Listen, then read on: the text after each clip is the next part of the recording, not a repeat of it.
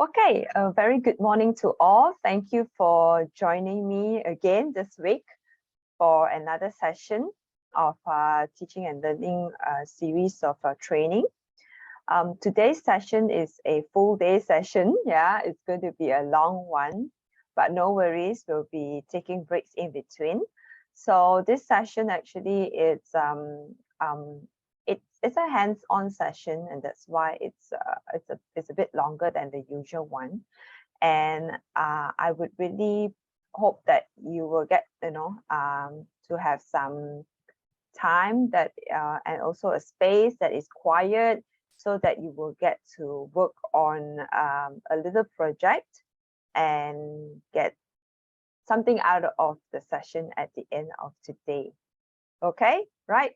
So I've just checked with some of you who turned up earlier about the Prezi sign up. I believe most of you did already. So those who have just joined us, I hope you have already signed up for a basic Prezi account. If you have not, please do so. And after signing up for the basic account, do fill out the form for the 90-day free upgrade. Okay, so that you will have an experience using all the various functions available in Prezi. Okay. So are you ready to begin? How has your morning been? So far good? Had your coffee already?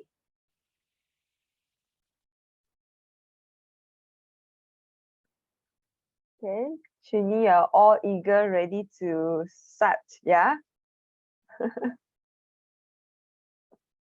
Okay. So basically today's session here, you see I'm using Prezi already, because I want you to also experience what is it like, yeah. What you see right here, it's a presentation that I've created using Prezi. Yeah, so there are various things that you can do in Prezi, and various ways that you can arrange your presentation to make it more interesting. Okay, so what are the learning outcomes for today's session? So at the end of this workshop, I do really hope that you'll be able to describe what is the or what are the elements of an engaging video. And also, like I mentioned earlier, a little project for you will be producing engaging instructional videos using Prezi. So I hope that you'll be able to produce at least one instructional video, a short one, just to be familiar with some of the functions in Prezi. So how are we going to go about today's session? So this is the lineup of the different activities that we're going to do. Yeah, we will take a break at 10:45 and then come back at 11. Then at 12:30, we will have our lunch. And then 3:30, we'll have a break again. And we hope to close by 4:45. Okay, with some question and answer or anything else that you want me to explain. Right?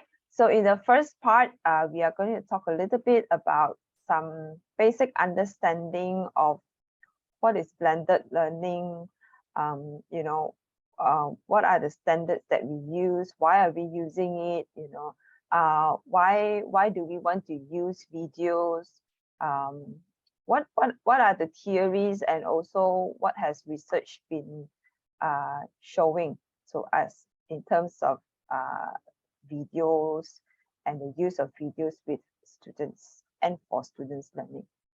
Then after the break, we will move on to talking about what makes a video engaging, and then I will do a little introduction to what Prezi video is, and we will talk about how you plan and design your video lesson. And then in the afternoon, we will I will show you some more advanced functions using Prezi video. And then I will show you how do you do Prezi video presentation in a conferencing platform, like what you see now here. I'm actually using Prezi video in Zoom. Okay. Good morning to those who have just joined us. Right. Before we begin, I'd like you to scan this QR code here and then answer the questions. Right. I will also put the link in the chat.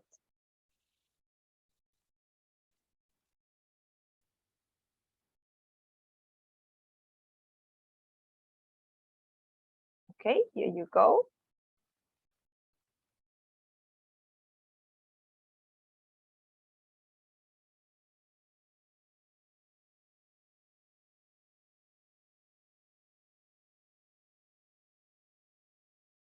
Right, there'll be 2 questions there.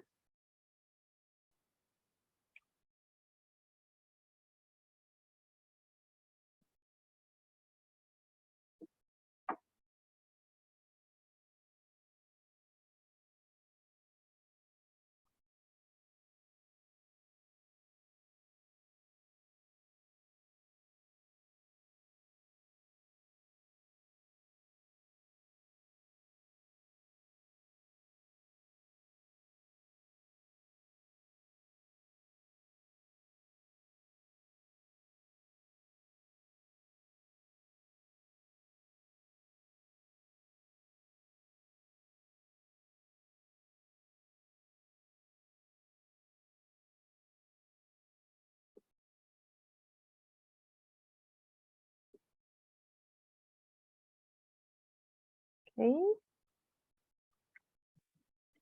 Now let me share the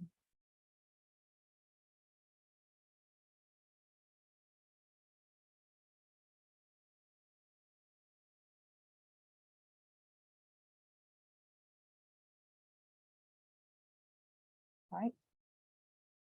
So you will see that there are a few more respondents. Those are actually from the previous session. Okay. Right. I see someone feeling scared, some feeling stressed, okay, and a lot more feeling excited. Yeah, I think it's a very exciting process and journey, and and know that, and then the eventual feeling of seeing the outcome of your work. But of course, I do acknowledge the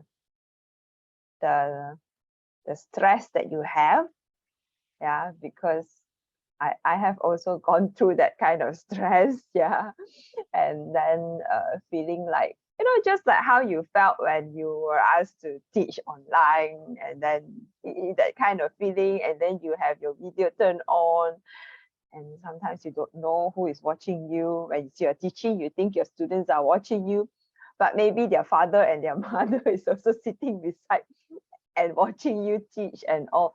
Yeah, that could be quite stressful. But I think after a while, you got a hang of it and you're getting better at it. And I'm pretty sure that you're doing very well now. So this is just taking an extra step now. Okay, let's move on to the next question.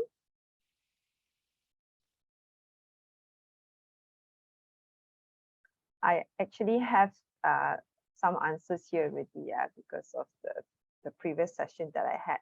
So I just want you to add on to these responses.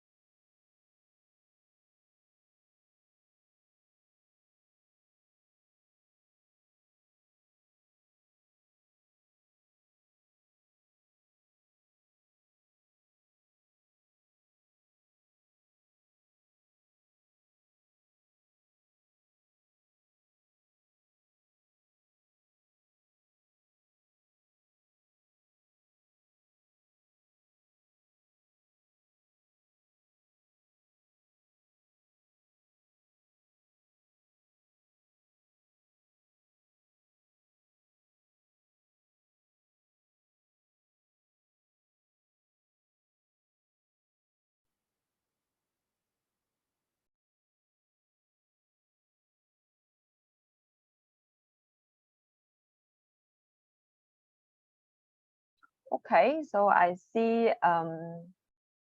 things that are pretty much staring at all of us here is about content, time, creativity, and no experience. Okay, so this seems to be the main thing about creating videos.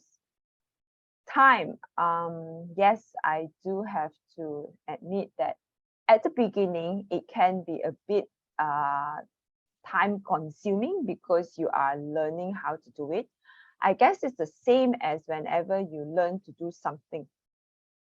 The beginning will be a bit more time consuming because you are getting to know, getting to learn how to do it.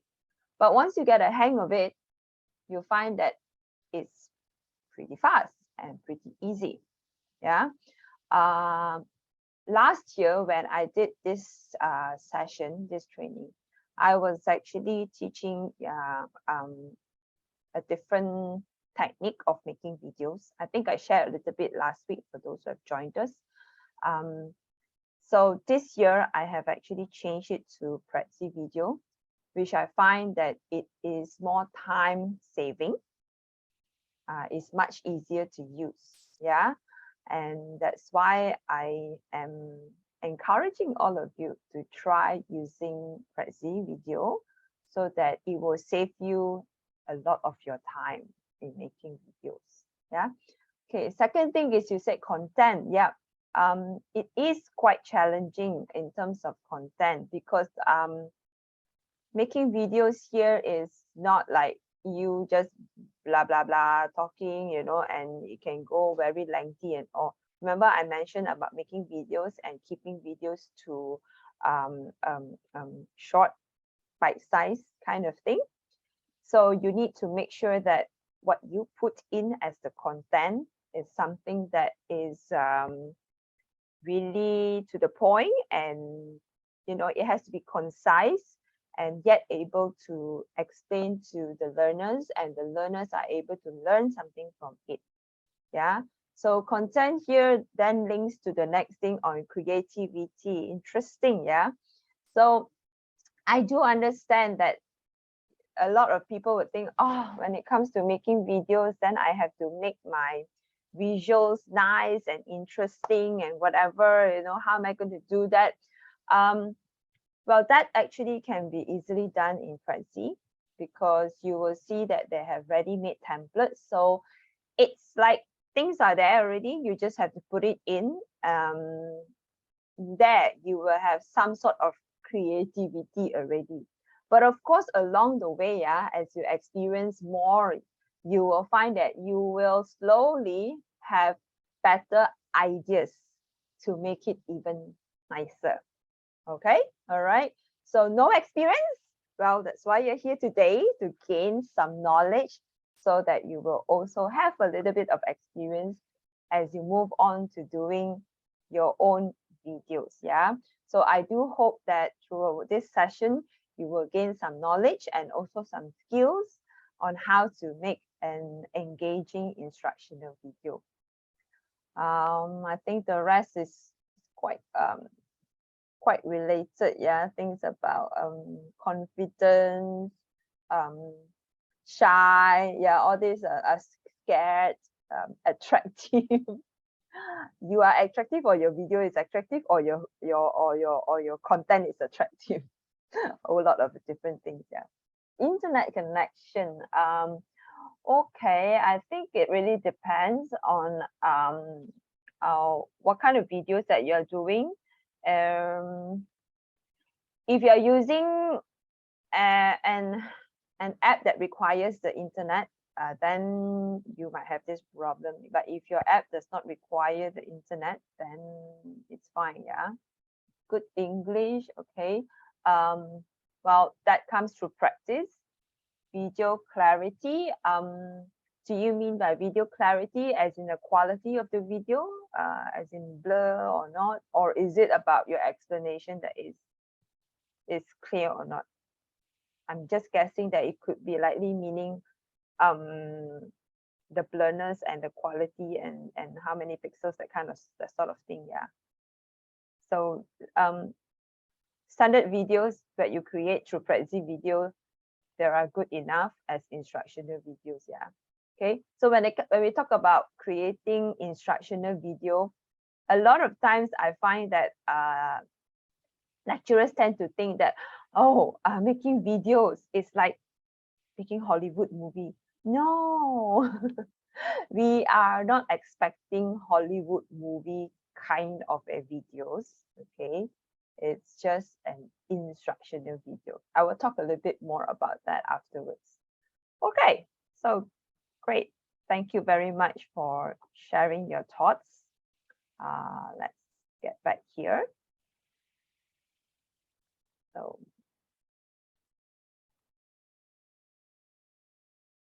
all right. So basically here on my screen is what we are going to do today. Okay, we are going to go and look at all these things that you see. Yeah, I'll make it clearer for you to see. So we're going to go around all these topics which I've already shown you just now, the agenda of what we do today.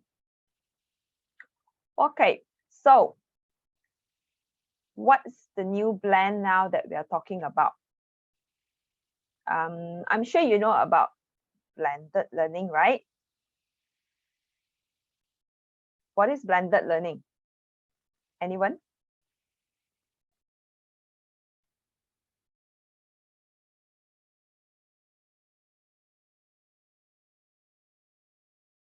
Can put your responses in the chat, or you can turn on your mic and tell me, or share with us.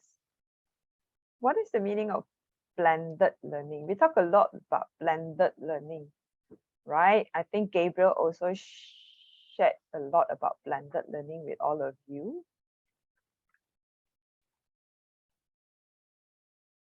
Anyone? Rojak. What type of rojak? Penang rojak or the rojak in KL or what? I know they are different, yeah. When you know, if you're in Penang and you say rojak, right, then it's that fruit rojak. But when down south, the rojak is the different kind of rojak with the orangey kind of sauce and all the mamak style, right? So when I first came to Penang and people tell me go eat rojak, you know, and it's like, then they show me that rojak. I was like, huh? This is not rojak. Because the rojak that I grew up knowing is the one that is with the orange kind of sauce that is typically in, you know, sold by mamak stalls and all. Using tech in learning. Okay. Right. Others? What is blended learning?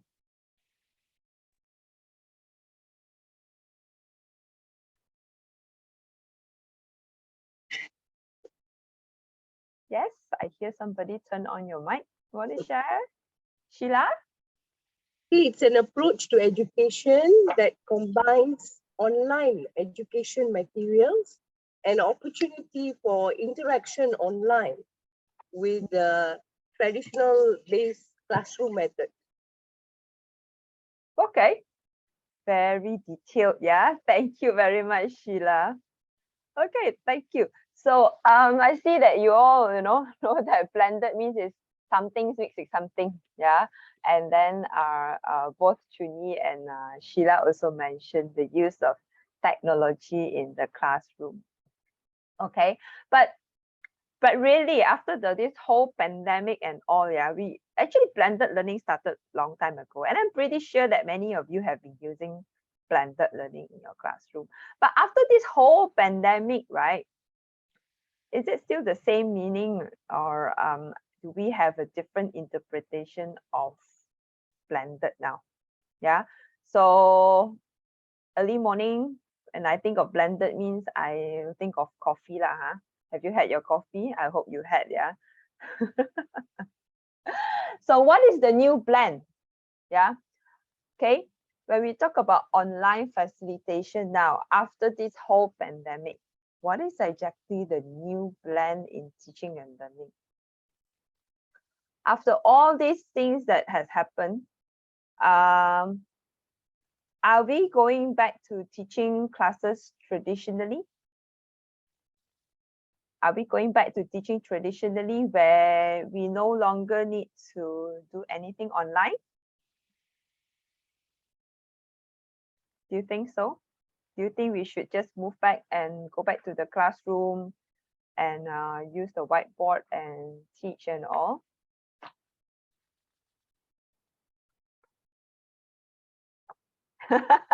Yes, you're right, Judy. Starting September 2022, it should be back to face already, yeah. Okay.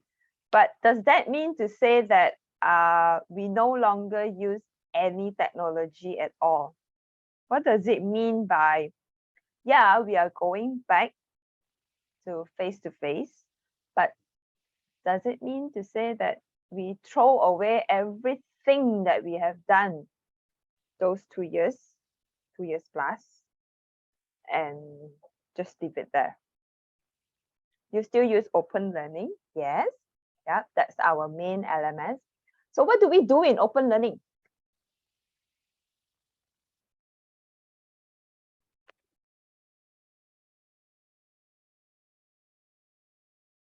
It's okay, Fatiha. Thank you for joining. Well, your class is really early. You just finished your class. You just finished your class and I've just started my class. Thank you for joining, yeah. So what are you going to do in open learning? You go back to face classes. So what's going to happen in open learning then? What are you going to put slides? Put your Microsoft Word files, PDF files? What happens in open learning?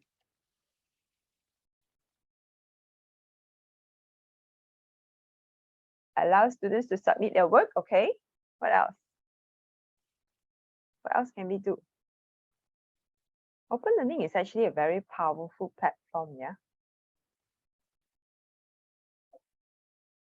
I put lecture slides, videos, do announcements. Okay, Fatiha and Siti says announcement.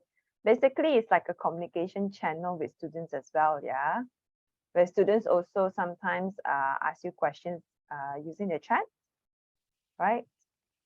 Are there anything else or not that we can do with open learning, with the online platform that we have? I think we can do games or quiz with open learning, but I never try before. Okay. You think you can do that, but you have never tried before. So you do use games and all in your classroom? Yes, but not with open learning. Okay. All right. So what kind of games do you use? Usually quizzes or Quizlet, or yeah, Kahoot not so much nowadays. Because students are really bored, right? With Yeah, Kahoot. add puzzles sometimes if I have time to put videos and Okay. yeah, but quizzes lah nowadays. Quizlet. Okay. If you do Quizlet, you said you use Quizlet as well, right? Yes. Yeah. So I suppose you're using Quizlet Live in your classroom? Yes, before the MCO, and nowadays because I have online class most of the time, but before the MCO, yes, we do the live game and with the groups, right? So they are really interested towards the games. Cool. I like that as well. I'm a big fan of using games in my classes as well, online and also physical. Well, games going to be another topic altogether, yeah. So, right, coming back to this here, right? What does the research says here? The new blended. Universities move online in response to coronavirus, but experts predict some changes will outlast the pandemic. So here is saying that we shouldn't go back to lectures. Yeah, we should be using our online platform, online tools and technology to further strengthen the way we deliver our classes. So don't throw away whatever you have done, whatever you have learned, yeah, to help you to move better towards more effective delivery. So here is another one. Blended learning will be the way forward for education sector. So what does it mean here? Blended learning, or a balanced composition of physical and digital learning, has now become the new essential. So even with us going back to face, it doesn't mean that we throw away what we have done in our LMS, in open learning. You should actually strengthen that and think about how you can use it in a better way to strengthen your delivery in your face-to-face classes. As we all know, yeah, students are, with all these things that are happening, right? Students are actually asking the question, if classes can be done online, if I can learn online, why should I come back to campus? Right? Yeah? Why? If they come back to campus, we must make sure that we have a good why. Similarly, for us lecturers, if I can teach online, if I think my students can learn online, then why do I want to go back to physical classes? Not only because the license for our programs are conventional, yeah. So it's really about us thinking, what should we do in our face-to-face classes now that we have done so much online, right?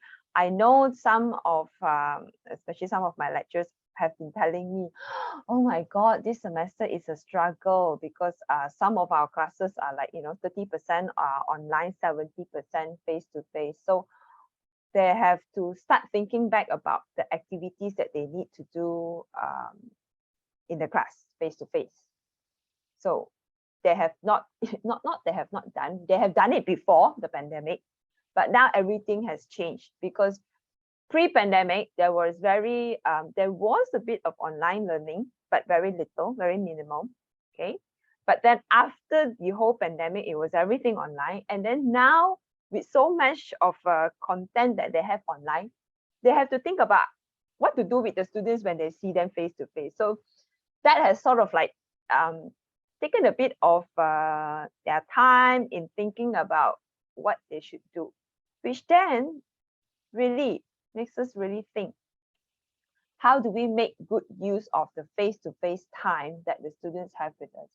Are we going back to face-to-face by just lecturing? Or should we be making use of the time so that it is more meaningful, so that we can maximize the students' learning experience with us in the classroom physically? Okay, can we do something that we can make the student feel that coming to campus has a reason and has a meaning? Okay, so what are we going to do in our classroom is not just lectures. Yeah, what we do in our classrooms will be actually active learning activities. So talking about active learning activities, that would be the one of the sessions that I will also be talking about in the next series of training. I think you have received the information from Corporate Com, right? Yeah. So we need to focus on maximizing students' learning time in the classroom, not through lectures anymore, but through active learning activities. So then where are we going to put all this lecture and all these things that we want to share with the students? That will actually go into your online platform. So that's where videos will come. Okay, right? So that's why it's important to learn how to make effective videos. So hybrid blended learning is the new normal. Yeah. So even though we get students back to the classroom, we still need to practice some parts of the learning online. But learning online doesn't mean to say that it has to be synchronous like this, like you and me talking now this way. It can mean asynchronous. Do you know the meaning of asynchronous? I suppose, right? You know the difference between synchronous and asynchronous?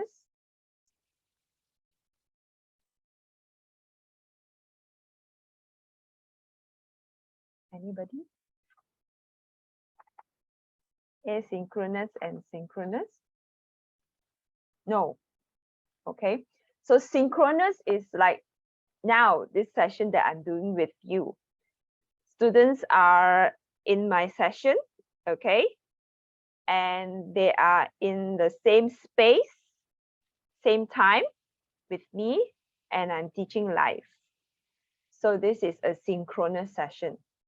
An asynchronous session is where students are learning at their own pace, at their own time.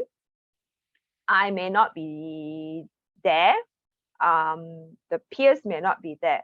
So basically, it's like you go through the course online, where you have got your videos, you got your activities, and you probably have a reflection questions that the students will need to answer. They can do it midnight, they can do it 3 a.m. in the morning, they can do it 10 a.m. in the morning. It doesn't matter as long as they do it, okay, at their own pace.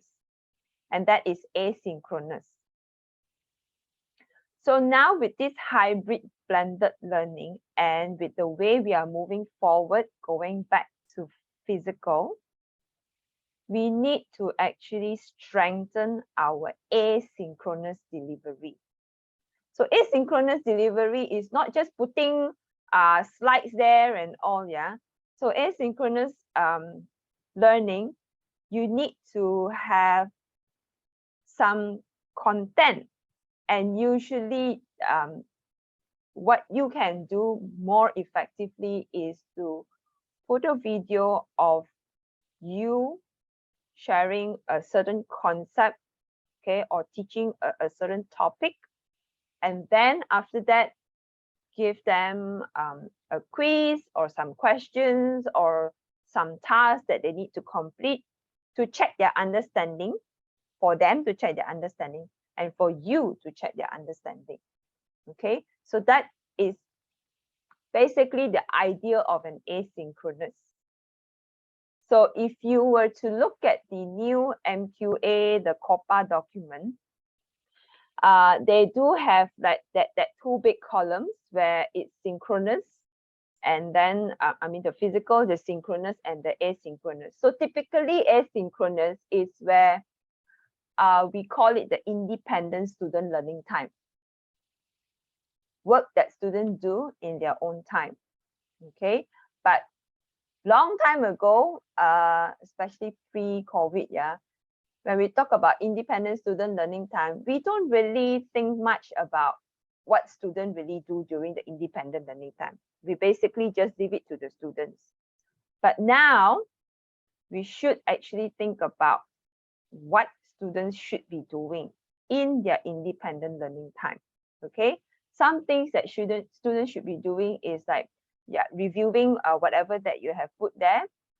It could be after reviewing what you have put there, they can be asked to find other resources or other content that can, you know, further strengthen their knowledge in that particular topic. Yeah, and they can also work with their group members collaboratively online. Okay, that's also a function that is available in open learning.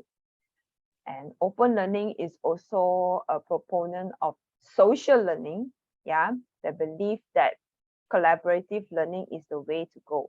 So these are the things that can happen in the asynchronous. It doesn't mean that asynchronous means it must be just that individual alone do the own work. It can be a lot more than that. Okay, yeah. So while talking, like I said, it's really a big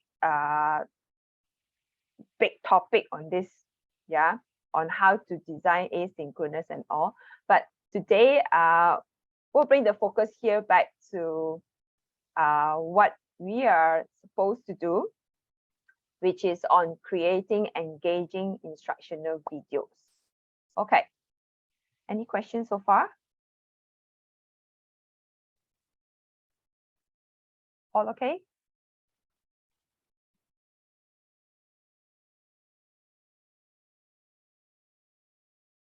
Okay, yeah.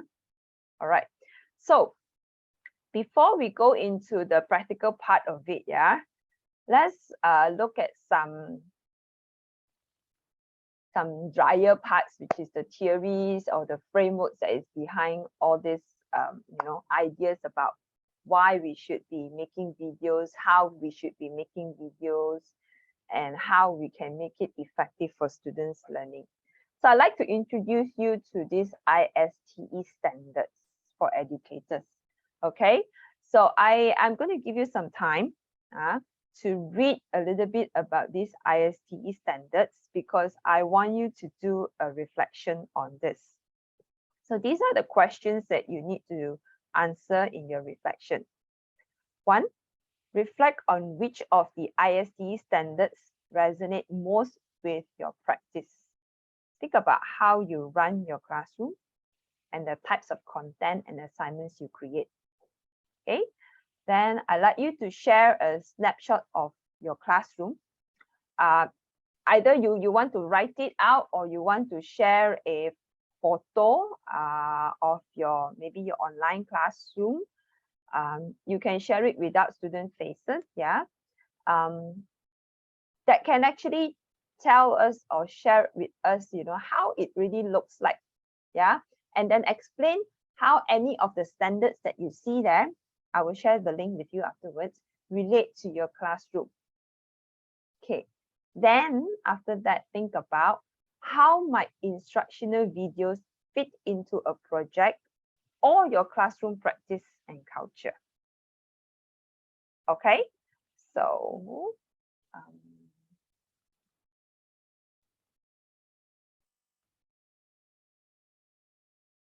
okay, the link is there in the chat to the ISTE standards.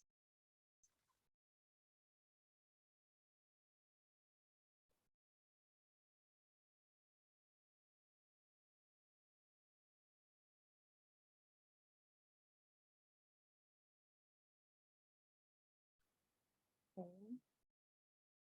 Just share with you. Right, so this is the ISTE standards for educators, right? So these are all the different roles. Read through them. Okay, you can click for more details here and see which one actually resonates with you. Okay, is that all right? So these are the reflection questions that you have here.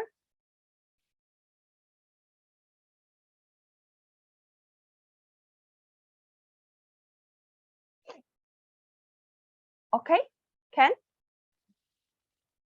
I give you 15 minutes to think about it. Enough?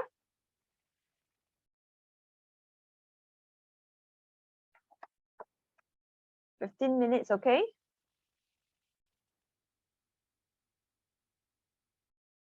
I'll start my timer now.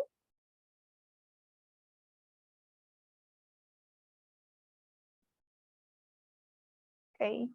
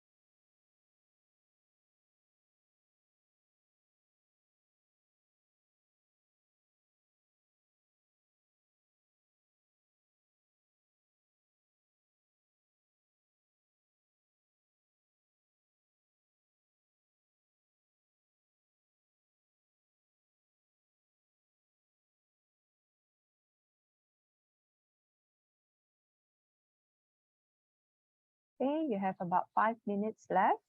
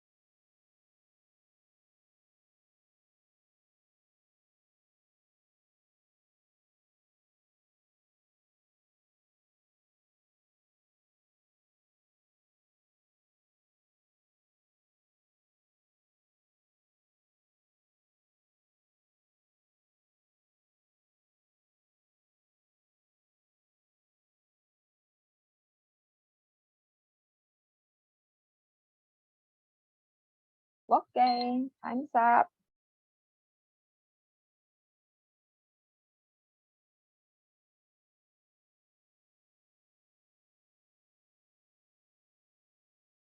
Okay, so can we have someone to share? Anyone wants to volunteer?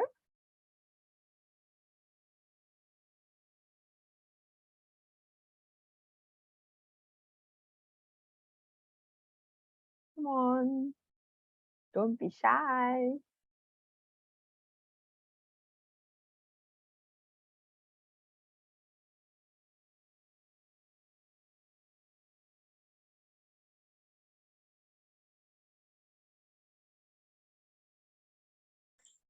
Hello, I'm Fu here.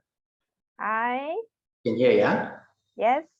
Yeah, I didn't write anything, but I just share, just talk. Mm-hmm. I'm teaching mathematics. Mm-hmm. So in terms of mathematics, it's very traditional. A lot of things are on papers, hard work, that kind of thing. So if I look at the standard there, Mm. I found that it is a mixture of few that actually sink into what I have been doing lah. Because the students need really a lot of leadership kind of things. You need to guide them. And then I have to actually figure out what are the problems of them individually. And then students are, if you do it online, they're hiding behind and nobody want to talk anything, just like our group here.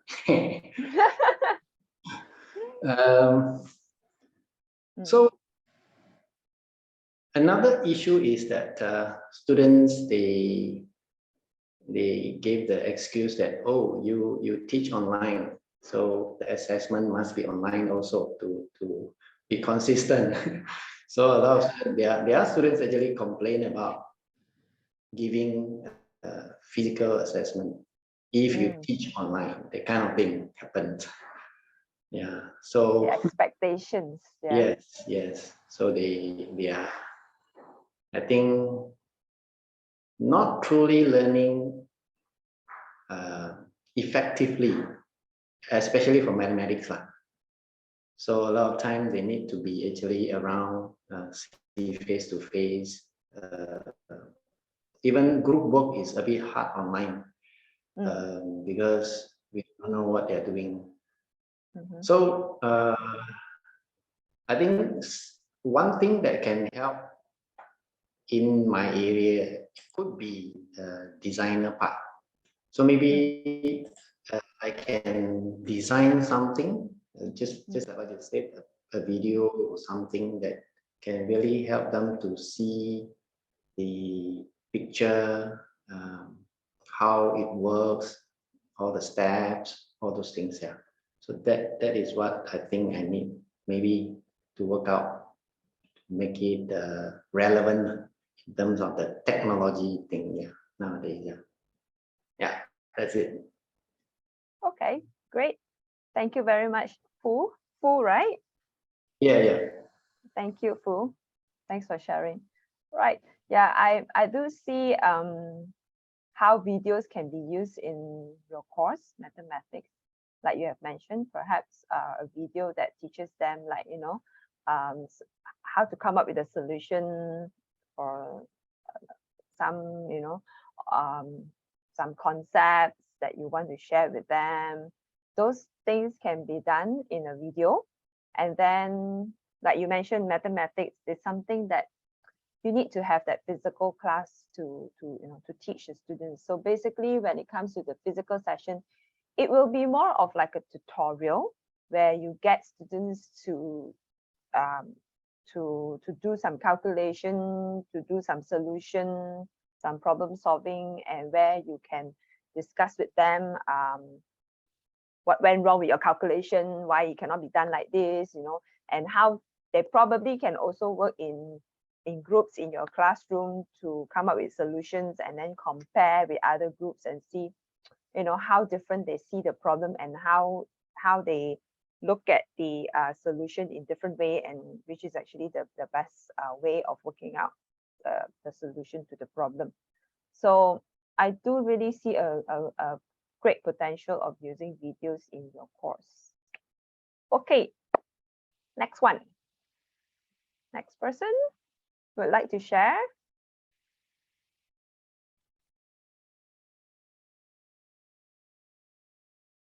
Anyone? Oh, hi, Michelle. How are you? Hi, Chunyi. I'm good. How are you? Yeah, I would like to share. Thanks. Okay. Okay. First of all, I think when I look into this, the educator standard, I'm quite surprised actually. All this time, I always thought there is a facilitator. Apparently, there are so many other categories. Okay, so thank you. Oh, by the way, do we have some sort of like any question A? Like we can fill out and then we know which category we fall into. Not really that I know of, but it's sort of like I got to know these standards, and I kind of like did a self-reflection, like the practice that I'm doing with you now. To kind of like just look at myself and think back of the teaching experience or the learning experience that I had, and see which category I fall into. Yeah, maybe there could be some questionnaire that can be done. Yeah. All right. Okay. For me, I'm from School of Computing, so I'm teaching some sort of like programming subjects, right? Most of the time, I want to get into the facilitators group where I just like set up the line and then guide the students. And I do note that the learning method for the Malay has totally different. So for teaching programming, there are many videos online. So when we teach the student how to do it, most of the time they could go online, get Google, and then find the right answer. And then now I focus more towards like helping them how to find the right answer, how to search for the right answer. Because now today we don't want the student just to remember all that things. We want them to know how to apply it. And then student rely on that search engine most of the time. Even myself, when I want to find something, I also using search engine to help me. So I want to get into the facilitator, but from time to time, I notice that I'm in more towards the learner stage where I keep on like still teaching the student the basic. One thing could be because of the design of the materials are not interesting enough. So the students, like in face-to-face or online learning, I still use to the teaching the students. So that method will not be as good as those like professional make video. For example, I'm teaching them how to do a programming, but then the student can Google online, they can find a better video who speaks better than me and a better. So I think that is one of the reasons I want to improve in terms of the videos. And then the video actually helped me a lot because I'm using Microsoft Teams. So every session I just recording it.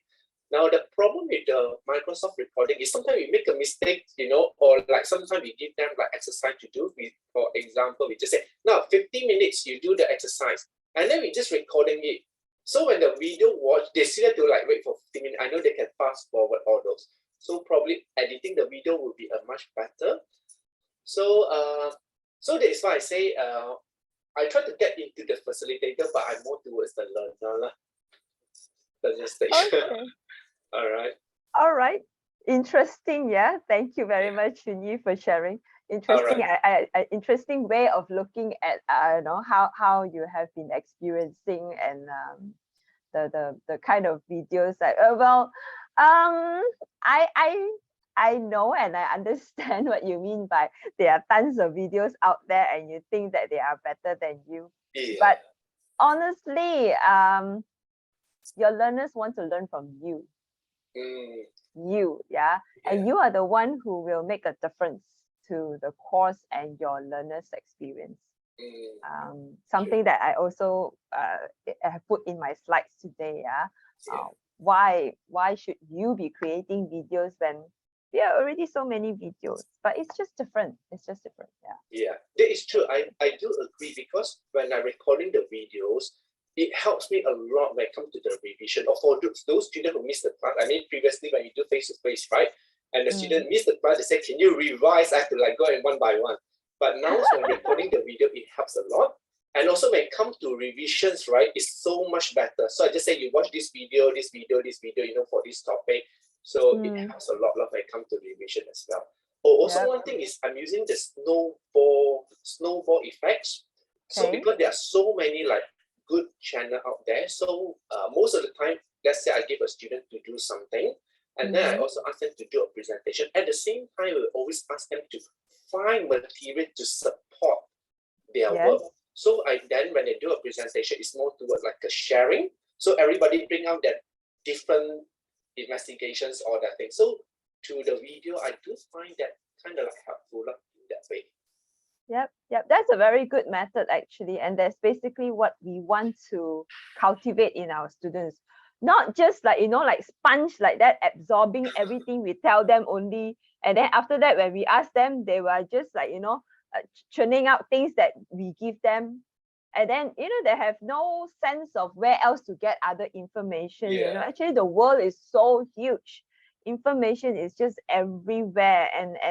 And they really should go and search for information on their own and see things from different perspectives and bring that back to the classroom for discussion. That really is a very good method of learning. So that, because in the future, eventually one day, they will have to leave us and they will have to be on their own. And they have to learn how to use all these things that are out there and know how to decide which piece of information or content it's helpful, useful, or reliable. So that's basically what we should be teaching our students. So very good, Junyi. All right, thanks. All right. Thank you. Anyone else would like to share?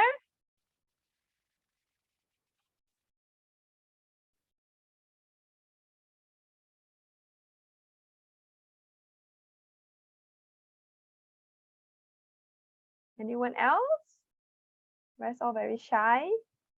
We have two gentlemen already. Can we have one lady?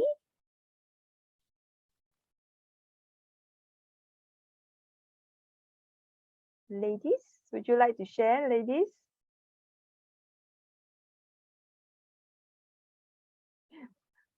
I have to be calling names already. Jasmine, are you there?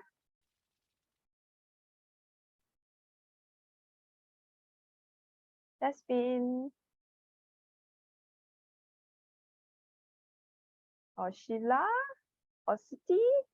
I know Fatiha texted me saying that she has to step away for a while. So Sheila, Jasmine, Siti? Okay, I would just like to share in my case, Sheila. when I conduct my classes, especially, I will always make it a point to inform them that there's participation marks, right? And I will make sure that at random I'll call them so they are all prepared and they are coming in. And by me putting in videos for them to just give them a guide as to how they can create their own. It's of course related to my topic. And of course, I prepare a few questionnaires related to the video and give them a heads up to it. And then when I say there's participation marks at random, I'll call them. So all of them will make it a point to present theirs. And based on that, I will give them my views on how they have so far done it. So that's how I would conduct my classes. And it is very engaging in that sense. I see. Okay. Good idea, Sheila. Thank you very much for sharing. You're most welcome. I'm sure your students are enjoying your classes really well, yeah? So personally, you make your own videos, do you? Yes, I do. You do? So what platform do you use to make your own videos? In the beginning, I used to take from YouTube. And then after that, slowly, I wanted to have more exposure. That's why I've joined your session today to learn more. Okay. This is my first exposure to Prezi and all that. So I decided I will join. And purposely today, my class is supposed to be from 9 to 11. So I switched it to, brought it forward to yesterday. I see. Okay, so I'm hoping that you will learn something that you can use, yeah? Yeah, definitely. Thank you. Okay, good. Thank you for sharing, Sheila. Okay, so let's move on to the next part. Okay, so we'll talk about IST standards just now. Now we go on to the 4 C's in education. Are you familiar with the 4 C's? Not about looking for husband and then the 3 C's, yeah? Or looking for the wife or the 3 C's. But the 4 C's in education, do you know what they are?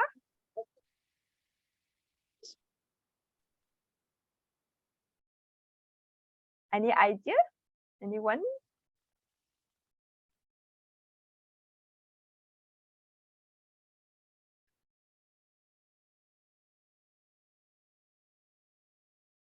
You can put it in the chat.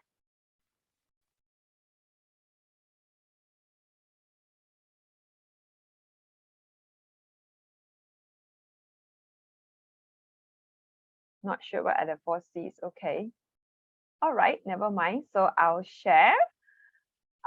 These 4 C's has been around for a long time and they are known as the 21st century skills. So there are communication, collaboration, critical thinking, and creativity. So these are the skills that has been on the front and center, that we should be working on these skills to prepare our students so that they will be ready for the future.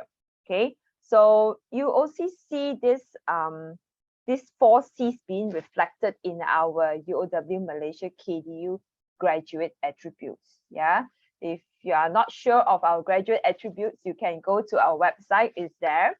So you will see that these 4 C's are also embedded because we believe that these 4 C's are really crucial, and students should have all these 4 C's enhanced when they start their career. Okay, so some of these 4 C's, I'm sure, has already been in your course or in the methods or the way that you are teaching. However, in addition to these 4 C's, we also have now what we call the 7 C's. Yeah, so not only 4, but then also 7. So what are the 7 C's? So you still have the communication there, as you see just now. You have collaboration, yeah. You have critical thinking. You have creativity, which are the 4 C's. So on top of those 4, we now also have computational thinking, which I'm sure Chuyi can tell us a lot more about computational thinking. So what exactly is computational thinking? I'm also running this foundation program here, foundation programs here, yeah, foundation in science and foundation in arts. So in our foundation program, we have introduction to programming.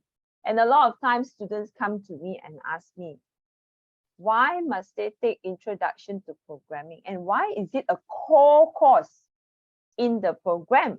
I don't want to become a programmer. I have no interest in any programming kind of a degree, you know, in the future. Why must we be forced to take a course in programming? So the purpose of us putting introduction to programming course is not because we want them to become a programmer, not that we want them to be good in coding, but it's basically about giving them the foundation of computational thinking strategies. We want them to see problems and find solutions. We want them to be able to break down the problems into pieces and then think about solution for the problem. Okay, so that is actually computational thinking, and that's actually the purpose we put that in. So computational thinking is also very crucial, yeah, in today's world. The other one is community. We talk a lot about social responsibility these days. Yeah, if you know about the sustainable development goals, the SDGs, it's a lot about reaching out to the world and trying to rebuild them, trying to strengthen them, and trying to make the world a better place for everyone. So teaching our students to think about community and to be part of the global society. So these are some of the things that we want students to also think about. It's not just only about the academic skills for their own, but how can they use their skills and knowledge for the betterment of the society. And the last C is change making. How can there be a catalyst to all this, to make these changes in the global issues, yeah, that we are having? So how can they use digital and also non-digital tools and make some changes in life to make it better? So you see that it is not only the 4 C's that we are talking about, it is the 7 C's. So how much do you incorporate the 7 C's in your lessons? And how do you think videos can help integrate the 7 C's into your classroom practice? So it really doesn't matter what course that you are teaching. Yeah, try to think about how much do you incorporate the 7 C's? Do you have communication? Do you get students to think about making changes in life? Yeah, and then think about how videos can help integrate the 7 C's into your classroom practice. Okay, I give you 5 minutes. Okay, 5 minutes to think about this. All right, I'll start my timer now. Yeah.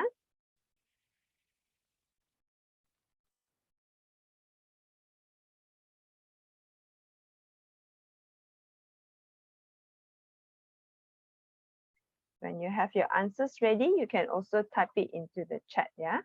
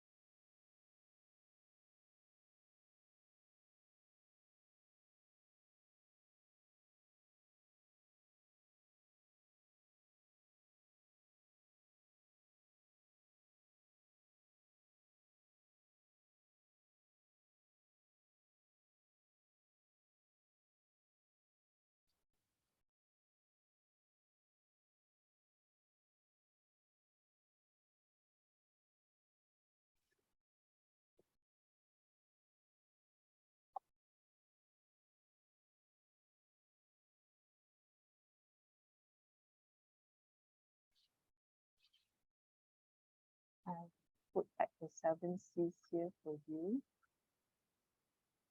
So that, oops.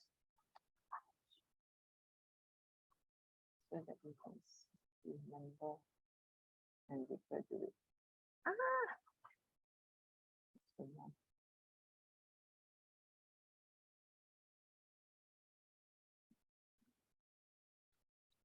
okay.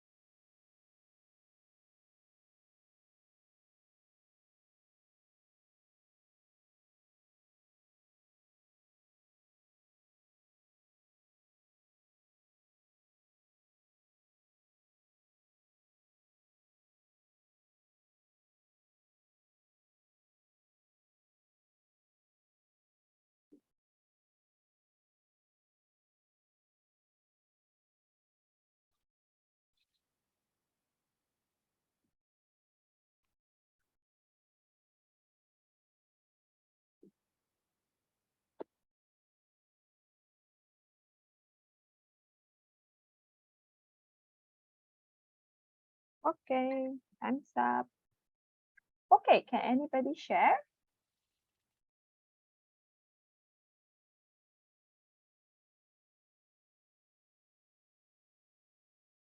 How much do you incorporate the 7 C's in your lessons? And how do you think videos can help you? Anyone?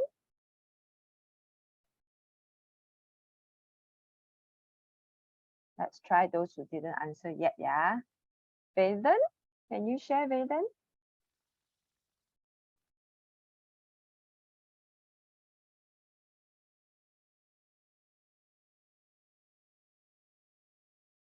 Are you there?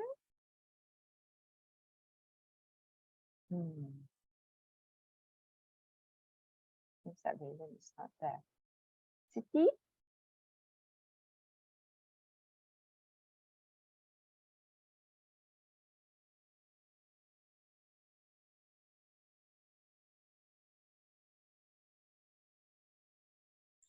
Maybe let me start up the Okay, Fu. okay, Thank you. as I mentioned earlier, as a continuation from there, my math is very fundamental. So most of the time, the very basic 4 C's are involved. Okay. Yeah, the Alright. other 3, I think not much. Yeah, not much, because it is very fundamental. So critical thinking is utmost important. Yep. Yeah, and creativity sometimes, because students sometimes they actually find their own ways. Sometimes they have their alternative ways. Yeah, so that happen. Collaboration is something that we need to push a bit lah. So among peers, sometimes they help each other, they discuss. So this is happening. Communication, not much. Yeah, not much. Yeah. The rest, I think, very hard. Yeah. Yeah, I think I do agree that sometimes certain courses will find that it's difficult for you to implement or integrate things like community and change making. Yeah, but most of the time the basic 4 C's should be there. Think about group work or group discussion to strengthen maybe communication and also collaboration. Okay, thank you, Fu. Okay. Right, anyone else to share? Come on.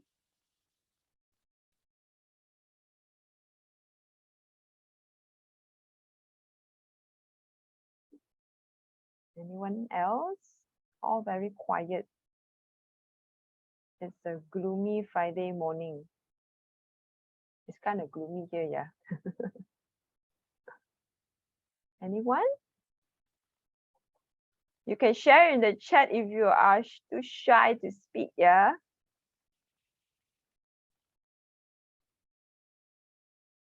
So I guess this is how your student feels, right? Nobody else. Well, okay, maybe just let me make a comment. I think I don't see anybody here from any MPU courses, teaching MPU courses. Generally, the ones on community and change making, these are really very much on courses like social responsibility. Yeah, that's the part where you can get students to work on global issues and get them to think about how they can come up with solutions that can make a difference in the world. Okay, so for those who are teaching communication courses, you can also do that, because a lot of time communication courses is also reaching out to the society, reaching out to the community, and that's also when you can make changes as well. But for the other courses, you should have your 4 C's, maybe some more than the others, like what Fu said, Fu shared just now. So how do you think you can use videos, yeah, to integrate all these 7 C's? Is it possible, like, to use videos to enhance change making, community, or collaboration? Do you think you can use videos to do any of those things? Well, for sure, videos can be used to enhance communication. Basically, videos can be used where you have some content that is recorded and you share. Yeah, that is to enhance communication. But just like, you know, Chunyi was saying just now, how his students asked for revisions and all. So sometimes students miss certain part, and that's when like misunderstandings or misconception happen. And how do you clear that kind of misunderstandings? Is you can use videos to clear that communication, right? So how else do you think it can be used to integrate? Is it possible to do anything with like community and change making?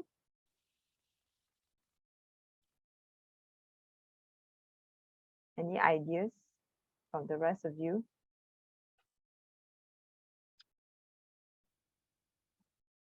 Anyone teaching communication courses here? Not too sure. Sheila, you said you were teaching what course just now? So I'm teaching management subjects. It's more towards human resources. Okay, management, human resources. So you're from the same department as Jasmine, right? No, I'm the same department as Dr. Siti Haja. Oh, same as Dr. Siti Haja. School of Business. Jasmine isn't from School of Business? No. Oh, okay. I thought Jasmine is from School of Business. No. Hi, Fatiha. Okay. What did you miss? Oh, you missed quite a bit, but don't worry, you'll still be able to catch up. It's okay. Well, you can try to watch the recording, okay, for the missed part. We are still talking about a little bit on the frameworks and the theory part. Yeah. Okay. Yes, Jasmine says that she's from the School of Business.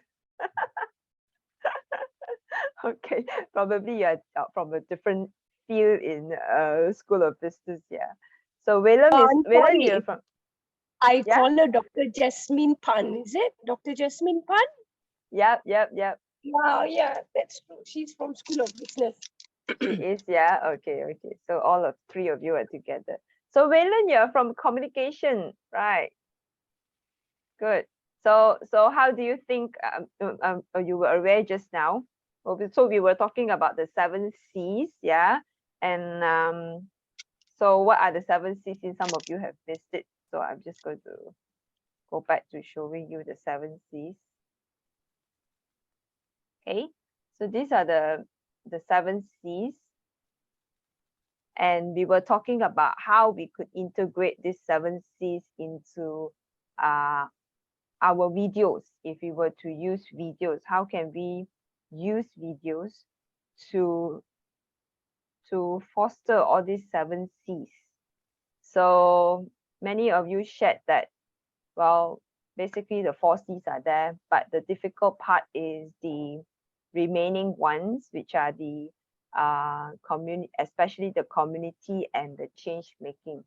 So as I said just now, those who are teaching courses like social responsibilities and all, maybe from com school, you have any courses also kind of like a social event things where you want to improve the social issues and all.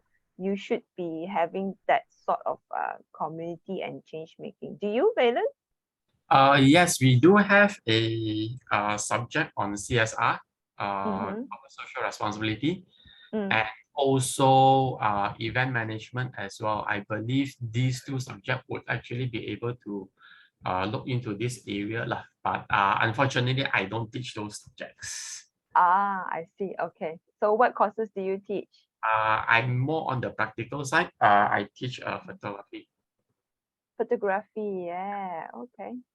Well, photography is also a course that can be very powerful in terms of change making, yeah. In a way, I think, but to actually include that into a video, I think I have to figure out how that can actually be done. Yep. Some thinking has to go on there. I agree. Okay. So one last model before we go for our break. Okay. I just want to share with you on community of inquiry model. This is a very, very common model that we use. Basically is to describe how learning takes place. Okay, how learning takes place. And this model here shows that learning experience, okay, actually happen at the intersection of the social, cognitive, and teaching presence. So when you have the social presence, when you have the cognitive presence, and when you have the teaching presence, in the intersection here is where your learners will learn effectively.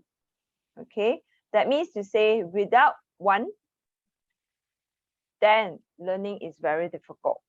Okay, so what does it mean by cognitive? Well, I'm sure cognitive basically just means the content, the knowledge that goes into the head and all. Yeah, through the sharing of your content to the whatever media that you use, your notes, your slides and all. So that would be creating the cognitive presence. Teaching presence, no doubt that is you being the facilitator, okay, helping the students to learn. So with these both together, some learning can still take place, but in order to really strengthen that learning experience, you need to also have the social presence.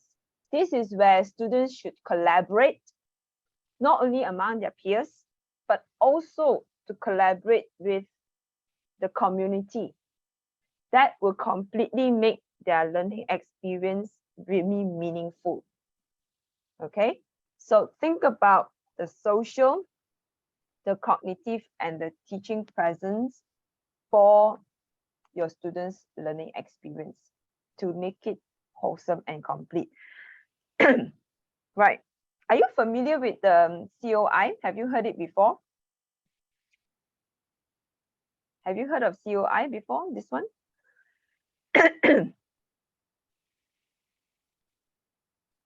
Yes, no? No, haven't. So this is something new to you. Gamification falls under which domain? Well, it really depends on the games that you are giving your students.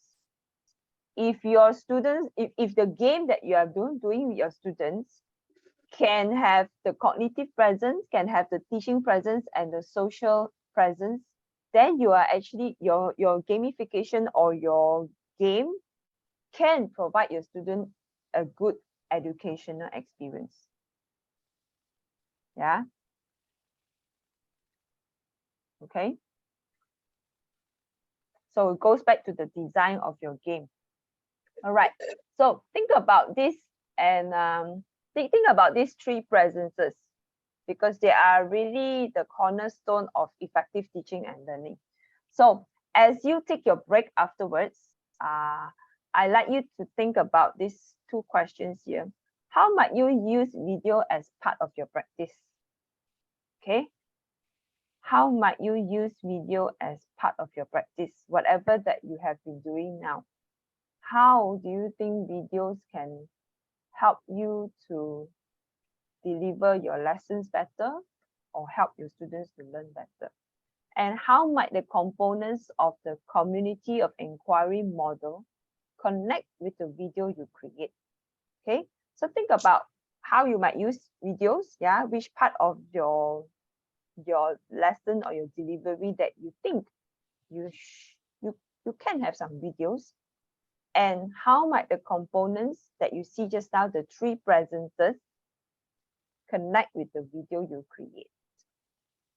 Okay, so we're going to take a 15-minute break now, and as you are having your break, think about this question. After, when we come back, we're just going to do a short sharing before we move on to learning more about videos and Prezi. All right. Any questions so far?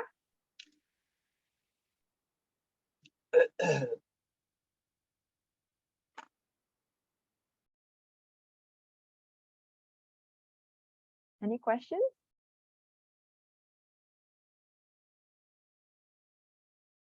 No? Okay, good. So I'll see you back here at 11. It's 10:45 now. I'll see you again at 11, okay?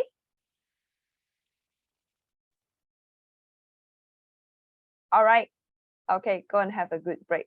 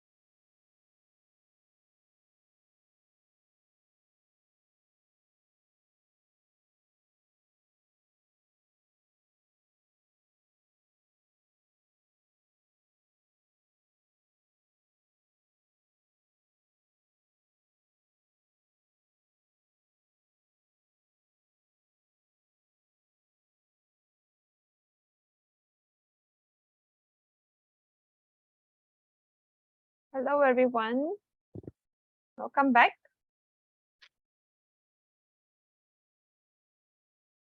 Are you ready to continue?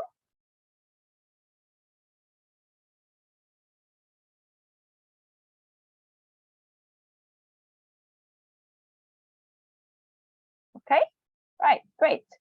So let's talk about these two questions here first before we move on to the next part.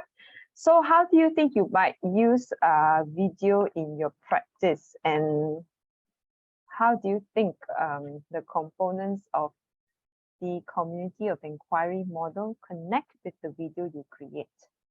Can anybody share?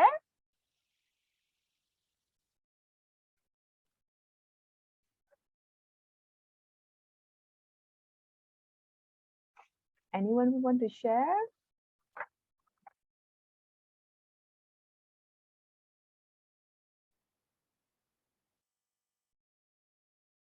Nobody wants to share. So sad.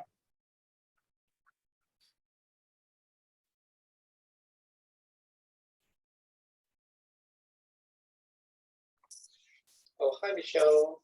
Hi. Yeah, I'm sharing that. Okay, sure. Go Right. ahead. How do I use the video as part of my practice? I think I do rely on video. I use it for two purposes. One is to do the ice breaking. I mean, sometimes the traditional things we might set up like physical activities. I do think that as I see my students, I get to know them more and more. If I start those like physical activity, it doesn't work so well. They kind of like tend to, I don't really like it. So most of the time I would bring in a latest topic. A video is always a good start up. So most of the time before I start the video, I always ask them the questions. So when they watch a video, they watch with a purpose. So I think that is one way to use video to ice-breaking activities. And at times I find that quite useful because from that video, I was link it to my daily session so they know what they are learning and what they're expecting. And the second way, I'm using video as my backup. So if you want to do revisions or those things, the video is recorded, so it helps a lot. I think there's one thing the face-to-face can't do. All right, so with online learning, I use it a lot. And then also sometimes it helps to do a flip learning. So for example, all the video I recorded, let's say from last semester, and then this semester, I can always ask the student, watch this video first, right? And then I would say, in the class, I would like you to ask me questions. Or if you don't ask me questions, I will ask you questions. So I will force them to watch the video. And I think it's also like a flip learning. So, I mean, we try to practice the flip learning all that. So we have to have some way to start. Through this pandemic, so I've recorded like tons of videos, so I can like be using it over and over. Okay. Yeah, that is my sharing. Cool. Thank you very much, Yuni. So how do you think this community of inquiry model connect with the video that you have created now? Do you have the social teaching and cognitive presence there? Okay, I think this is the first time I'm hearing about the inquiry model. So I think somehow, somewhere it's inside. That's why just now I asked like, how about like gamification? Which one they fall into? I think to a certain extent, example, when I ask them to share information, so they will create some sort of like disagreement. Most of the time, I would use some sort of video, kind of like could be offensive, not offensive. It's like create a debate. So they will some sort of like disagree with one another. For example, now we say, let's say I want to start about the Russia and the sanctions, right? So now we have like America doing a sanction over the Russia. And then, so the Russia stopped providing all the fuels to another country. But then America say, Russia is bullying them or blackmailing them. So do you agree with that? And then from there, I will bring in like cyber attack, all those things into it. So they will create some sort of like a debate first, and then after that, I bring in the topics into the session. So I think that one is created some sort of like a social domain. Is that what you mean? Yep. You have some points there, yeah. So you do have some some cognitive presence, teaching presence, and also social presence there. Well, I like that you say that you have been using flipped learning, because that's also something that I am a fan of. I use a lot of flipped classroom method in my lessons. In fact, almost all my lessons throughout the entire semester is flipped.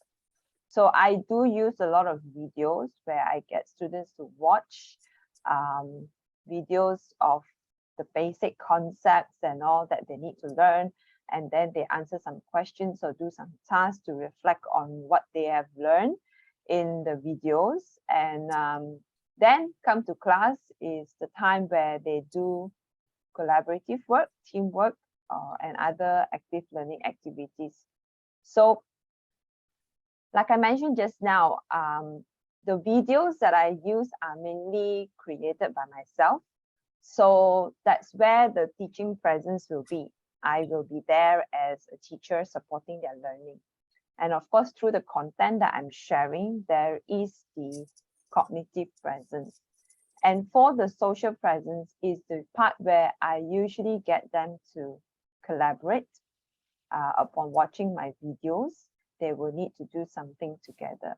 Not all the time, because not everything has to be a group work, but there are some parts of the lessons where they will need to do some collaborative work. So that's where the social presence will be as well. So I hope that you will keep all these three presences in mind as you think about how you can use videos as part of your practice in your coming lessons. Yeah, everyone? All right. Yeah, sorry about that. Yeah, thanks. Thank you, Xiao.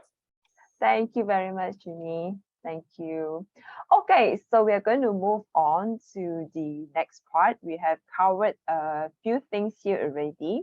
Now we are moving on to talking more about videos and what exactly is engaging video. Yeah, so let's look at this picture here. What do you gather from this picture? Any ideas that come to your mind? You can put it into the chat.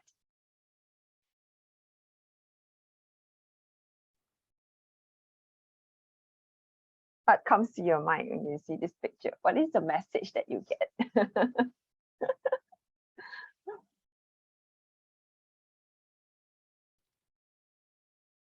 So Fatiha, why do you laugh? Okay, unhappy versus happy. The rival side by side. Okay. Well, okay. So I'm sure you can like say a lot and tell a lot, but you know, basically through probably a little bit of the background knowledge and idea of what you had about these people, right?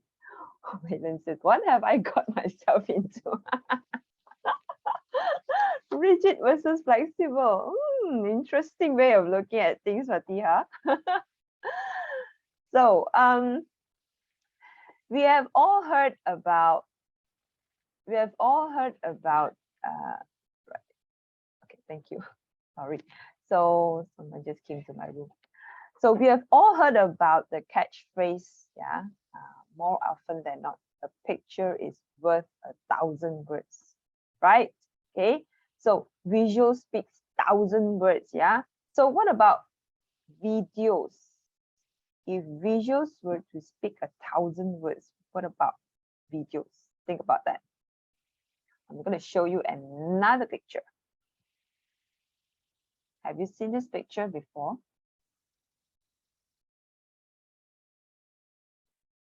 Have you seen this before? Or if you have not seen it before, if this is the first time you're looking at this picture, what comes to your mind? What do you think is the story behind this picture?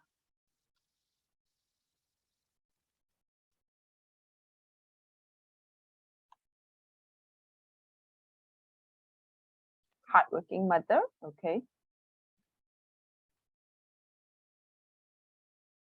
Anything else?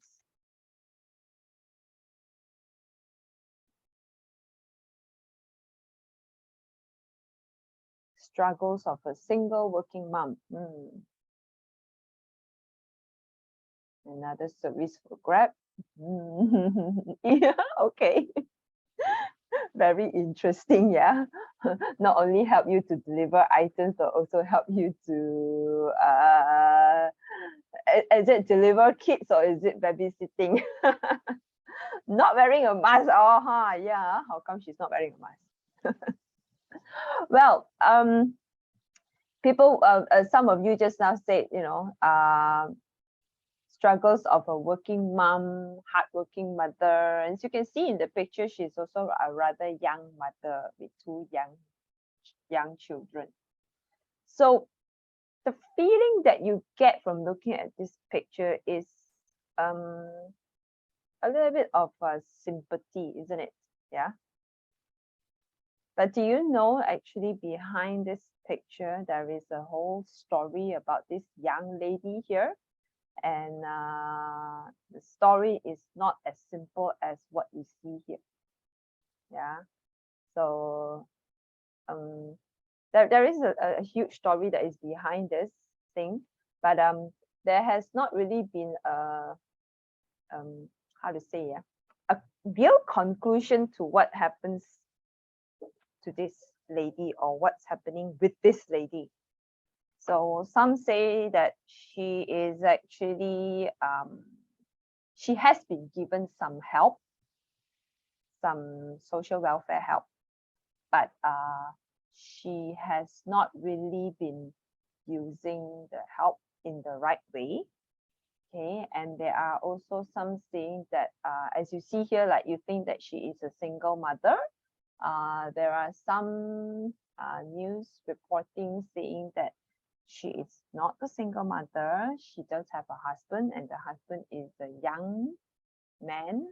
And apparently the young man is kind of like working together with her to get this kind of a so-called attention from the public so that they can get some kind of a social help financially. Okay, so I'm not sure which is right and which is wrong or what is true or not true, but there is a lot of stories that is going on about this person, yeah, and whether help should be given or not to the lady. The husband is the one taking the picture. I'm not sure. Maybe it could be. It could be. That's what some news reports are saying, that they are just trying to be famous, trying to get financial welfare, and taking advantage of things. So I don't know. So anyway, what I wanted to show you here is, like I said, we know that a picture paints a thousand, speak a thousand of words. Yeah.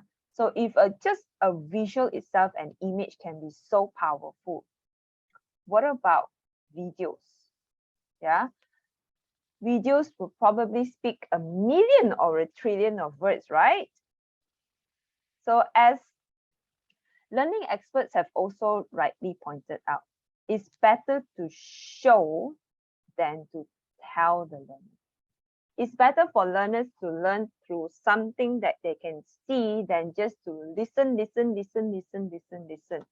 And probably they will not really remember, or they will not fully understand what they are learning.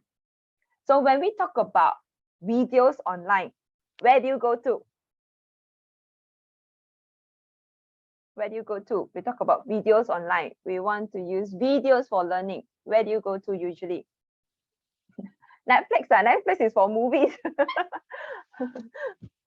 Netflix would probably be for entertainment. Or although I mean, yeah, we do use some movies for learning as well.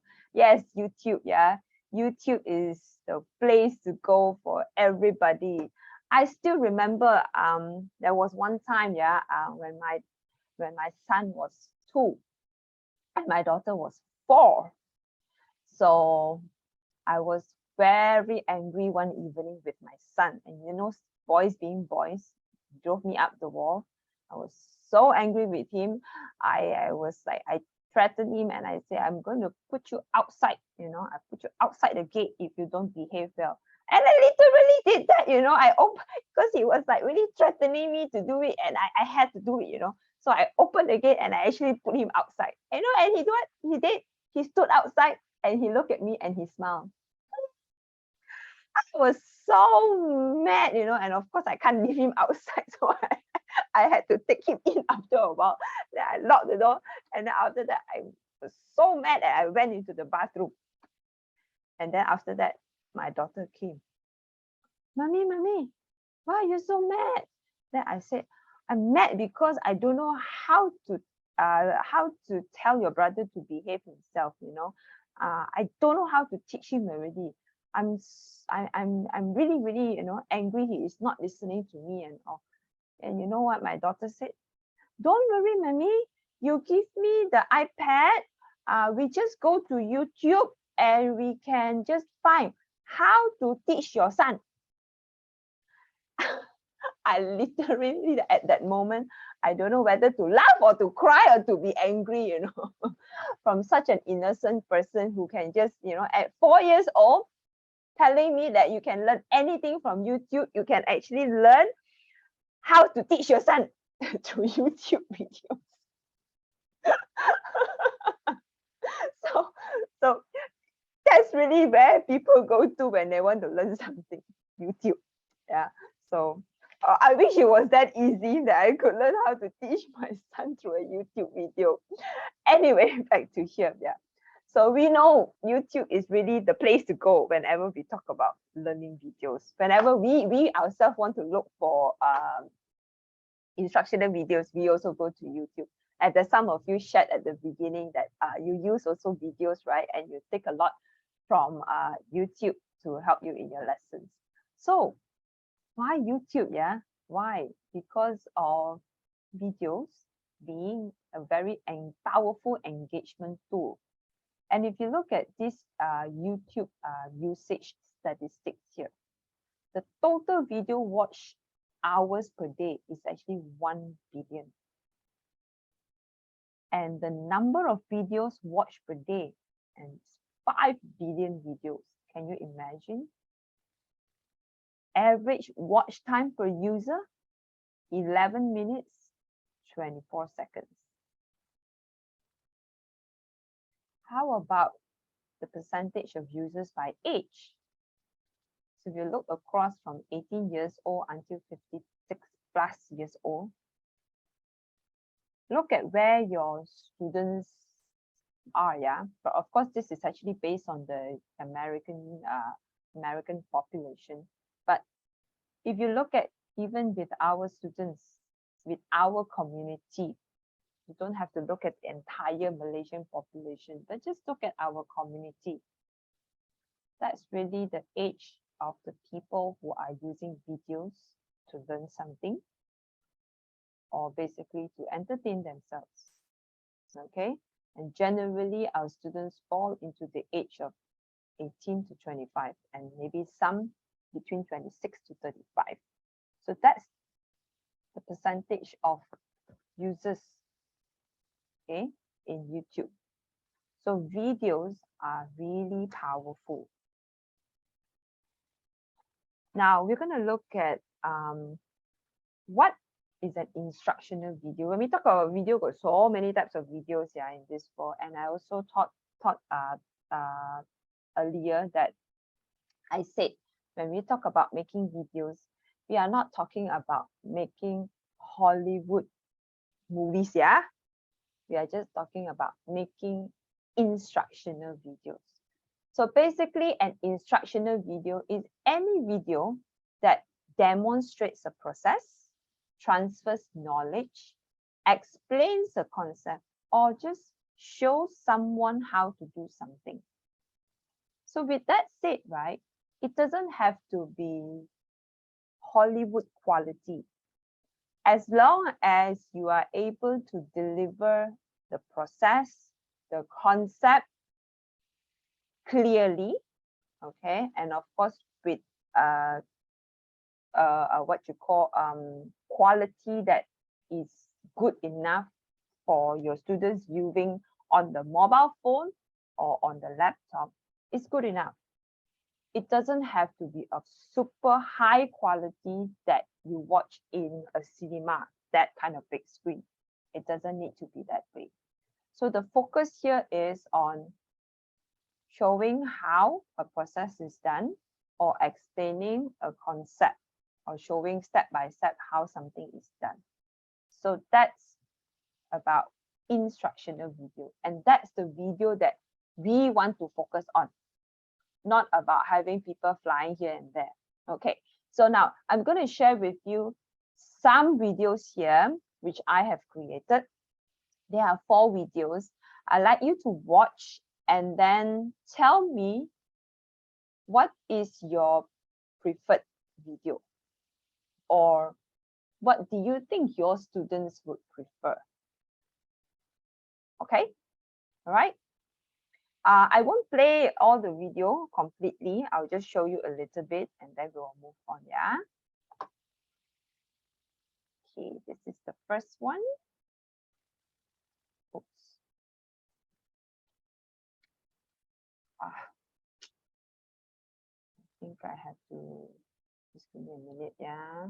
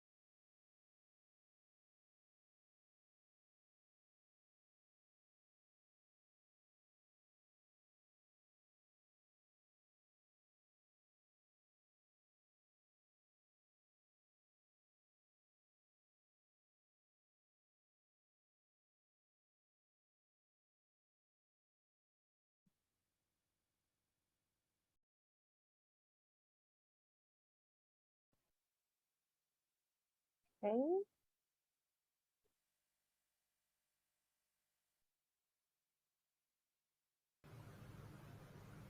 Hello everyone. Today I'm going to share with you 6 commonly mispronounced words. I know English can be a baffling language, but with some guidance, you master it in no time. So let's look at the first word. A popular favorite at Chinese restaurants. This is called abalone, often mispronounced as abalone. Unlike many other English words, the E is not silent. The trendy superfood with Portuguese origin that has a fancy C, a C with a tail, is called açaí. This word is often mispronounced as acai or açaí. It's actually açaí. Another nutritious food, commonly mispronounced as almond. The correct pronunciation has L silent. It's almond.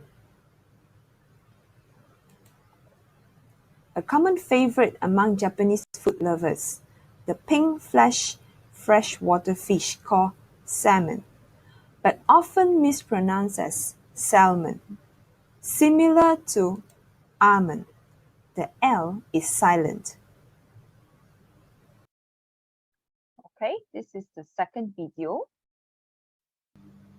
Hello everyone. Today we're going to look at the contraction form apostrophe D and what it means. I can mean I would or I had. The contraction apostrophe D can mean would or had. You might have seen this before. You'd means you would or you had. He'd means he would or he had, and so on. So how can we tell if apostrophe E is would or had? Would is followed by the bare infinitive. Bare infinitives are like and rather in these examples. I'd like some coffee means I would like some coffee. I'd rather. Okay, this is the third video.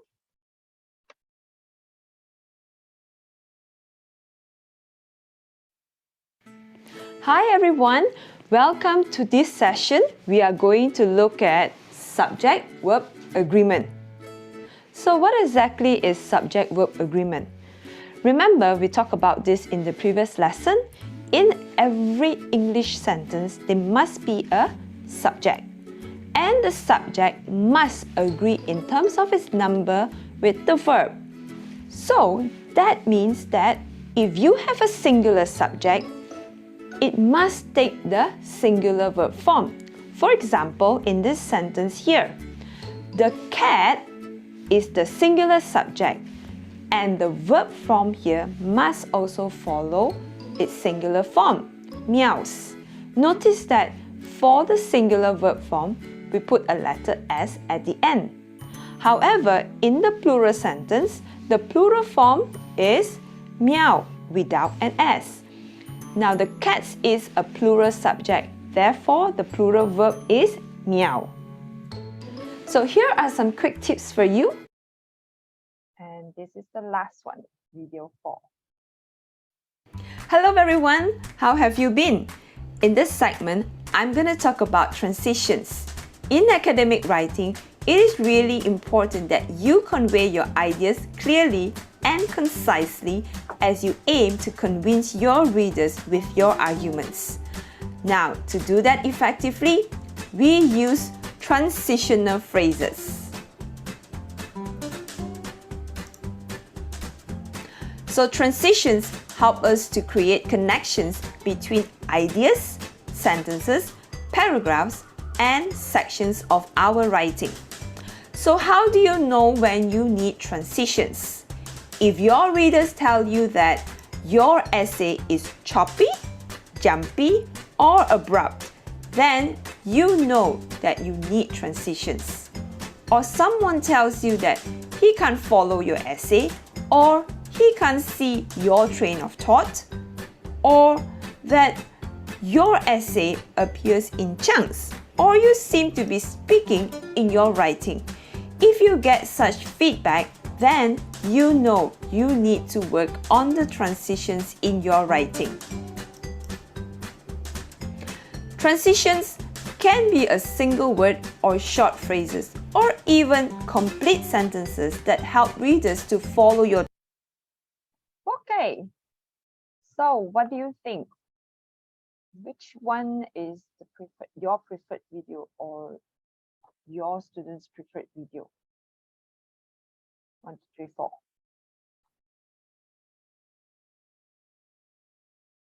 And put into the chat. 1, 2, 3, or 4.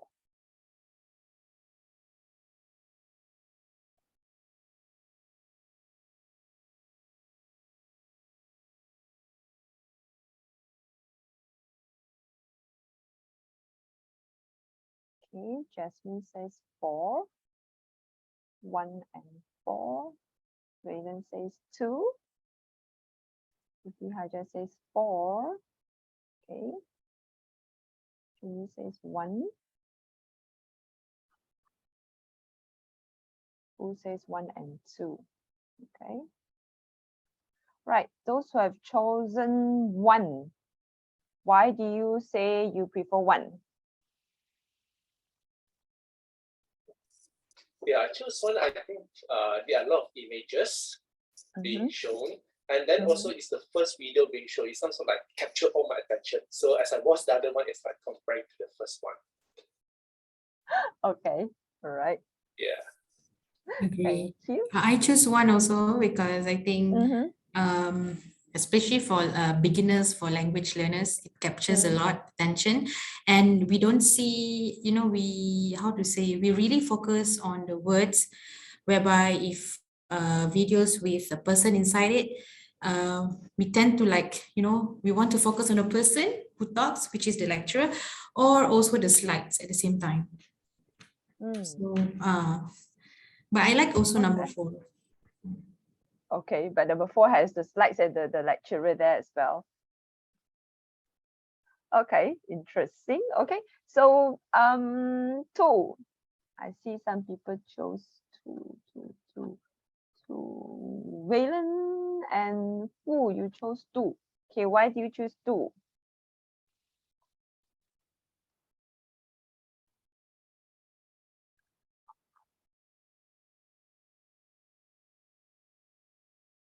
The face will distract you. You're funny.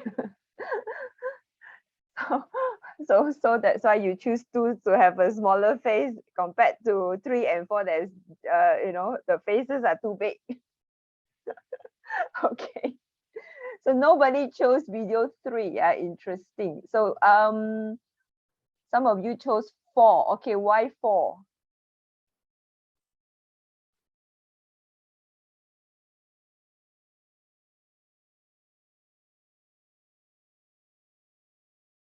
Those who chose 4, why 4? We have Jasmine, Fatiha also, Siti Hajar, you chose 4 also. You want to share, Siti?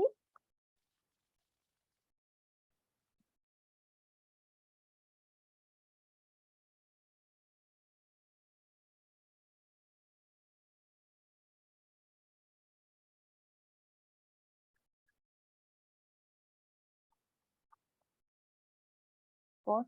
Oh, okay, Jasmine says both speaker and content are visible. All right, so you think that it's important to have the speaker and the content side by side.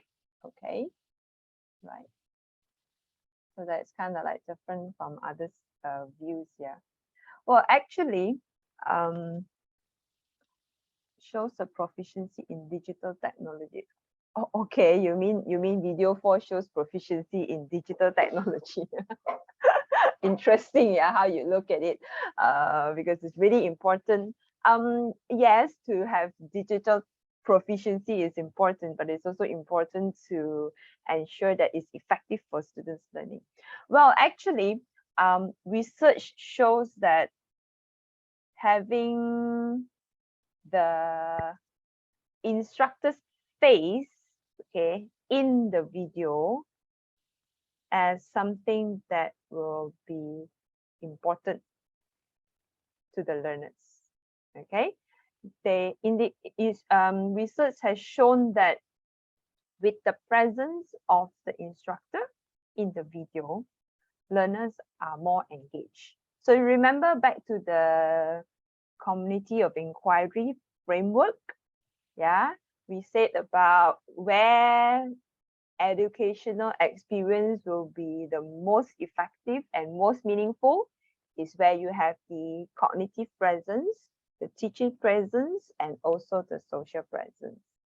So if you have a video where it's just cognitive only, yeah, it can be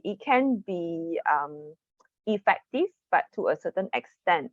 So some of you actually chose video 1 just now because you said that is the visuals and the simplicity of the words and the pronunciation that is put there, right? So you see that visuals is an important thing, like what we have mentioned earlier about visuals speaking 1,000 words. So it's important to have visuals in your videos as well. So you yourself appearing in the video is also a form of visual. Yeah. Then you need to have the teacher presence, which is you in the video, and the social presence. So I mentioned just now about social presence, yeah, that the collaborative part of the learning. So even with you being present, you are also supporting the social presence. Students will feel like they are actually part of a a so-called real class, like, you know, learning from you. It is somebody that they are connecting with, not just the screen. Okay, I like that you mentioned that you know, the first video having it to be just the visual and just simple text there to explain the concepts, because that's exactly what Prezi encourages as well. It's using minimal text, okay, and using visuals to tell your story or to explain the concept or the process that you want to share. Yeah, okay. So those are what you call different types of videos that you can create. Okay, it again, sometimes it also depends on the things that you are teaching. There are certain videos where you should only focus on the visuals and the words, and you know, instead of having the speaker there. And there are some videos where you should have your presence there. This is really important, especially at the start of the video. I know I have some colleagues who have shared with me before, I don't like showing my face, you know, I feel so awkward and all. Well, the good thing is you don't have to show your face all the time. Okay, you don't need to show your face all the time. You can show your face sometimes and show the content sometimes, and then sometimes your content and you at the same time. Basically, just like what I have been doing with you this morning. Sometimes you see my face, sometimes you don't see my face completely. I just show you my slide only. And sometimes it's me and the slide beside me. Okay, so that's the flexibility of Prezi. You can easily just move from showing your face to no face and to you and the face. Okay, I do note that some of you said that having the face and then the content, sometimes you are afraid that students don't know which to focus on. They might get distracted. So if you think so, then certain parts where you really want your students to specifically focus on that part of the content, then you can turn off yourself, okay, with just a click of a button only. So that can be simply done in Prezi. There is almost no editing required, okay, compared to other applications that you use. Because if you want to do like sometimes show face, sometimes show your face and your content, sometimes show content, you know, you can do that with other applications, but you will need skills, knowledge, and also time to do editing. And sometimes it's probably, I would say, not worth the hassle. Yeah, why want to do that when you have an application that you can easily just record and switch at any time you want, just like what I have done. Okay, all right, so shall we move on? We're going to go on into now looking at what makes the video engaging. Okay.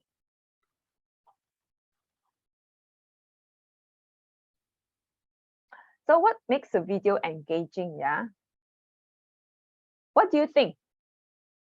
You can put your answers in the chat. What makes an instructional video compelling, in your opinion?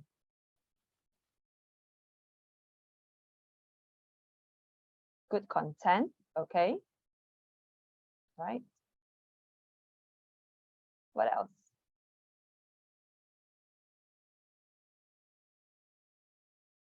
Good visual, okay.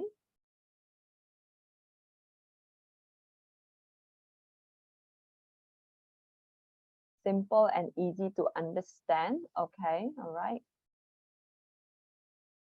Short, okay, good. Any more?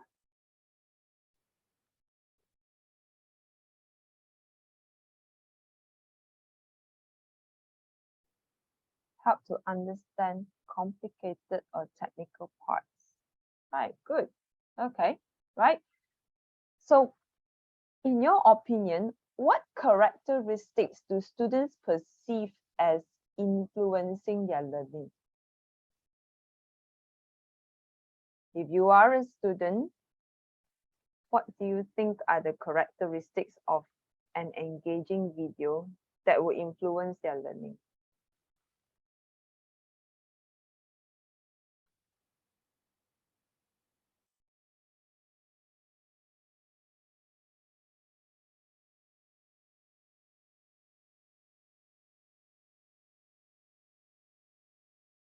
Interesting, okay. The video has to be interesting, okay. A little funny, yeah, okay.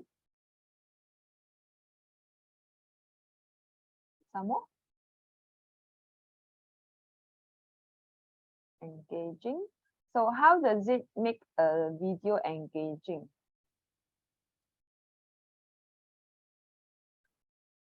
When is learning engaging? What do you think? When is learning engaging for a student? Remember just now we say about, okay, when we want to learn something, most people will go to YouTube. When we want to learn something, we often go to YouTube. Just like I shared with you just now, my experience with my daughter. When I don't know how to teach my son, my daughter recommended me to go to YouTube to find out. So when your content are authentic and relevant to the student, relevant to the learner, that is when it can be engaging. So there must be some kind of connection there that is authentic, that can connect with the students. Okay, yeah, Fatiha, in a way, is like a story. Okay, something that your student can understand because they themselves are also experiencing it. Then you will find that it will be engaging and it will influence their learning. So you have to think about that authenticity. How do you relate that, yeah, to the students? Okay, and what videos receive the most views? Okay, do think about this question. What videos receive the most views? Now, this is something for you to experience. You don't need to share with me your answer right now. Yeah, this is something for you to experience as you journey towards making videos and towards sharing these videos with your students. Try to observe what videos receive the most views, okay, as you are going through your journey in using videos in your classroom. Right. So now let's move on to, we are going to make videos, yeah. So we want to talk about being on camera, yeah. Because just now I remember some of you at the beginning, you know, you answered the question. I asked you what are the challenges. You say you feel shy, you feel scared, like no confidence, that kind of thing, right? So let's talk about how do you feel about being on camera? Yeah. I think it's really important for us to acknowledge our feelings. How is it like when we are on camera? If you feel awfully shy, like I said just now, you can always turn on your video at the beginning, and then maybe as you go on to your content, you can actually slowly move on to not showing your face. Okay, I must say that it takes a bit of a practice to be comfortable, okay, being on camera. Yeah, yes, Valen, it will take time to get used to it. So it's normal to acknowledge that feeling. Yeah, it's normal. Please acknowledge that feeling of, you know, discomfort and feel like very strange like that, talking to this thing, and then having after that watch your own self. Yeah, but after a while you find that it's okay. It's almost the same as your feeling when you first started teaching online. You find that it's very awkward, right? But now I'm sure you have like, no problem, I can teach online. Okay, if you know that you have to be on camera for this job, would you have taken it up years ago? Would you? Anyone want to share? Fatiha says, yes, no problem. I love to be on camera. Oh, good. Anyone feeling like, oh, why do we need to create videos this day? Why must I be on camera? No, yeah, I hope everybody is fine, yeah. Even though that you need to be on camera, you're still excited about this job that you're in already. Okay. Why should you get on camera and put your videos into your course? Okay. We mentioned earlier just now when we were doing some questions there. Videos actually humanizes your online course, okay, or the online learning for your students. If you're not doing a course that is completely online, you're teaching your students face to face still, but how does it, you know, help your students is because it humanizes your content. It makes your student feels like they are learning from you. They are not learning from the screen. They are not learning from the computer. They are learning from you, and you are there. It's actually more than the content and more than the course design, because you are the factor in an online course that has the greatest potential to help your students to succeed. Okay, and this actually comes from this book here by Karen Costa on 99 tips for creating simple and sustainable educational videos. So you play a very important role in the success of your students' learning. So taking videos from YouTube and all is good, but to make it awesome, to make it great, it is you making the video, because your students are there because of you. They want to learn from you, not learn from others. Okay. So I'm going to go through some simple tech tips, because some of you also mentioned that you have no experience, especially when it comes to like taking videos, setting up camera and all this. There is actually not much of what you call technical things that you need to know in terms of making videos, especially for using, in terms of using Prezi. Yeah, but simple thing is, make sure whenever you take a video, you have a big light source. Best is, of course, the sunlight or fluorescent light, okay? Because you want your videos to be bright in, not too bright, okay, but bright enough to see you as you, the normal person, as how they will see you in class. You need to remember to position your video or your phone or your laptop camera at eye level. So not too high up, okay, that your students will be like, either you're like looking down or you're looking up, or you have like a, maybe a double chin like that, which is not nice. Okay, or you could be hunching if it's way too low. So make sure you position it at the eye level. You might need to use a tripod, or you need to use a stand, or basically I use books and stack it up so that it is eye level, like how but now I'm using a stand. Okay, my laptop camera is at my eye level. Okay, so that way it looks more natural. And you can also see your screen more easily, not looking down or not looking up. All right.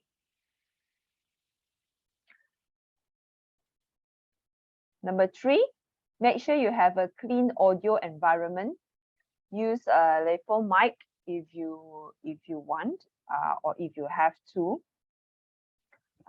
Mic like this, a simple mic like this. Okay. This is only about like 50 ringgit. I think should be less than 50 ringgit now. Yeah. It's very good because it really helps you to capture your voice clearly. So like you listen to the videos that I've taken just now. I think all, if I'm not wrong, has been created using this mic. If I don't, then it will sound like I'm very far. As you can hear now, I think I sound not so clear and a bit distant, right? I plug up my mic now, and I'm actually just using the laptop mic, which is not so clear. So just now we talk about clarity of video.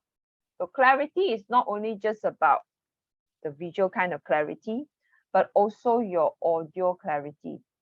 It's very important that the audio is clear as well. Yeah. Best is to record in a place where it's quiet and nobody would disturb you. Because if not, it's going to be very difficult. I remember days when we work from home and I had to create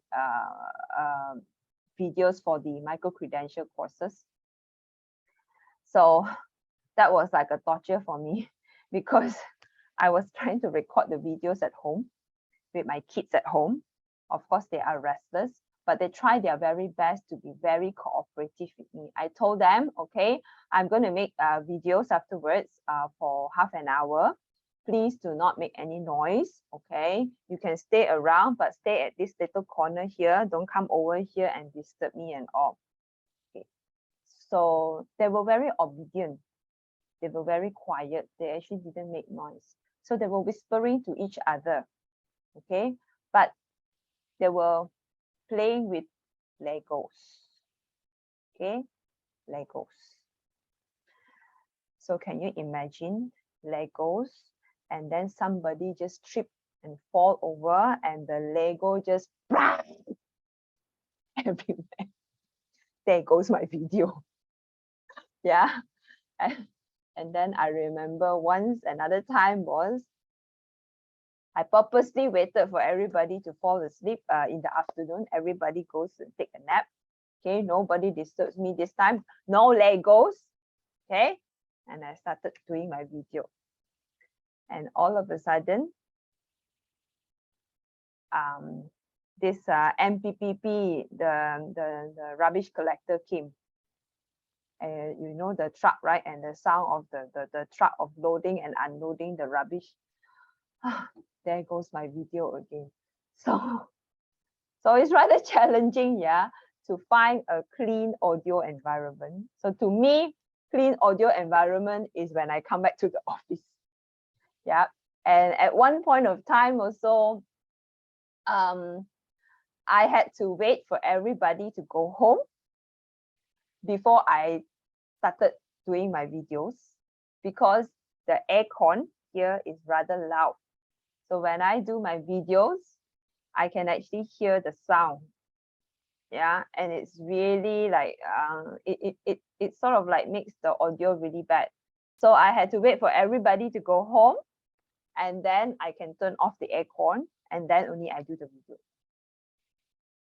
So those are the little challenges, yeah, in terms of finding a clean audio environment.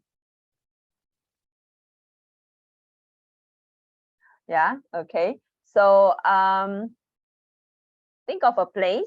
You might have to try out a few different places before you decide on where that clean audio environment is. Okay, and best of course is, like I said, to use a lapel mic. Okay, right? So those are my little tips in terms of the technical part, yeah, which are actually not very technical either. So we talk about the easy part. So what's the hard part now? What's the hardest of all? The hardest is talking on camera or talking to the camera? Which is which? Are you talking on camera or talking to the camera? So I'm going to share with you 5 simple tips that I've used for creating engaging instructional videos. Yeah.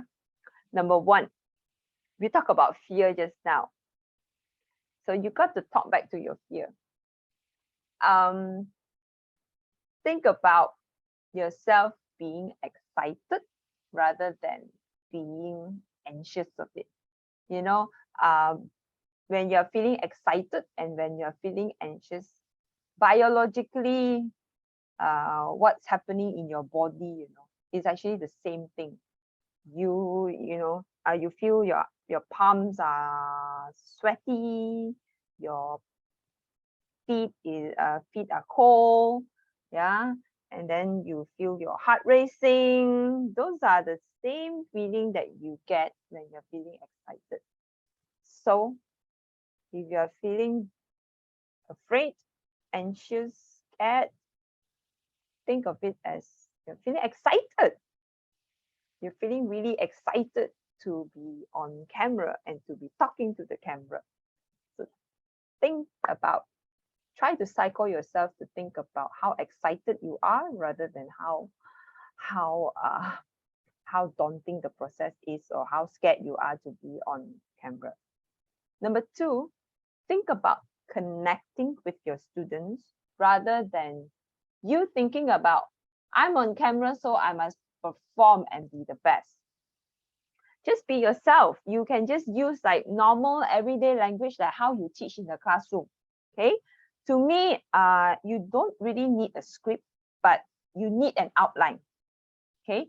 Having an outline is good when you are recording the video, so you don't go off track or you don't talk too much about one thing and then it makes your video too long, and then after that you need to edit and so on.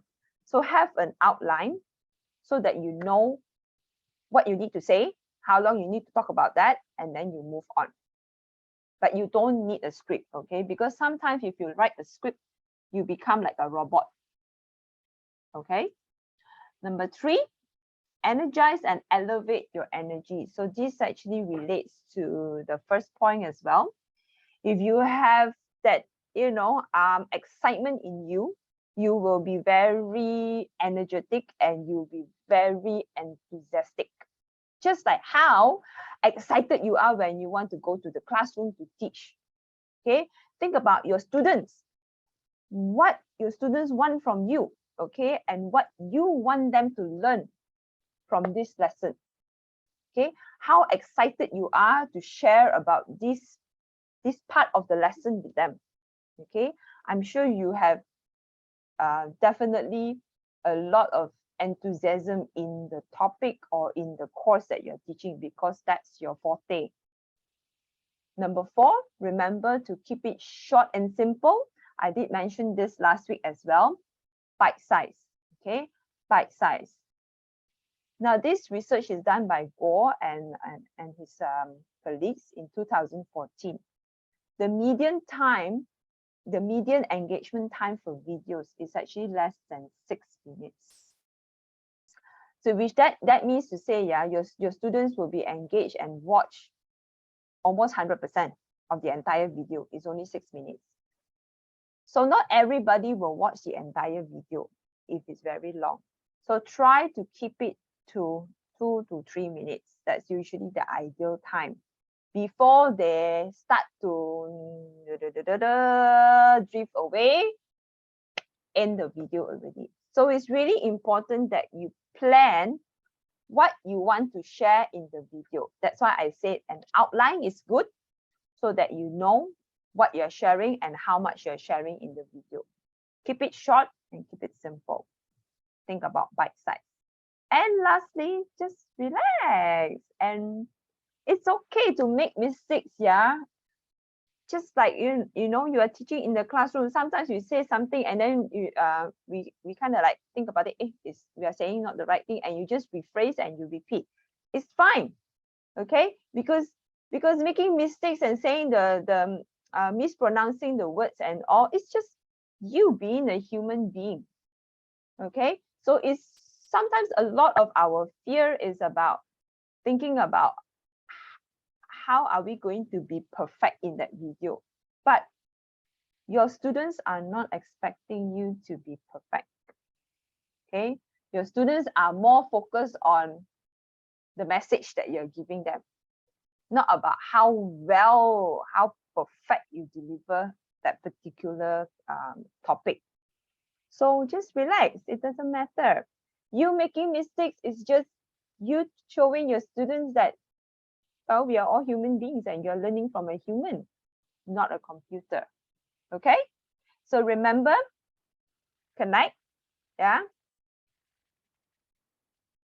Energize, should be pointing this way, energize, bite size, and just chill, relax.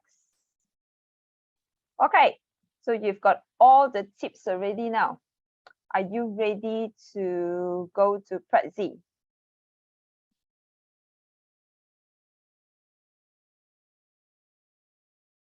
You've got all the tips from me, so ready to go to Prezi? Yes, yay! I hope you're all excited, yeah, about Prezi. Okay, so I'm going to introduce to you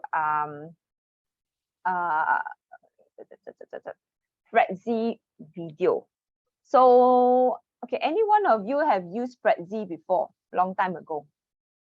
Long time ago. Or recently also. Yes? Oh no, Chunyi, you were referring to my question earlier. Okay. Anyone has used Prezi before? Prezi has been around for many years actually, but they have changed a lot in the recent years. They have changed a lot, yeah. So now they have different names, yeah. They have the Prezi Next, which is the main platform to create whatever Prezi you want to create, okay? Then they have this one called Prezi Video, which is what I am I'm sharing with you today.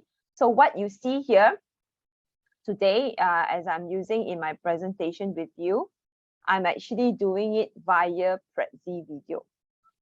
And Prezi Video is where you can do the recording of your video lessons. They have also other features like Prezi Design, but we won't be covering that because that would be more to doing infographics. Okay, so today I will be going through Prezi Next, which is the what you call the main platform to creating Prezis. Okay, so that's where you can do your Prezi video. Right. Does any one of you have Prezi installed in your computer? I know for staff in UG, for you to install applications, you will need to get ISD to help you, right? So it's okay if you don't have the app, because you can also create Prezi videos and the Prezi slides and all in the browser. Okay, you can also do that in the browser. But if you have the app, then it will be easier. All right. So what is Prezi video? Like I've shared with you already. For Prezi video, you can do a recording of your video lessons. You can also use it via like this kind of conferencing here, via Teams, via like Zoom here, WebEx, and whatever. There are many platforms that you can use. Okay, and we are going to, of course, look at how can we make one easily. Now, before we go into looking how we can make one, planning is very important. So how do we plan what we want to do in our video? Because remember, we need to keep our video bite-sized, so we don't want to load it with too many things. So we need to plan very well what is it that we want to put into our video. So I'd like you to go to this link here to download the planning template. I will put into the chat. Give me a while.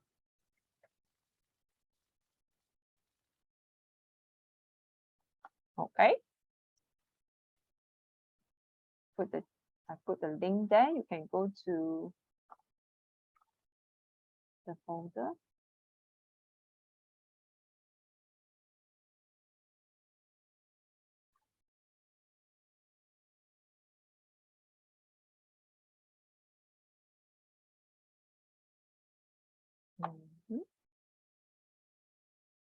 Do you manage to get into the link? Why does mine says error?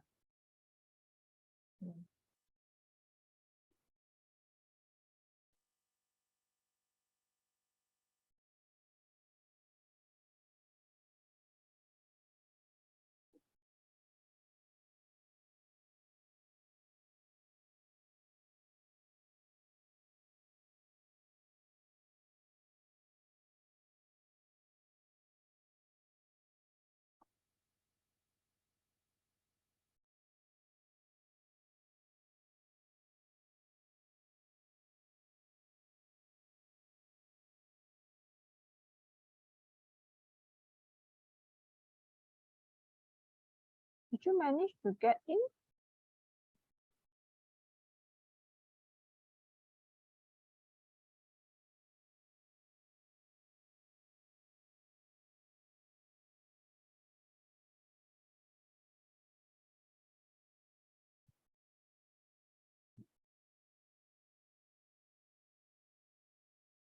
Okay.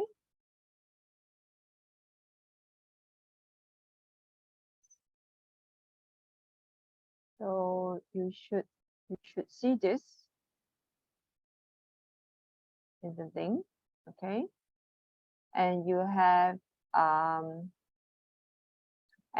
the template, and this one is an example. This is an example of a video that I have created using Prezi. So before I created the video, I actually do a planning of what I want to put in the video. Okay, what would be the text? What would be the images that I want? Okay, or but for animation, I didn't really specify, and you can if you want to. Okay, but basically what I like you to work on now is to think about a particular video lesson that you like to create. Okay, think about the purpose of the video. Think about the audience. Of course, it's your students, but for what course? What is their level of knowledge? Do they have any prior knowledge for this particular topic? And then what are the key points that you want to share? And also think about why should people watch your video, right? Or attend to this presentation. So for this particular one, let me share the actual product with you. Yeah. Just give me 1 minute. It's locked. I cannot see.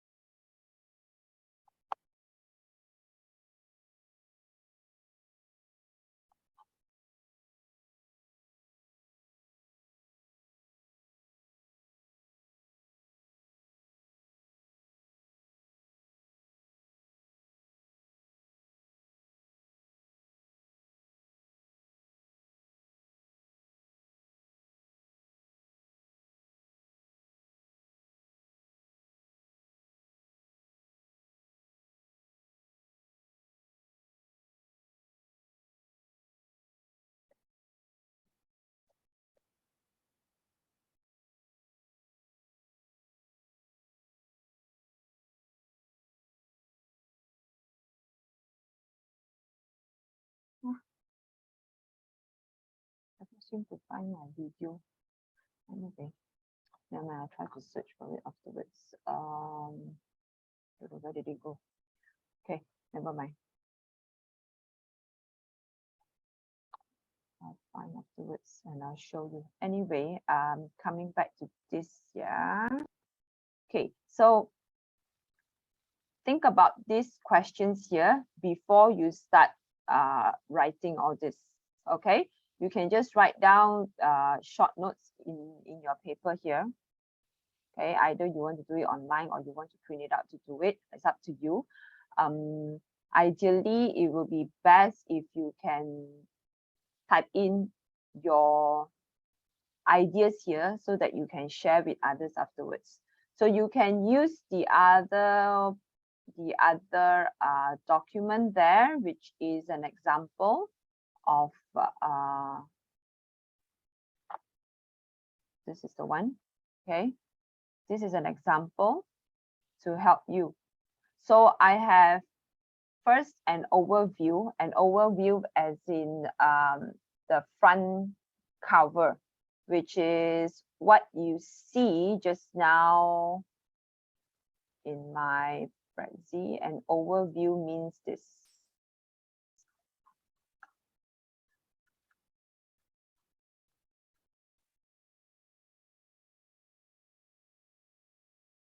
This one. This one is an overview. Okay, it's like the main page. What do you want to show? Usually is the title and all, yeah. So that is the main page. Then after that, you might think about, remember just now the key points, okay? So what are the key points? For me, the key points will be talking about language games here. This was actually a video made for a conference that I presented on the games that I've used for my students. So these are my key points, like talking about language games, talking about my experience pre-COVID-19, talking about, so during COVID, what's new, what did I do? And then I talk about escape games. And then lastly, my tips on creating online games.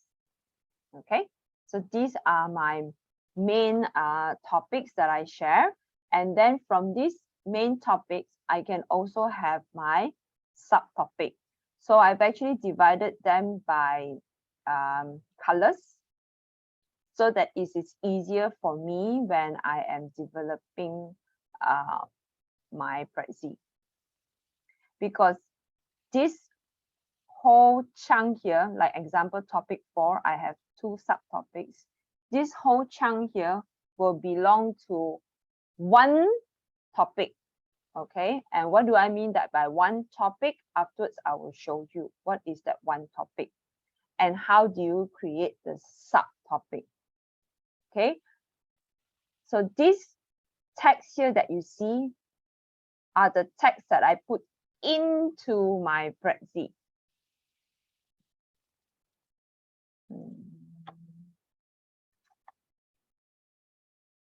Okay, I think I can show it to you here, the raw one, not the video, not the raw one.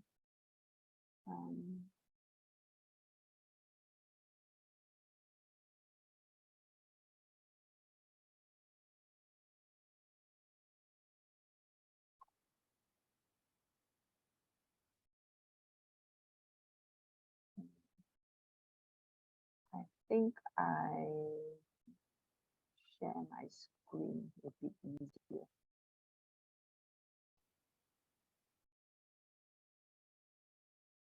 Okay, this is the one.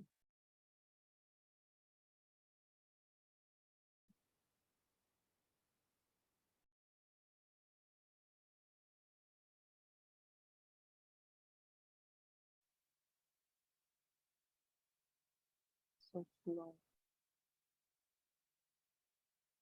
Okay, so you see it's actually very similar to PowerPoint.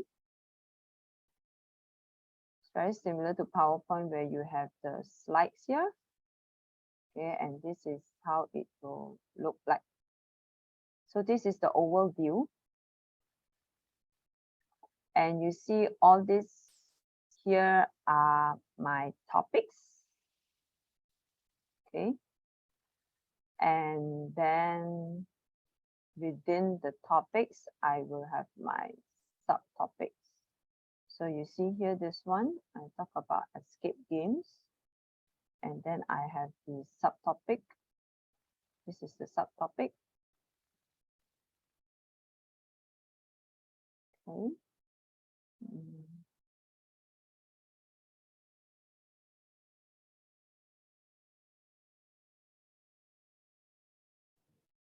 Michelle, all the smileys and the photos, is it like accessible from Prezi itself?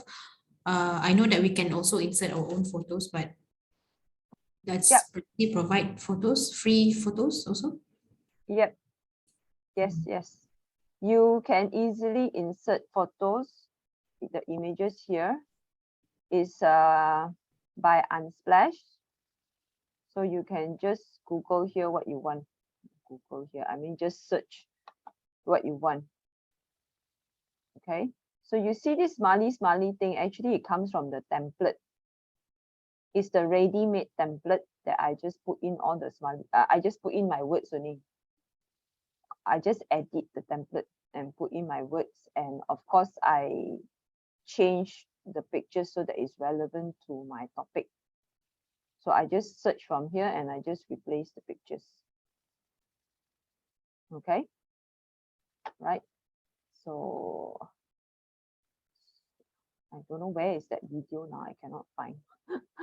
I'll try to look for it afterwards and show you. So basically, that's it came from this template here that I put in. Like you see just now, you see the happy students board game dice and all this. So I plan already what I want to put into my slides off. So that is very easy. When I start creating my Prezi, I know already, okay, this one, okay, these are the pictures that I need to look for. Then I just insert. And then, okay, next subtopic. And then what are they? And just insert. So it becomes very fast once you have this done. So from here, then I get to this one here. And then after that, I will do the recording of the video, which I'll show you afterwards, how to do the recording. So basically now, all you need to do is to plan.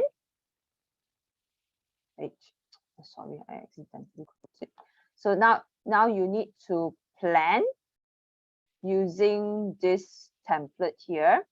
Okay, so download this template and then put in your topic and your text and images and so on. Okay.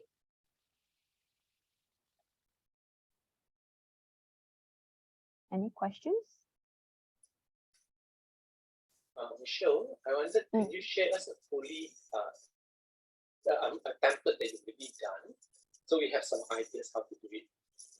I shared in the link just now above the chat. Already done that one. Which one? A completed one. The template that is completed. Yeah. Is in the folder. All right. If you are you able to access my Google Drive link that I put in the chat? Yeah, I can. Can, right? So if you go into the link, then this is the one in PDF is the one that is completed. Oh, the PDF. Okay, right. Thanks. This is the one that is completed. So you download this one. This is the empty one. Yeah, sorry, I was opening the empty one just now. Sorry about that. Okay. I will try to find the video. I don't know why I actually have it in my YouTube. I don't know why is it missing. I cannot find it now. I will look for it afterwards during lunch and I'll share it with you afterwards. Yeah, so that you can see from the planning to the making of the planning to the Prezi design that I showed you just now. Okay, and then to the video. Okay? You have any questions, anyone? Before we break for lunch?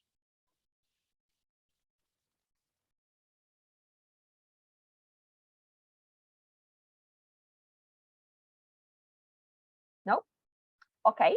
So during lunch, think about the things that you want to, put into your template, how you want your video to be. Think about a short one will do, yeah. All right, keep it short. 2 topics if you want, also can, yeah, or just 1 topic and maybe 2 subtopics also can. It doesn't have to be like mine like that so long, just a simple one, so that you can actually then try out how to create that based on the plan that you have. And then after that, try to video. Okay, like it did not be a perfect one or what. Yeah, I'm not going to ask you to submit also, but basically I want you to have something so that you can try out the features. And if you have any questions, you're not sure how to do it, then you can, ask me. Okay. What time are we starting back? Okay, now plan is 1:30. Is that good? Okay. Can 1:30, okay?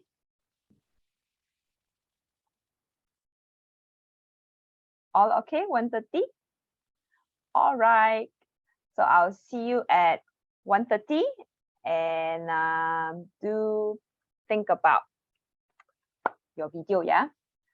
You can leave the meeting if you want, yeah?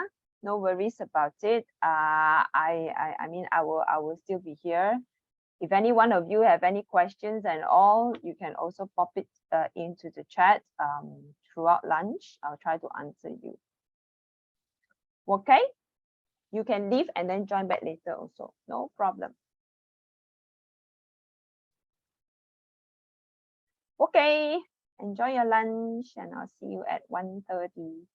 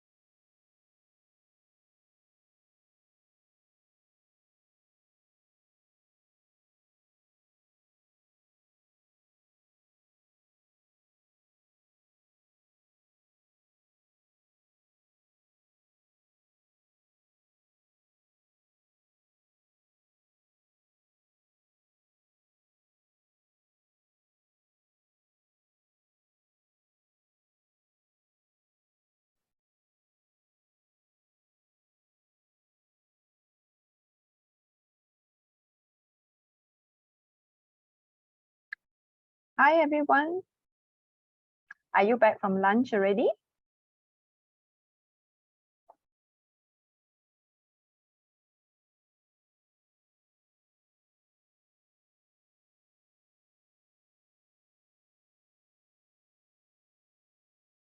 I hope you had a good meal. And while you were having lunch, I hope you had some time to think about the little video that you're going to make. Okay, so in this session, it's the time where we're going to do the hands-on. But before we move on to the hands-on, not sure how many of you really did have a chance to, I mean, you probably have a chance to think about it, but don't know how much time you had just now to put your ideas into the template. So I'm going to give you time now, okay, to put your ideas into the template. It's 15 minutes, good? 15 minutes, good enough? Okay, so 15 minutes, you have 15 minutes to put your ideas into the template.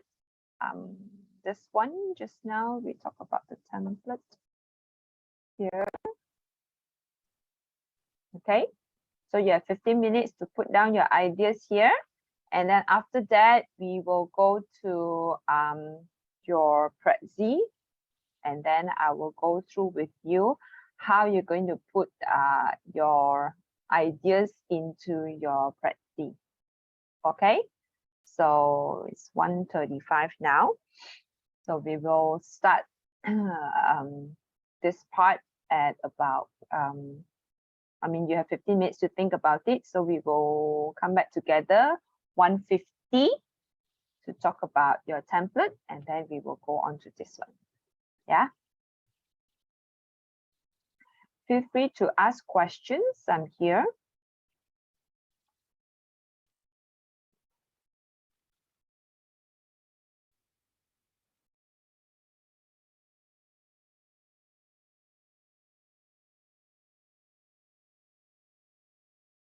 Okay, Fatiha.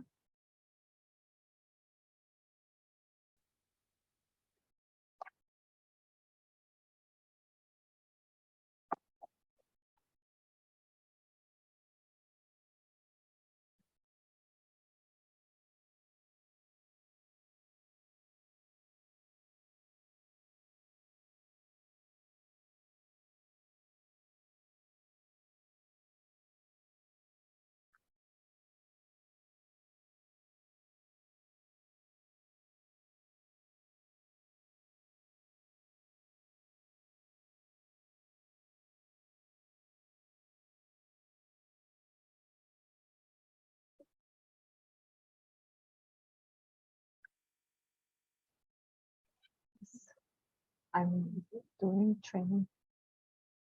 Wait,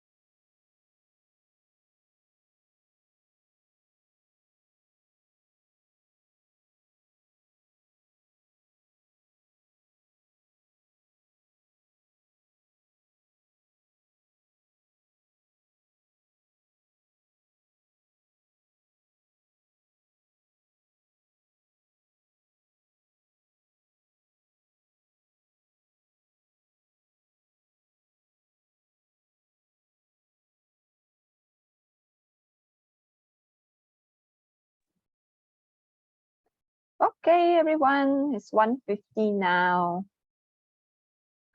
Welcome back, Fatiha. No, you have not missed anything. Okay, so how is your plan coming along?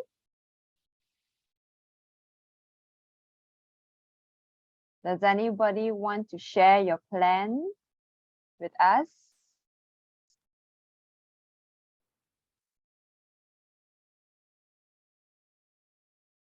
Anyone? Anyone not too shy to share? No, nobody wants to share. I don't want to force you, okay? Yes, Valen, would you like to share? Can I just show you mine? I just did something that is very simple lah. Okay. Not something that is complicated. Can share, please do. Hang on, let me just bring up my screen. Can you share? Are you able to Yep. share? Okay, good. This is Right. basically, okay, I'm just doing a topic on basic photography exposure lah. So we call it exposure triangle. So the overview is basically where I can explain what exactly is an exposure triangle. Okay, and then first topic is basically under exposure triangle we have 3 elements lah. So I will describe the first element. The second topic is on the second element. And the subtopic is actually the aperture also controls another thing. So I will move into that as well and move on to the third element after that lah. Okay, so 3 main things are the shutter speed, the aperture, and the ISO. Yeah, so my idea is that when I do this, it will be topic 1, 2, and 3 will be separated videos lah. So like maybe like 5 minutes each. Or you want to do separate video for each one? Yeah, so it's like maybe my idea is that very simple. I will describe what shutter speed is, and then I will have the video will show how the shutter speed actually works. And then I'll move on to aperture, and then I'll explain what it is. And then the video shows what it is, how the thing works. Okay. So approximately how long do you think this video would be? If these few videos are combined, if you are saying combine it together, probably around 20 minutes lah.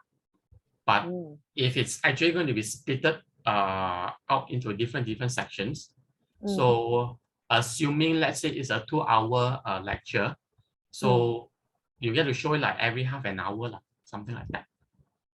So that means then I would say that you are thinking about creating one video just on shutter speed, and then another video just on aperture, another video on ISO. Yes. Okay. So if that's the case, right, then you will need to create 3 different plans already. So you will have one plan that is shutter speed, and then another plan on aperture, and then another plan that is on ISO. So that means under shutter speed, you would have subtopics, right? You have other things that you will talk about, right? Under shutter speed. Yes, so I will include things like newer or what you call further explanations into what it is lah. So you will need to think about what you would want to insert as the text, and what are the images or even maybe videos that you might even insert into your Prezi if you want to show, you know, certain movement of whatever things that you want to show. Okay, all right. Thank you very much. Right. Anyone else wants to share yours? I can try. Okay. So I did have difficulties in answering this question actually before I begin. Okay, so I'm just choosing, since I'm doing French, so I'm choosing like creating a dialogue, because at the end they need to do like kind of a role play. So first, the different situations. It's just one topic basically. Topic 2A. Topic 1. Sorry, this should be topic 1B, right? Situations, or the different situations to create a dialogue. Okay. Mainly the photo image might be almost the same, and then the roles that the student have to like to choose, or to play, and then the expressions and phrases that they need to understand. Okay, and then at the end, it's like the role play itself. Basically at the end they will be like given assignment, but in the video maybe I'm not sure yet how is it, but I'm not sure whether this is okay or not to be in a one video.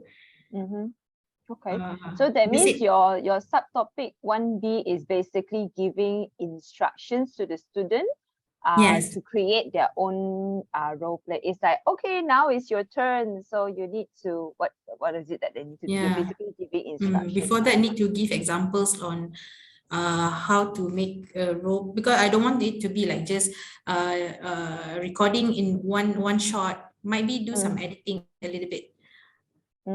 Ask them to do some editing. You know, you can do a few shots. Yeah, that kind of thing. That's it. Okay, so maybe that would probably, if it's you know, including video editing that you're going to talk to your students about, maybe it'll be a good idea to keep that as another video that you will make. So that means to say this video that you're going to make is just talking to them about dialogues or conversations in French. You know, where does it happen?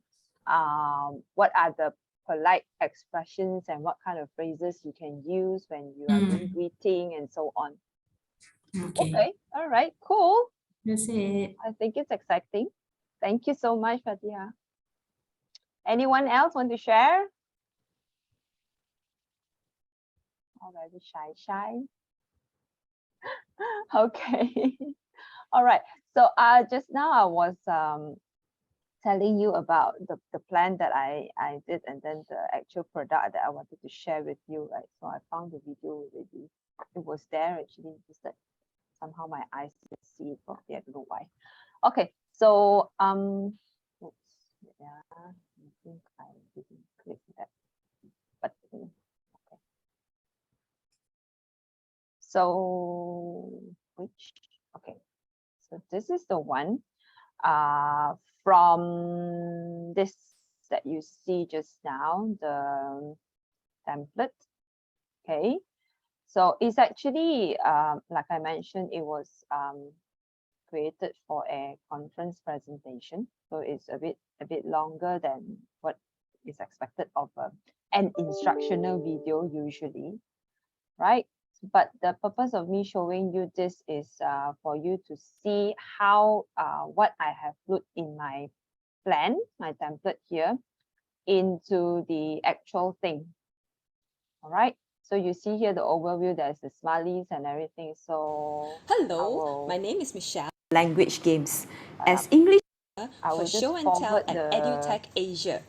Today I'm going to share with active online games to jam. I just want to show you the page. Oh, yeah. I cannot find it. Never mind. Anyway, let's go to the next page, which is language games.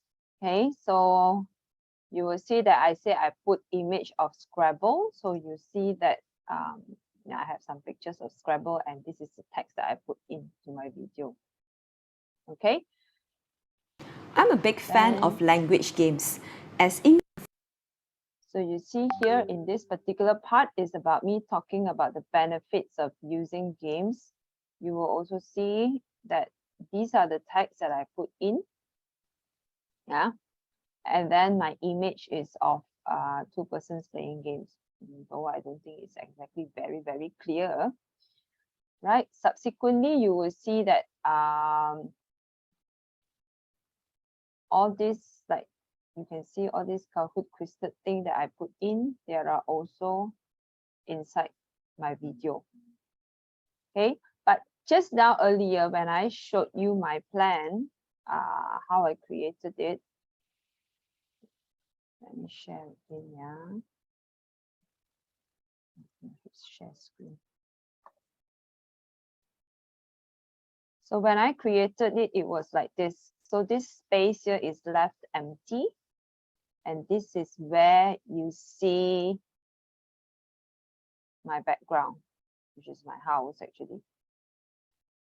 Okay, so this is how it will turn out when you do it in Prezi video. This is Prezi video. This one is the Prezi app. Okay, Prezi Present, which is the main platform that we will use to create this so-called slides that you can use in the Prezi video. Okay, so are you excited to create your own now? I hope you are, yeah. Excited or not? Not so excited. Nobody say anything. It seems like so quiet. After a good lunch, it's like over. It's a Friday today, Michelle, right? Yep. Is last time I used a Prezi presentation, but it's different than Prezi video, right? Different. It's slightly different. Yes. Because basically the Prezi presentation just do the slides. Yep. Then exactly. the video is like also It's a do slides, but then it's slightly different. Prezi video is what you see. Okay, I show you. Share my screen. I've copied the link to this video if you want to actually watch the whole thing. So Prezi video, you can see my entire screen here now, right? So this one is Prezi video. See, I'm here. Okay, so it looks different. If you look at, this is Prezi video. This is Prezi, they call it Prezi Present, and sometimes they call it Prezi Next. This is where you create all your slides and all. But this is actually the app, okay? If you are using from the browser, it will look like this. So in this dashboard, after you have logged in, yeah, in this dashboard, you will see here Prezi Video, Prezi Design, Prezi Present. So we will be using Prezi Present, okay, here. I think it's a bit confusing, I know, but I don't know why they have so many different names. The old one is called Prezi Classic, which runs on, what was it already? I think it runs on Flash. Am I right? I think it runs on Flash last time. And that was the problem that they had when I think Flash is no longer, used. So they basically cannot cannot continue using Prezi Classic, and that's when they came up with this new thing called Prezi Next. This one, okay, Prezi Next, yeah. But then somehow when you go to the browser one, you don't see the Prezi Next here. You see Prezi Present. So you use Prezi Present because Prezi Design is the other one that I mentioned earlier. It's for creating infographics. Okay, infographics. So we will be using Prezi Design. So it will be good if you can log into your account now. Okay, and we can start going through it together. I'll go slowly, so you can actually try it out in your own account as well. So when you come to this dashboard here, basically you see everything that you have over here. Like you see, if you look at my dashboard, right? There are many things here. All these projects that I have here is exactly the same thing that you see in my app. So it will sync automatically. You see all this here? Everything, all my projects are also inside my account here in the browser. All right.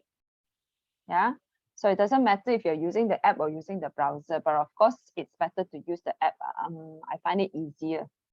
Okay. So once you are here, you will have Prezi Video, Prezi Design, and Prezi Present. So we will look at Prezi Present today. Right. So when you open Prezi Present, I want to share only the window because if not, it's very cluttered. Okay. So when you come to this part here, you see that they say, well, you can create from template, which is the ready-made templates where you see actually, in fact, a lot of my creations, yeah, comes from the template. I just edit. There are many templates available inside here already, but there is also a website where you can download templates that you can use in Prezi. Some of which you have to purchase, some of which are free. Yeah. So some, let me just show you some that I have downloaded from that website. I'll give you the link afterwards. Yeah. Like today's presentation, right? It's actually this one. Can you see? This one. This was the template that I downloaded from that website is free. But then I made all the edits to suit what I want to present to become like this for today's presentation, what you see. Okay. All right. So that is creating from template. You can also create from scratch, but I would say as a start, might be a bit too much for you, yeah. And the other good thing is you can actually convert easily from your PowerPoint. So you might also want to just, if you have your PowerPoint, which I believe you do have a lot of your content in PowerPoint, and you want to just convert it, you can just click on this button. Okay, so today we're going to learn how to create from templates. So click here, and you will see a lot of templates here.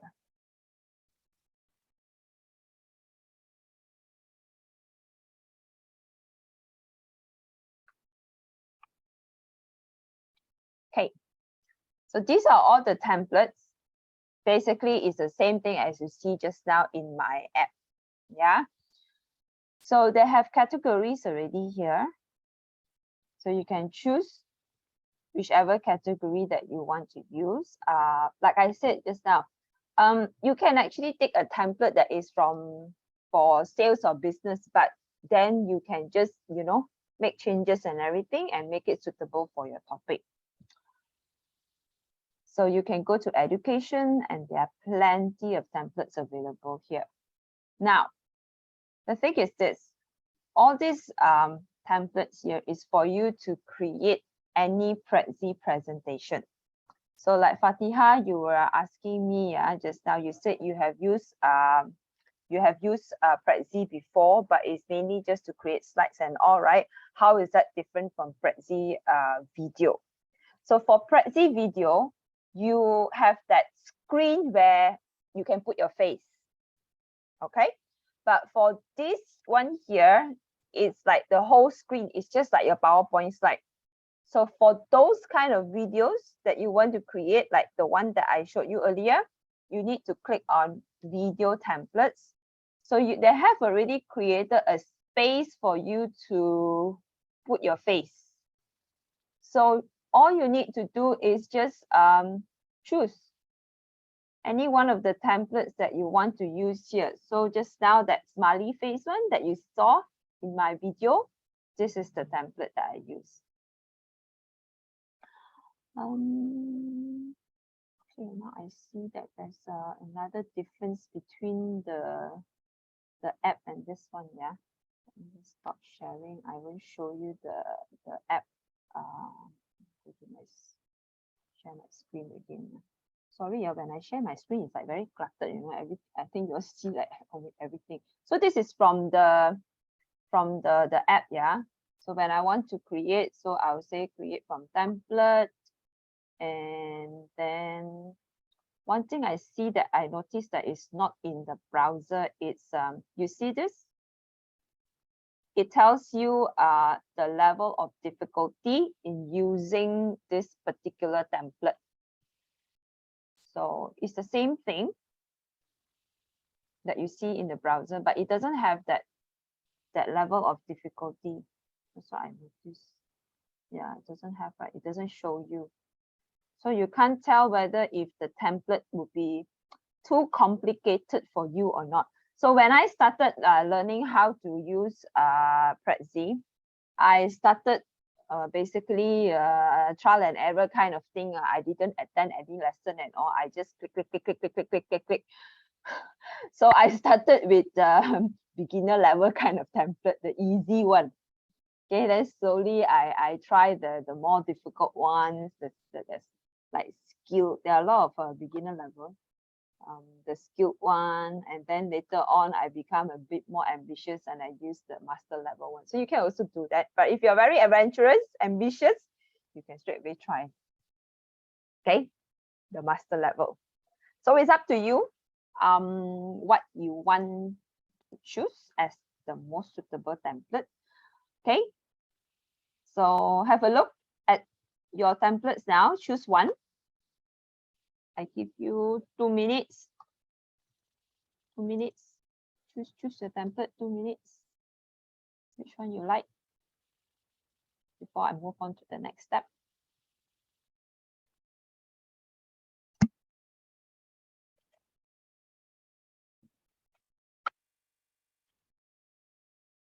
So once you have decided on one, right, just need to click on it and then click use template. So before you decide, you can also kind of like look at it, you know, how does it look like? Just click. So if you think that, okay, seems pretty suitable, I kind of like it, and then you can just use template. Okay, then it will take a bit of time to just load the template for you to use. Just wait.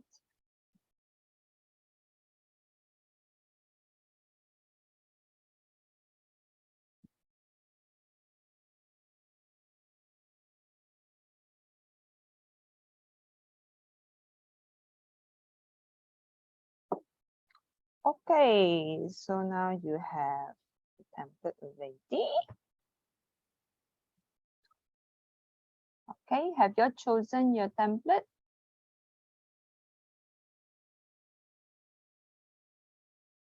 Have you chosen yours?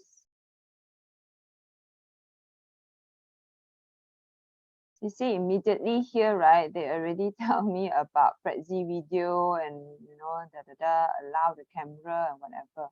Yeah, so we just ignore that first.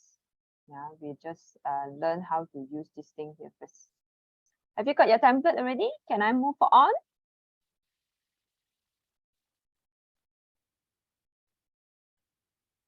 Yes, okay.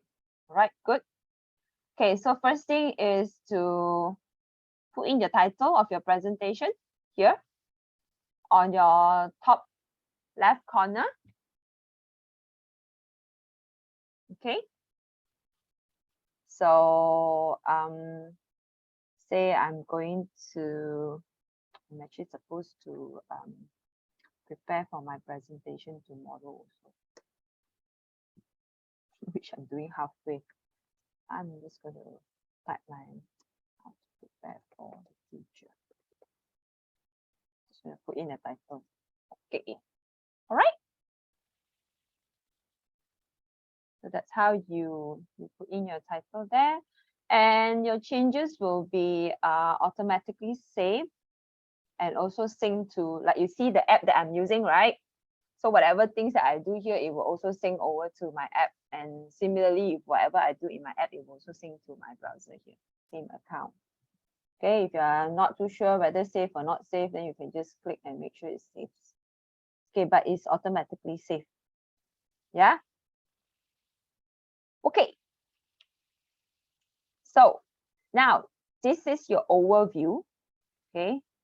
Here 1 is your overview. And then 2, 3 means is your second and then your third. Okay. And if you go back, then you can see 4 to 7. This is slides 4 to 7. So 4, this is 4. Then you have slide 5, slide 6,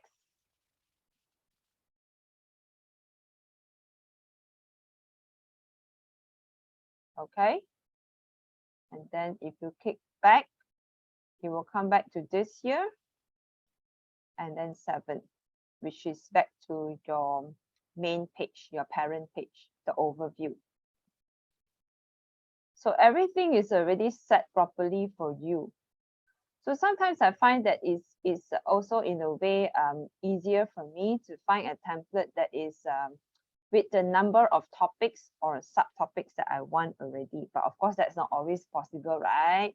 So don't worry, it's actually very easy to create a new topic or a new subtopic. All right. So say now, in this particular template, I have topic 1, 2, 3, 4. If I want to have 5 topics, so I need to add a topic. So we have topic 1, 2, 3, 4. So I want to add another one, topic 5. So all I need to do is go to the top left here. Can you see topic? You can just click. See, the topic is added already. And this one is, can you see the line? So it's telling you that from 2 to 3 here, move 4, 7. So after this topic, then it goes to topic 2, then topic 3, topic 4. Then the line here points out to this. This is the topic 5. Okay, so how do I edit this name to become 5? You click on this, like this, yeah. You click on the word here, and then you click one more time. Not double click, yeah. Click and then click again. Then you just basically use your button delete or backspace or whatever, and then you put 5. Now the problem is, remember I said this is your face here. You are going to be here. If you put this topic right here, okay, it's going to be in your face. So you need to move it away, yeah, so that it's not in your face. So it's very easy. Just click on this bubble here and just drag to where you want it to be. You can also resize. So many things. Okay, you can also resize by clicking on the corner here. When this arrow comes out, the double head arrow comes out, and you can just drag it or make it bigger or smaller.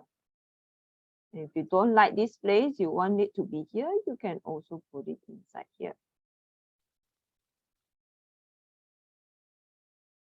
So similarly, if you want to delete, you only need 3 topics. You don't need so many. So you just click on it and just press delete. Gone. I don't want topic 4. Click on it.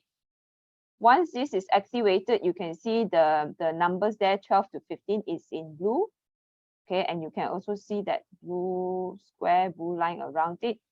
This is activated. You just click delete, done, gone. Okay, and you can arrange your bubbles up to you how you want to arrange. You want to make it bigger, also can. Okay, you want topic 2 to be bigger, up to you. Okay, so far? Are you trying out on your own there? Are you trying? Okay, can the rest? Following, yeah?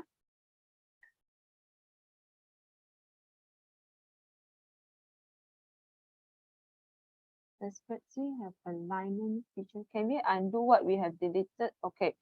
Firstly, Prezi have alignment feature. Alignment as in you see this line. Is this alignment that you're asking? Really? The orange line? Oh, the alignment like distributed to the center, top, left, right. You know, like PowerPoint, we can select a group of images. Oh, and then okay, it just say align to the left, align to the right. Oh, for text, yes.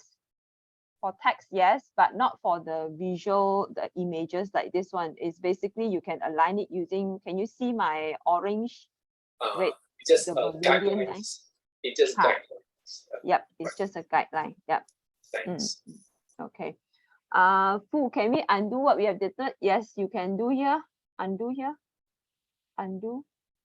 Undo. Ha. Back. Okay. Yeah, undo until just now already. Okay. So that's how you undo, yeah, or redo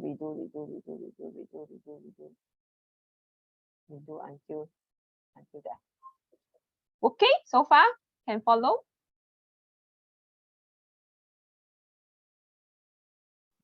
Can I move on?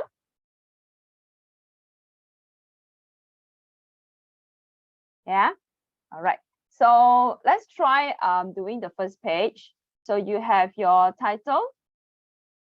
Okay. So there we have a place for you to put your title. So you can just type in your title. Like I said just now, click and then click again, and then you just type in your title.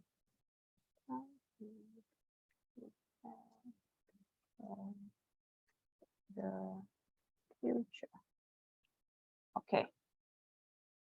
So you see, I type in my title already, right? Now my word is gone. The future is at the bottom.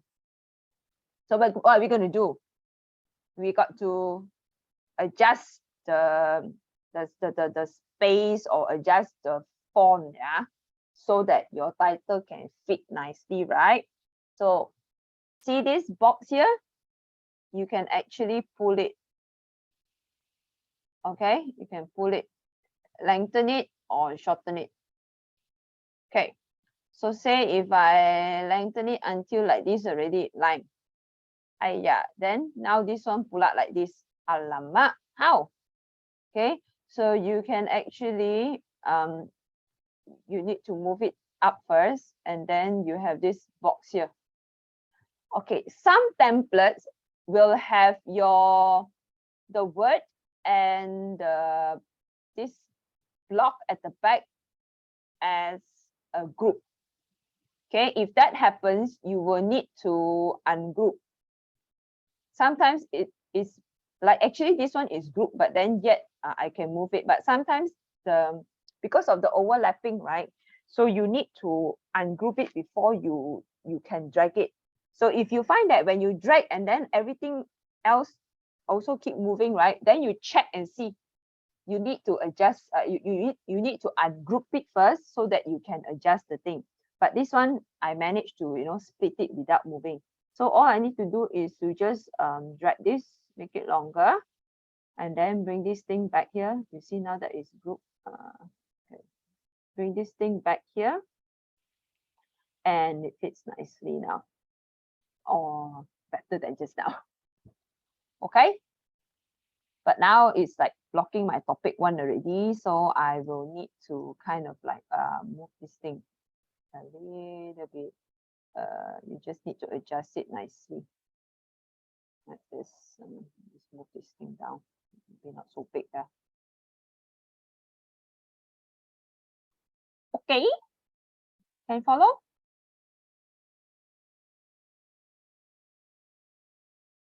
So far you okay?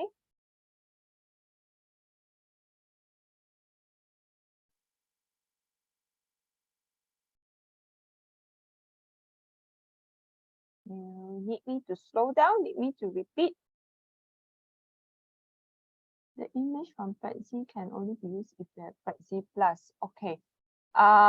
So that means you will need to wait for the free upgrade. Yeah. Have you signed up for the free upgrade? the 90-day free upgrade? Okay. So perhaps you might not be able to try it today, but I will show you how to, yeah. So when you get the free upgrade, then you can actually use it. Okay. Right. Okay. So then subsequently, these are other things that you might want to, add if you have another, title or another thing that you want to put in, like topic 1, topic 2, or whatever line. If not, you can just put your your name created by who, simply like that, and just put it there. Okay, then you can also edit. Okay, topic 1. Remember just now, going back to your template. This template always go missing. The topic 1, under topic 1, what are you going to put? Okay, so why is it so slow? Okay, so under topic 1, language games. So you can actually put here language games.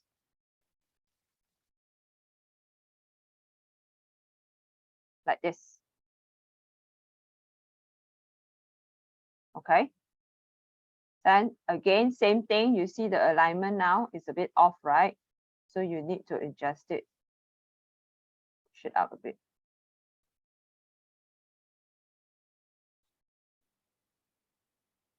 Okay.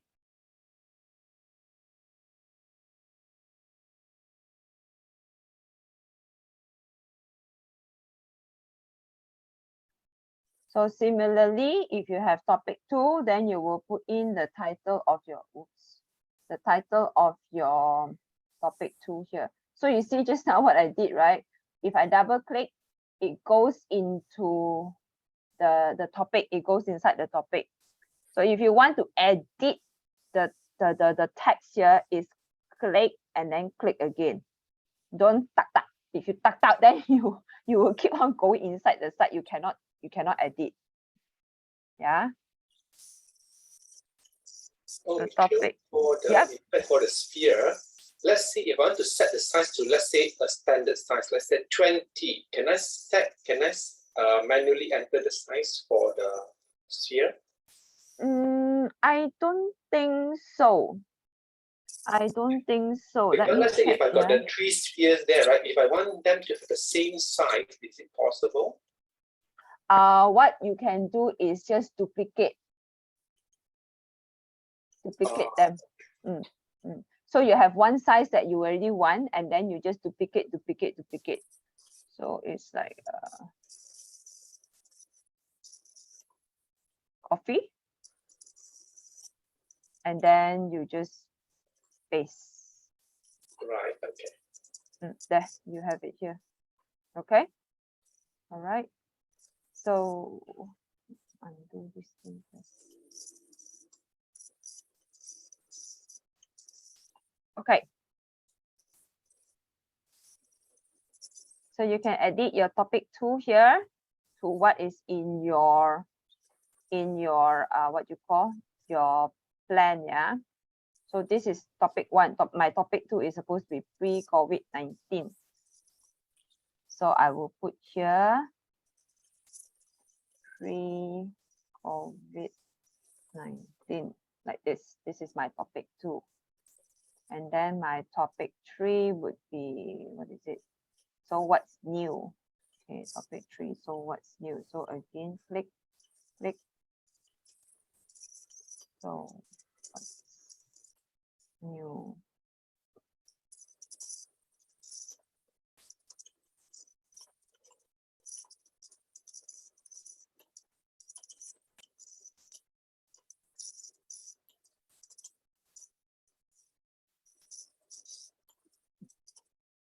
So far, okay? Are you able to do yours?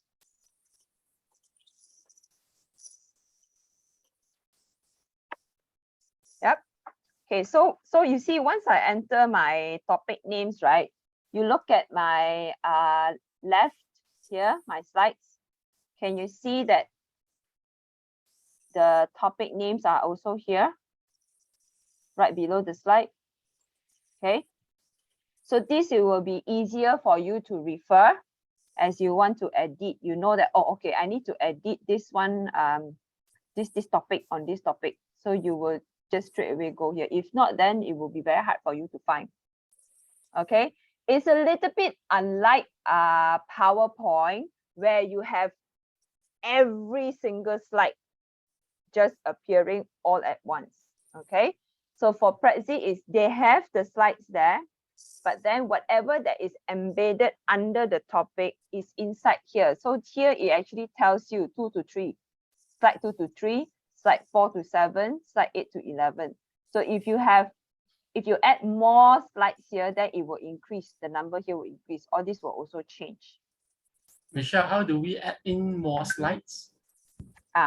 So how do we add in? It depends on where you want to add. So like I said just now, okay, example, just now was topic 1, 2, 3 here. Now I want to have topic 4. So I need to add, you see the slide here, you have slide 1, 2, 3, right? So I need to add another one here. So I click on add topic. So it will be here. Oh, This no, is I'm the not new referring one. to this. I'm saying that if you go back to 2 and 3, right? What if I want 2, 3, and 4? Same thing. So we will go into here first. So you need to go into this set of slides first. You go inside. Okay. So here now there is only one, right? So you want to add another one. So same thing. Click here. Can you see? Plus subtopic. Click, and then it will come out. So this is your subtopic. Okay. So now I go back to the main one. Can you see now the number changed already? Just now 2 to 3 only, right? Now 2 to 5 already. Because inside here, you see I have 2, and then I have a new slide here. Then it goes back to this page here, and then back to the main one. Okay. So that's why I said earlier, you need to know the differences between the topic and the subtopic. When you are doing your planning, right, you need to differentiate between your topic, what is your topic, and then what is the subtopic, and how many subtopic do you need, because you will need to then create accordingly here. Even under here, right? So here, if I'm here already, I want to say, for example, what is this about? Just now I do. My subtopic is this one, right? Benefits of using games. Okay, imagine if I do. So I have language games here, and then I put here, I talk about benefits of using games. Okay, and then I blah, blah, blah, blah, blah. Then I want to put here benefit number 1. Instead of putting my benefits all on my screen here, I want to put benefit number 1 here. Okay, so I put number 1, and then I click on this. I put the 1 here, benefit number 1 is this.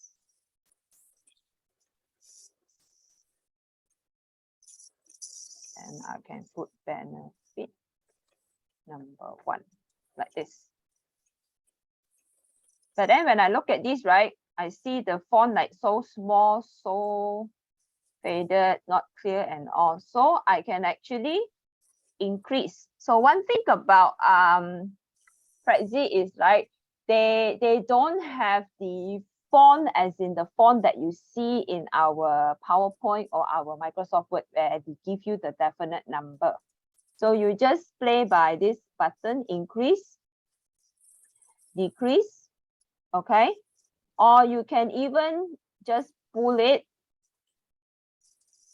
Oh, it's too big already. Like this.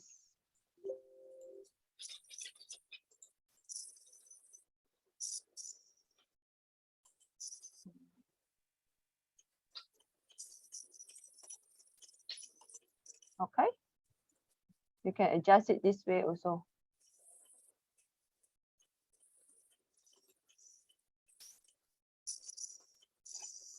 Okay, so far? Then let's say from here under benefit 1, I want to give maybe examples. So it's like under benefit 1, I have kind of like subtopic. So you can just click here, subtopic. Then it will go into here. So maybe this one I want to put example. Example A. Okay, then it goes into example A.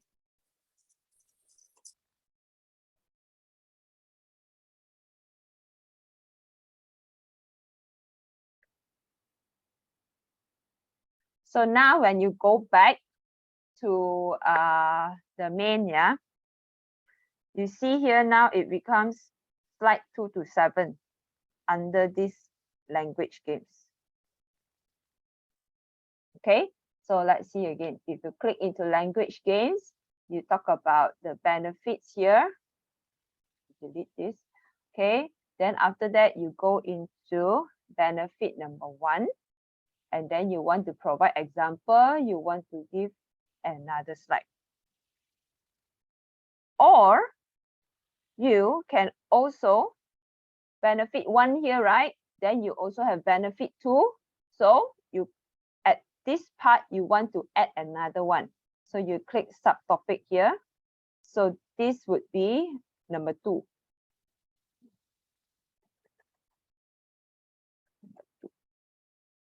So similarly, you see on your left, you have the slide added here, number 2. Then if I have 3 benefits right just now, benefit 1, 2, 3, huh? So let's put another one, 3. So this is number 3.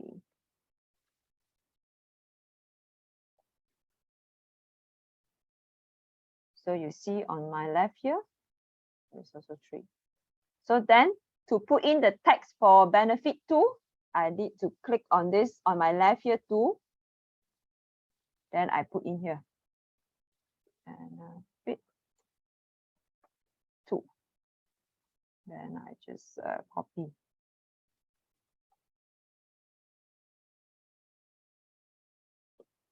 So again, you want to resize. You want to resize the text. You just increase like this. Okay. If you want to change the font type and all, you can also go to the font type here. See this one? This is the font type. Okay, you don't like this font type, then you just change to whatever font type that you have here. Like this. Like this.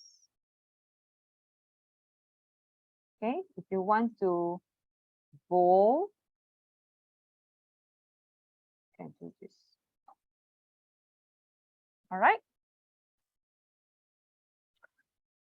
So far, okay?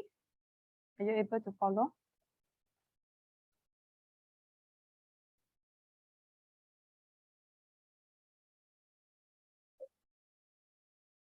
Okay, can follow. Any questions? Okay.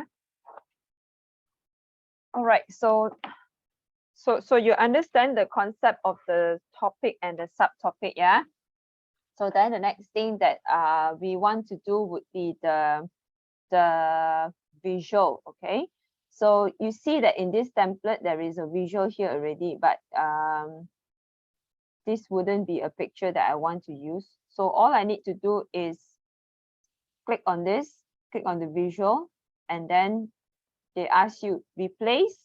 You can add from your library if you have created a library that is inside Prezi. Yeah, I think just now you saw, right, when I did something, it keeps on popping up, asking me when to add or not. There, this one. Okay. Sometimes there are certain elements that you feel that you want to keep because you will use that particular element in many of your other presentations. So you can just add to your library. Click add. Added now.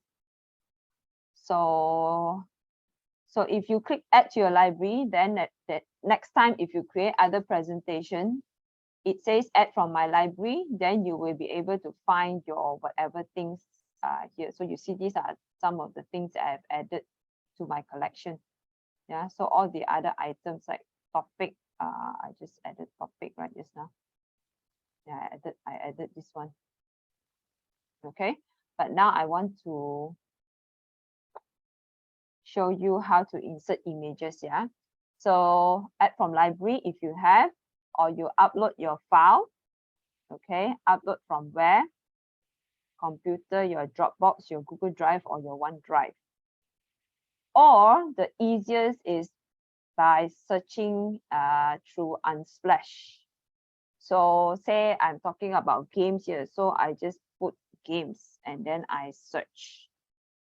So they will come up with all sorts of images here, and I just click.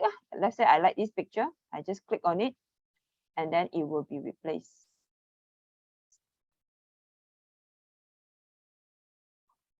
Now you see my picture is a bit like blocking, right?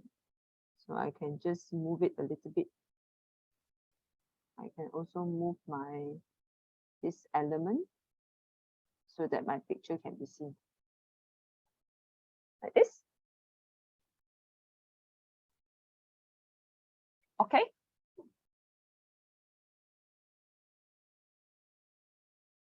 So far, all right. So other things that you can also use here in this what you call under this image function.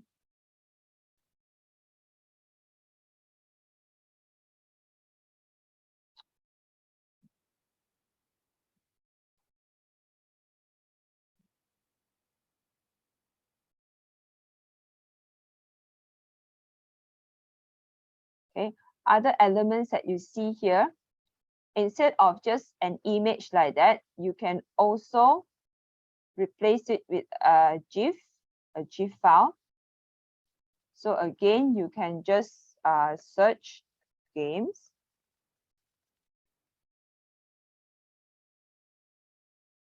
And then you can choose whatever that is suitable for your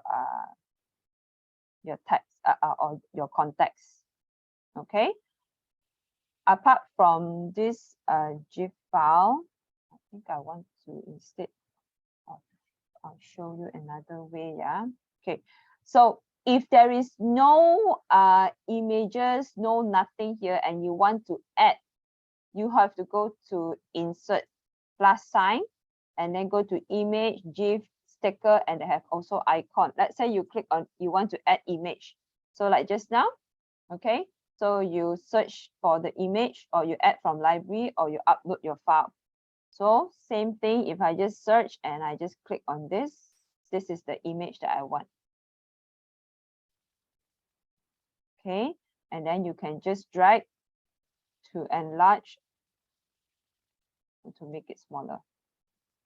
You can also add, like I said, just GIF file. So choose whatever you want.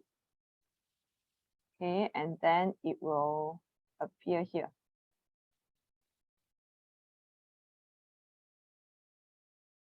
Like this. The other one is the stickers. Stickers are sort of like a 2D thing, huh? So you can also add by just simply clicking on it. You can search and then add. So I can just like put it here. Of course, you're not supposed to put so many things. I'm just showing you how it works only. Yeah. Other function is icons. Okay. Again, there are categories here. Or you can search by the bar.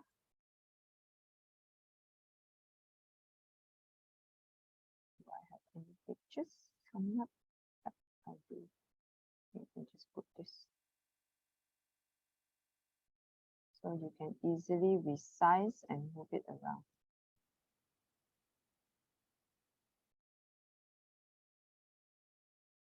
Okay. So far, all right. Oh, Michelle, can you change the pink color background? Which one? This one? Yeah, the pink color wall background. The bricks, is it? Yeah, the bricks. The bricks will actually be your background afterwards. Is it possible you want to put in, change the background? I like the sphere, but I want to change the pink color background, the wall.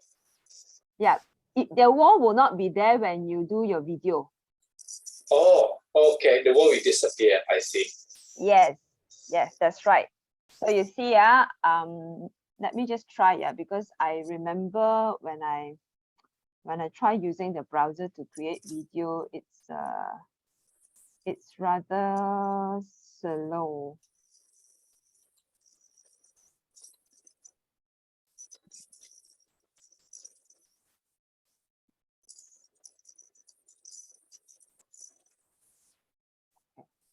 It's asking me to open Prezi video, but my Prezi video is already open.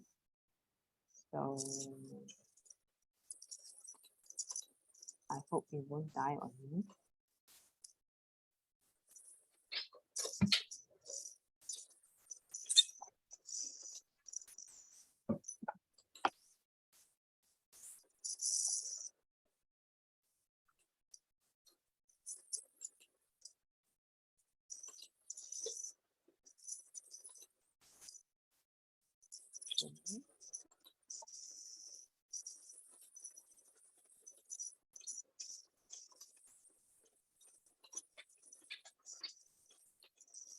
Give me a minute, yeah, it's coming up.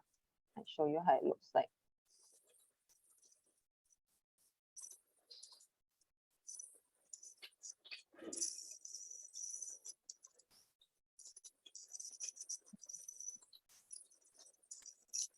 Okay, let me share my screen.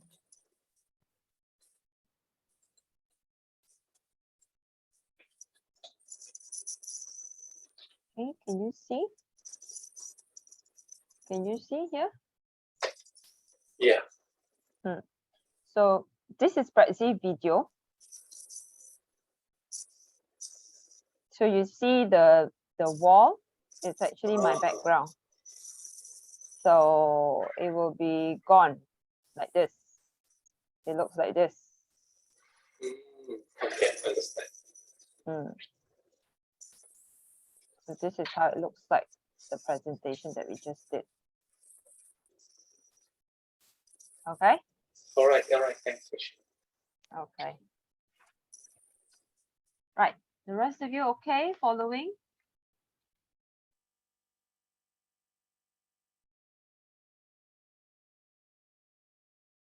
See, now this one is still here.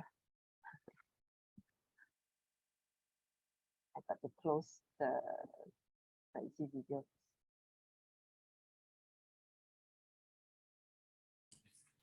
Michelle, when we do Zoom, let's say like you're doing right now, so you actually on and off the Prezi video? I don't really close the entire thing. I can switch the thing on and off. Wait, let me open back my original video. So far, you're okay with the function there in Prezi present? Can edit the files there?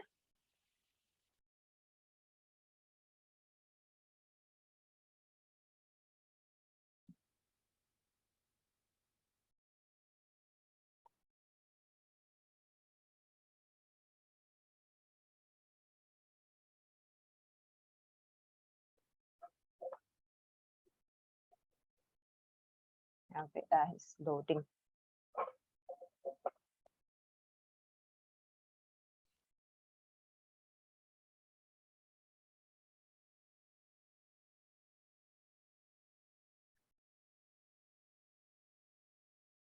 Okay.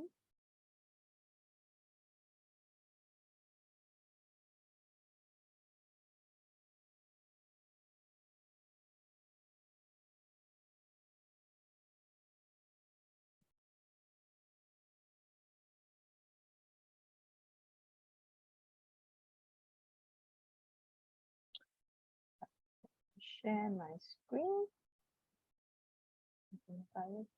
Okay. So you see, when I'm in this Prezi video, right, I can choose to hide my content. Can you see this button? Can hide my content. Okay. Then this is the transparent mode where this wall is missing. Or if I don't want people to see my face, then I will just put the full mode, which is what Prezi used to be like. Yeah, basically the whole slide. This is what you see, the whole slide. Okay, so this is the transparent mode where they will see my background. So when you are in this function, right, you cannot use your what you call your virtual background, yeah, or else you'll be camouflage. Everything cannot see properly. Okay, so this is the button that I have been using if I want to just let my participants focus on me talking, or I want them to look at my content, and where I interact with my content. It's like, I tell, okay, today I'm going to talk about, these are the topics that we're going to talk about. The first one is language games. The second one is pre-COVID-19. And the third one is so what's new. But first, I like you to focus on this here. You see just now this purple that I didn't move it, so it's right in the middle of nowhere. So it really depends. It could be a good thing that you want something to be focused here. Participants to kind of like just focus on this particular thing, or not, or you just want to chuck it back inside there. So the beauty of doing Prezi video is you can actually interact with your content. You can actually point to your audience exactly where you want them to look. All right. So there are other applications where you can use to do this sort of this sort of interaction with the content. Remember just now I showed you there's one video where I was the third video where I showed I was talking about subject-verb agreement, and I also interacted with my slides right behind me. So that particular one is created with about the same idea, where I wanted to interact with the things that I was teaching, to point to my students, so that my students actually feel that they are in a classroom with me teaching them, like how it used to be pre-COVID. They can see me pointing to my slides and I'm explaining to them. That's the reason why I created that video, so that they feel like they are in the classroom with me. However, that particular technique is a bit tedious. You need the green screen. You need to do some editing. Yeah. There is a method where you don't really need to do editing, but you will still need that green screen behind you for you to interact. But it's also challenging because it's you need to see where you're pointing, yeah, when you're doing the recording. So sometimes you're not pointing, but you're blocking entirely what you wanted to show. So this is much easier because as you are talking, this thing appears right in front of you. What you see now is exactly what I am seeing also. So I can actually just, point to exactly where I want my students to see this. Okay. Something in chat. Okay. All right. Okay, so far, are you able to follow?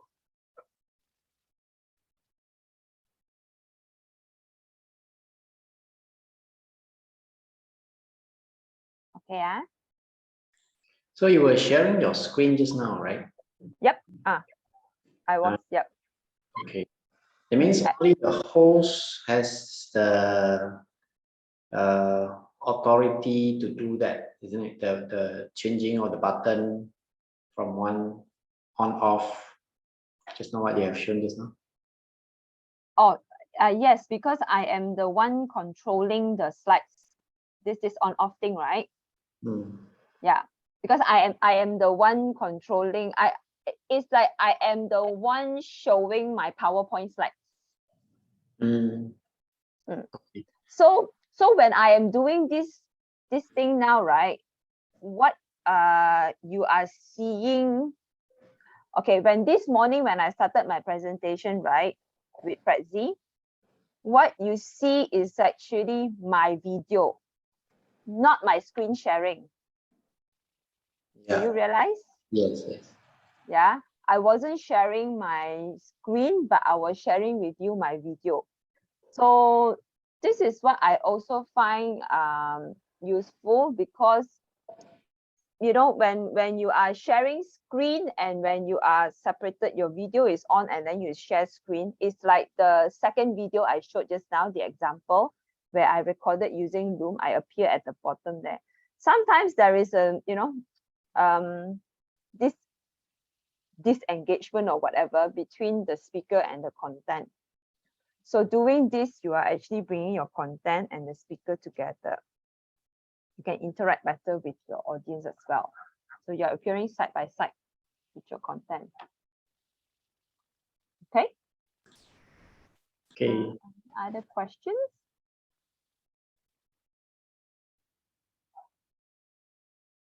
Any other questions? No?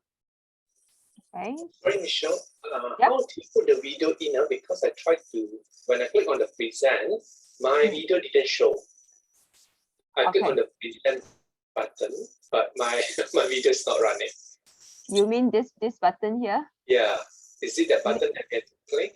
Okay, this present button is present like a normal Prezi presentation. If you want to do like the video that I showed you, you need to do this one, create video. This is that button here lah, that Prezi video that you see here. Oh, okay. So that is the difference between Prezi video and the Prezi present. Oh. Okay. When I click on the create video, I get Chrome now, get Prezi video. Is that the one I have to press? I don't have record video. Yep. Get Prezi video. So you will need to download the app in order to create the Prezi video. So like just now when I click mine, right, it actually brought me to my Prezi video. So I would suggest, I know that in UG you need ISD for assistance in order for you to download. So you need to speak to ISD if you want to use the function. You just tell them. If you need support or anything, you can see Gabriel or see Hazim about it lah. Or you can let me know if I can help you to also speak to ISD to allow you for the download. All right. So when we click record video, then we'll be like on live lah. What you're doing just now, is that right? Yep. When you click on record video, it will go to this thing that I showed you just now. Yeah, because when I click on record video, it's like different definition. We were thinking record video is like, you know, by recording already start recording. Okay. Okay. So you see, once you click record video or you go live, it will prompt you to go to, this is the app. Okay. I think what I show you is I'll start from the beginning, how it looks like. Yeah. Right. I'll show you. Okay. Okay. So you can see my screen still, right? Okay. So go live. Actually, we are moving forward already. Do you all need to take a break? Yeah. Okay. Can. You all want to take a break, or do you all actually, because now when I talk about this record and go live, we are going into the last part already. All right. Sorry, Michelle, I didn't know. It's okay. Just follow your flow. We can talk about it. It's okay. Sorry about that. No problem. No problem. It's just I'm just wondering also whether do y'all want me to speed up, because I know it's Friday today. Would you like me to speed up so that we can end earlier, or are you okay if we were to talk until for something.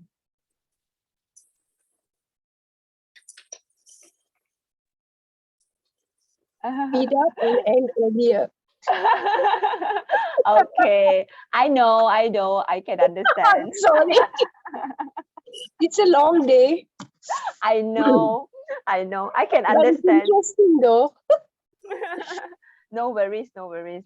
I also, I mean, like, actually this one day thing is it's not like a very basic thing. I just wanted to, give some exposure to you and know that, there are these options out there that can make video recording much easier. Because I know that a lot of people feel like, oh, ask me to record video, that kind of feeling. But there are tools available that can be so easy to use. Yeah. Of course, like I said, first time you use it, you will find that, so difficult. How to do this, how to do that, Anyway, just try using it. If you have problems or anything, you can always contact me and I'm always happy to help you. Okay, all right. So before we move on to before I move on to showing you the record video and go live, just let me go through a few more things here. Just basic things that you might need when you create your own video. So I put a lot of things here. I'm going to open another one. So other things that you can insert, there are so many things that you can insert here. You see, so many things. So other things that I think would be useful for you would be video. You can embed your video as well into this Prezi here. However, do take note, if you are so slow, cannot click. If you are inserting videos into your Prezi, and then if you do your Prezi video, your video will not be able to play. Okay, so that's the one downside of things. However, if you are doing a lesson in class with your students and you would like to use Prezi, then your video will be able to play. Okay. I don't know why is it not responding to me.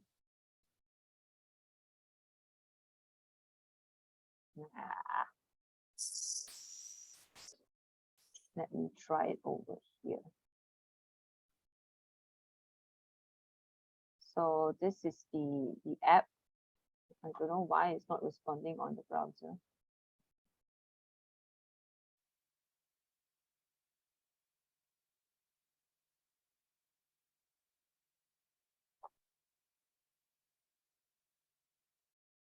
Okay.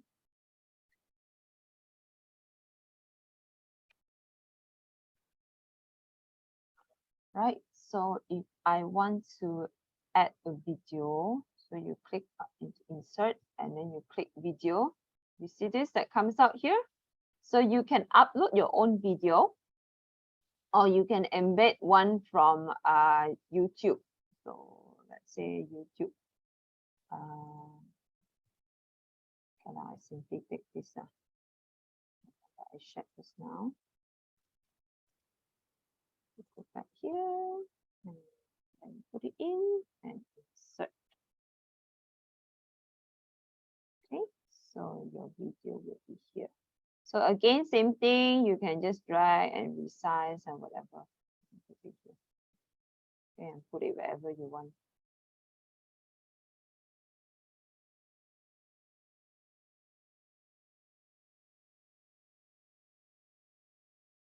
Okay.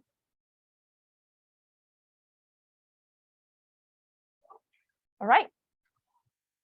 So these are the basic functions that you might need. You can explore other things here. Okay, there are many other things like PowerPoint, you can insert, PDF, you can insert, you insert chart or audio, right? Okay, so far, all right, yeah? So one last thing that I want to just share with you here is the animation. Remember just now in this template here, there is a column on animation, but I didn't put in my animation here. The animation actually refers to this one. Okay, so example, yeah. You know, PowerPoint, we have the animation where when we want the words to come in, you know, we want to come in every point by click, click, click, you know, that sort of thing. So for example, we want to, okay, show benefit 2 first. Then after that, we want to slowly show this word, let this one come in. So you fit in. So you see, once you add the animation, it comes here. So this is the sequence, yeah. This is the sequence.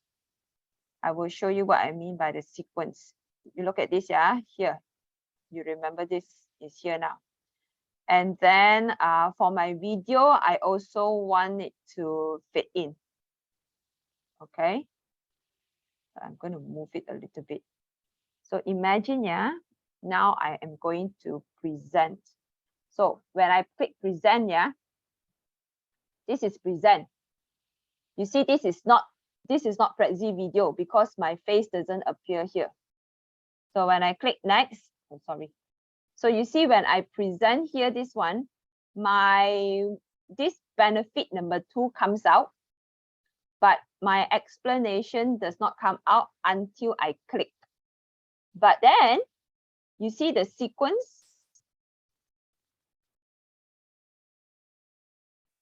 Something wrong, right? Why? It is because just now, where is that one now? Benefit number 2. It is because just now, this one, I move it to after the video. Can you see? Hello, my name is Michelle. I'm a senior. After the video. So that's when, if your sequence is wrong, then it doesn't move like how it should move. So you need to move this up. So let's try again. Present. Okay, so this is benefit 2, and then only you want to show benefit 2 is retain grammar knowledge better. Then only you want the video to appear. Then you want your audience to watch the video. Senior lecturer and the head of department. Okay.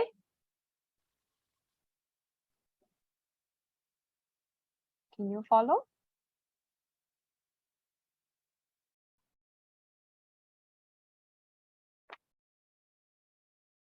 Yeah, so you understand the meaning of animation, yeah? So there are other animation that you can use, like you see just now they have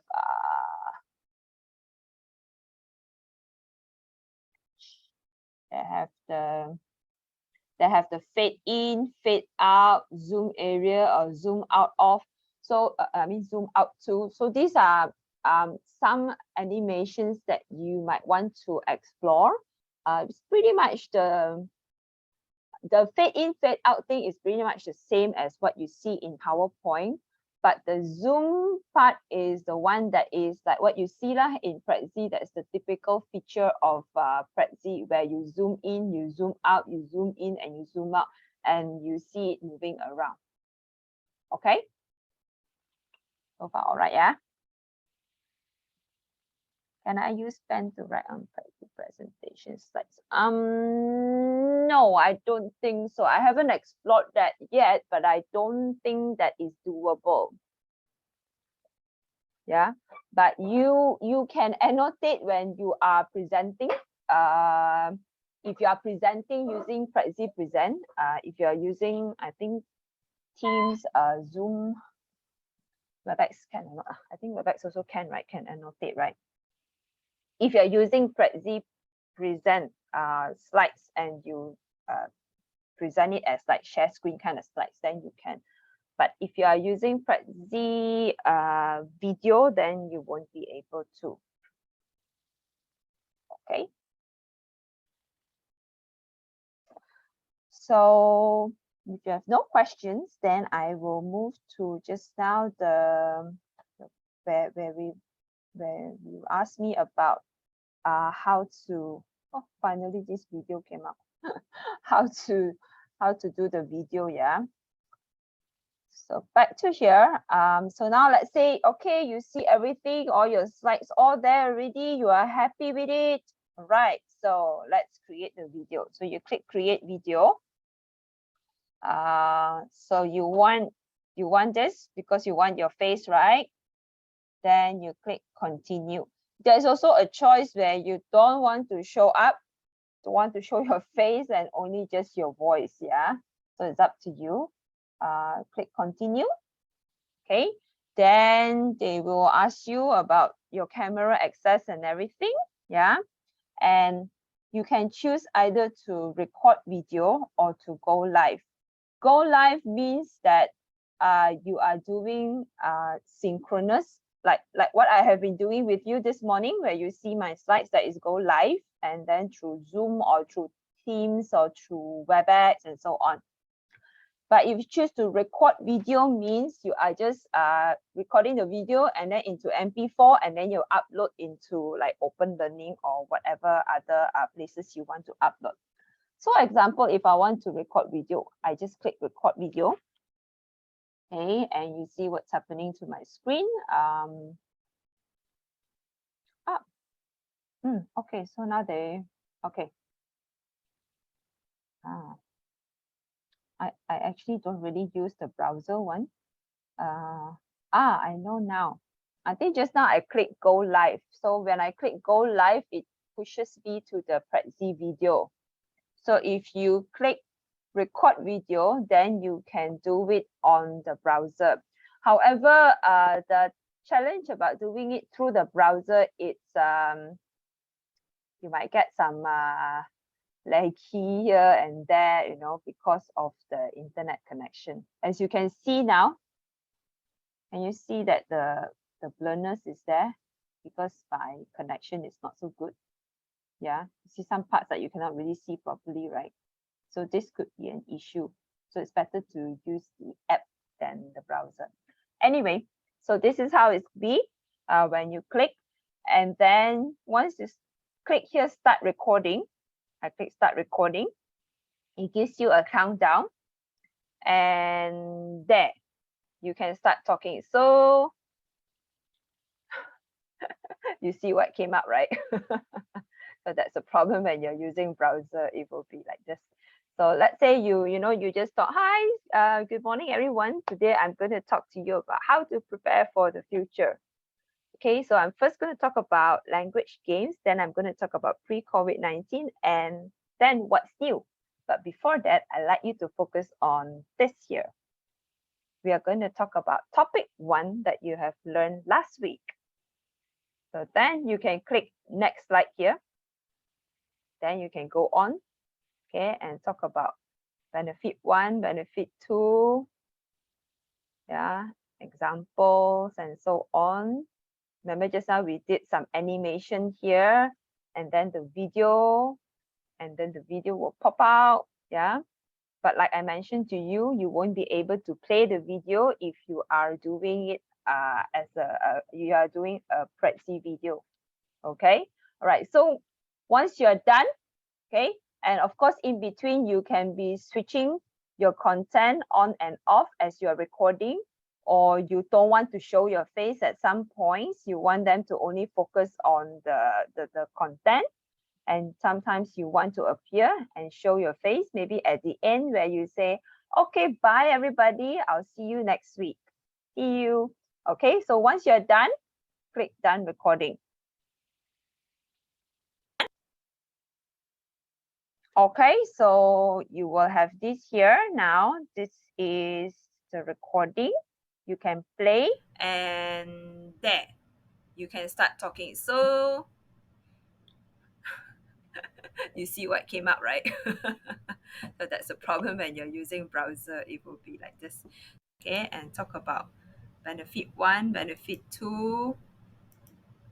You won't be able to play the video if you are switching your content on and off as you're recording, or you don't want to show your face at some points, you want them to only focus on the content, and sometimes you want to appear and show your face, maybe at the end where you say, okay, bye everybody, I'll see you next week. See you. Okay, so once you're done. Okay, so you can do a little bit of simple editing, like trimming the video. Maybe at the beginning, you know, you want to cut it off a little bit. At the end, you want to cut it off a little bit, also fine. Okay, once you're okay, you're happy, you can check, you play and then you check. You can start talking. So you're happy with it, all okay, yeah. Then you, no, Fatiha, I have never really encountered video being too heavy, because my videos are very short. Usually I keep it between 2 to 3 minutes only. I don't do very long videos, so I don't really have a problem of it being difficult to upload, except for videos where my student asked me to upload, that is, you know, when I conduct the lesson, the synchronous one over Teams, and then the class is like, you know, 2 or 3 hours, then yeah, that would be a problem in open learning. You cannot upload because it's too much already. Okay, but if it's a short video of 2 to 3 minutes, no problem at all. So once you are happy with this, whatever that you have done, click done. Okay, and then save video. So okay, then it will show you that they are processing the video. So you have a link that you can copy and share with your students or your colleagues, or you can download, but now it's still processing, yeah, so you need to wait for a while to download. Okay, any questions so far?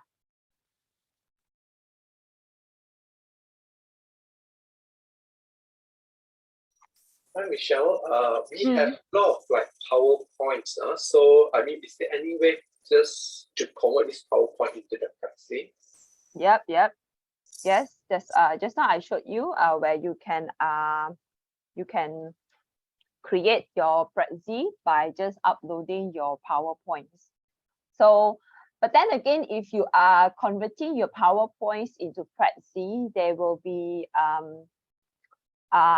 some downside depending on what you have put in your PowerPoint. Okay, there will, because for when you convert your PowerPoint into Prezi, there will be like a lack of that, you know, that zoom in, zoom out thing. I can show you how it looks like when we do that. Okay, so this okay, this part you're okay, yeah.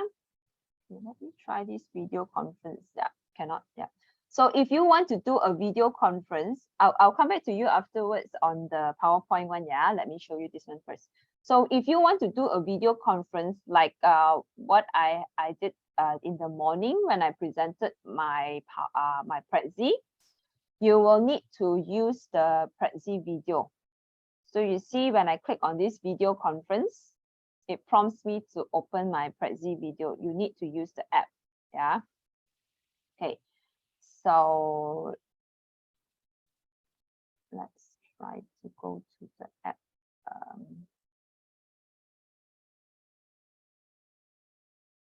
Okay. So if you have the app, you go to the app and then it will open up to, just give me a minute. It's slow. Okay.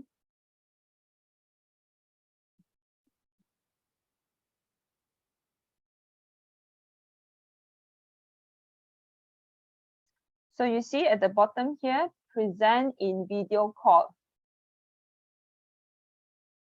Okay. Generally, these are the different conferencing tools that we use. Yeah. So from here, you can actually create your Prezi here.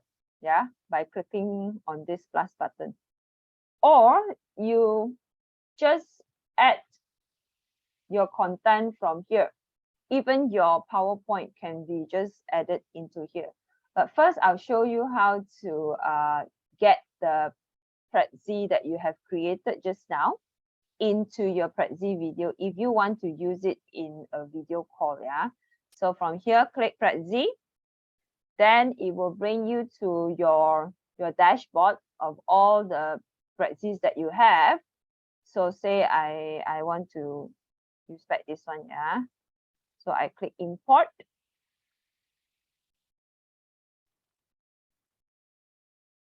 So I have it here already. Okay. So automatically, when I go to my Zoom, so here I have turned on my Prezi already. When I go to my Zoom,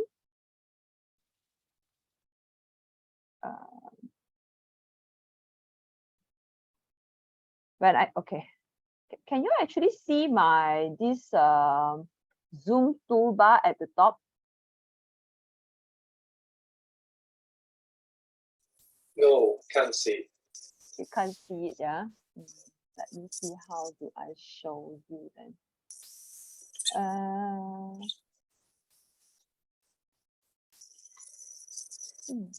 How can I show you that? That's the Prezi button.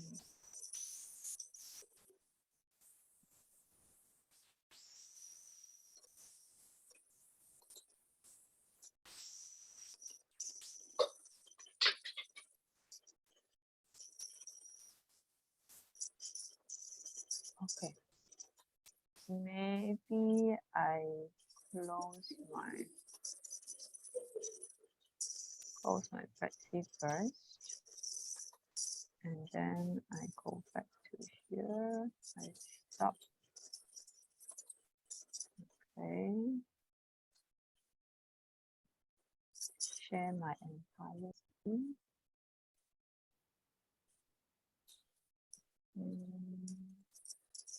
Can you see my toolbar now?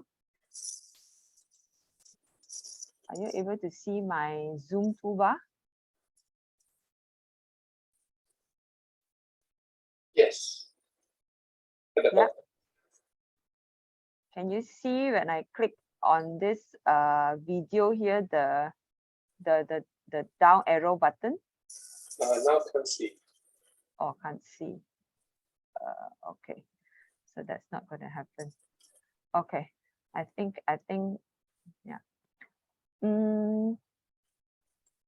Okay, so when okay, if you look at your own Zoom, right, there is the start video button there, right?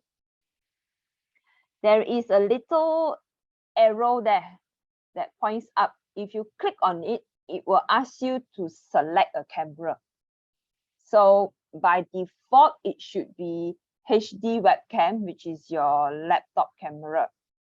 So when you have your Prezi video, the Prezi video will appear as a camera there in your video. Oh, Michelle, you're not sharing screen. Yeah, I cannot share anything. I cannot share my, I tried to show you, but then it doesn't seem to appear. Okay, understand. So you try to, you look at your own, it's either Zoom or Teams or WebEx, so you will have the same thing. When you want to share your video, when you want to start your video, okay, there is the little arrow that asks that you can click, and then you can select which camera that you want to use. Okay, so if you have Prezi video installed already and you have your Prezi your Prezi open, and also like just now I showed you where you have your Prezi content open, then immediately your Prezi video will appear as a video in that drop down button. And then you just choose that Prezi camera and it will automatically appear as the video. Okay. So now I'm going back to my screen. Wait, let me share my screen again. Going back to sharing my screen again. All right. So you try and see, once you have the Prezi video installed, you should be able to see the button. If cannot, then you let me know and I'll try to help you. Okay, all right. So now I will answer the question on PowerPoint. So you have a lot of PowerPoints already created. How can you use it easily in Prezi video? So once you have Prezi video, you click here, yeah, to find your slides. So add from computer. So add from computer. Let me see whether I have any PowerPoint. Okay. I have this. Okay. So just wait for a while, yeah. So that's my PowerPoint slides. Wait for it to import.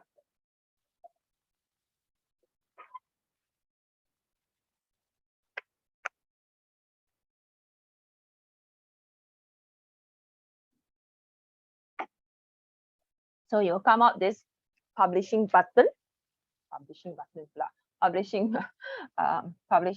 little window here says it's publishing. So you have to wait because it's actually importing the slide. I have 21 slides and now it's like 4/21. I should have chosen a shorter one, yeah. It's taking a bit more time. Okay. Okay. So you see here, then when they have all the slides imported already, they ask you which one you want. Is it everything? Okay, or you just want selected ones? Okay, say for example, I select only a few lah. Select. Okay, like this. Okay, maybe I select this one also. Okay, so I have only selected 12 out of 21, and then I click import selected. So just wait for a while, it will come out here.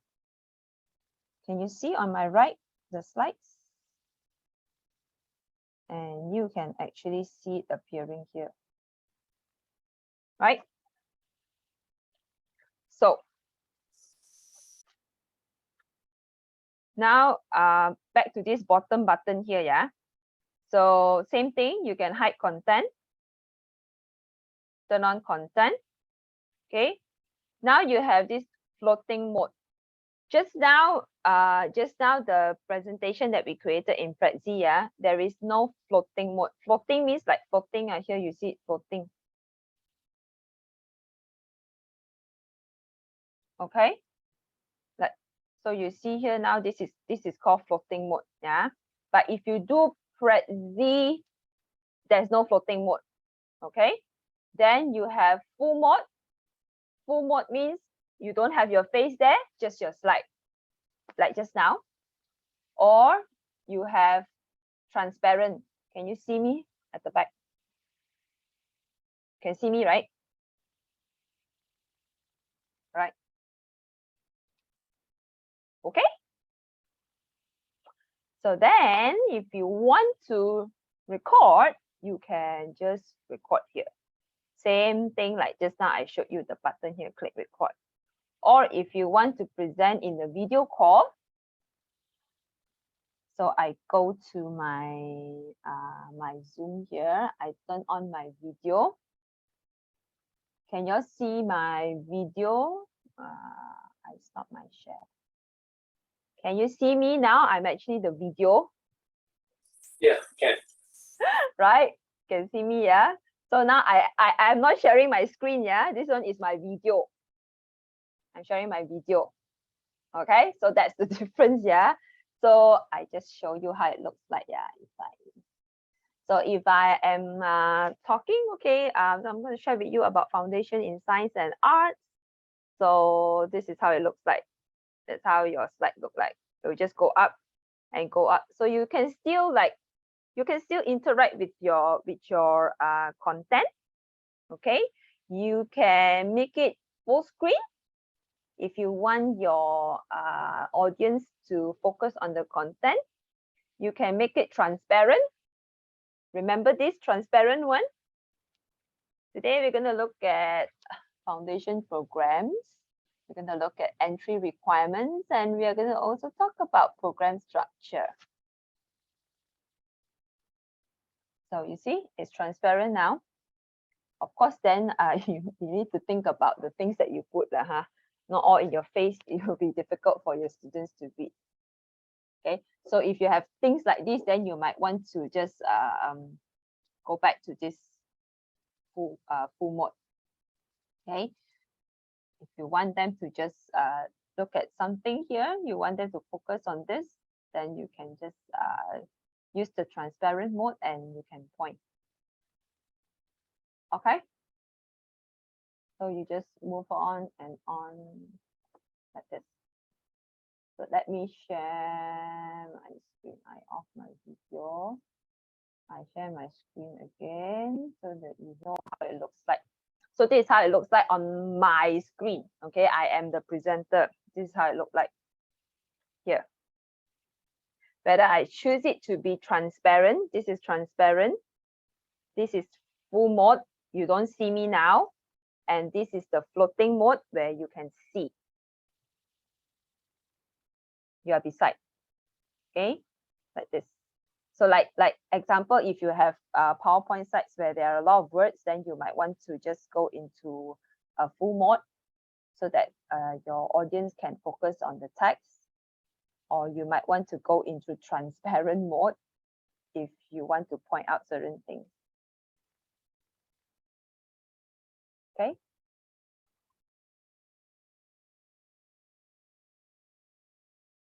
Cool.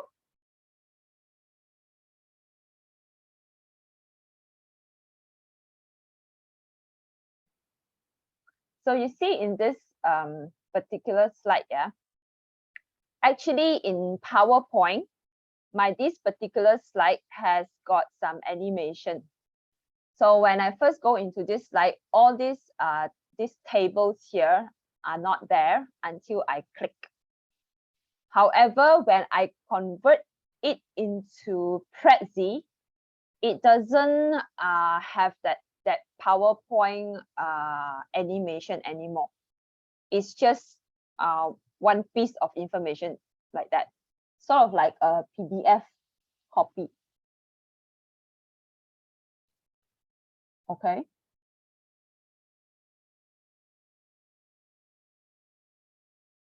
So far good?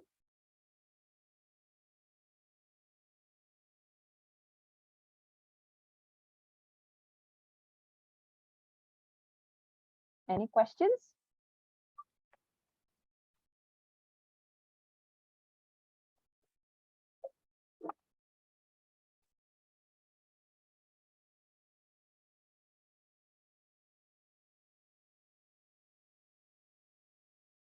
Okay, any questions?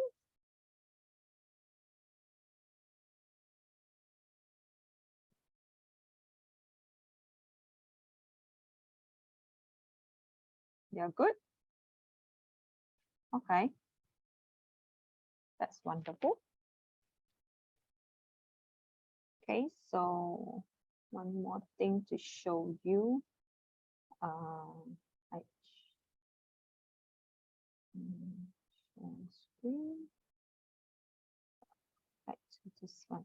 Okay, so say you have just now you have imported all these slides, right? And then you want to just maybe you want to add some instructions for your student, you know, maybe some tasks that they need to do. So you can actually just add slides by just clicking here. And then you just type task of the day. Complete essay 1 in open learning by 5 p.m. tomorrow. Like this. Right. Okay. See? Can you see?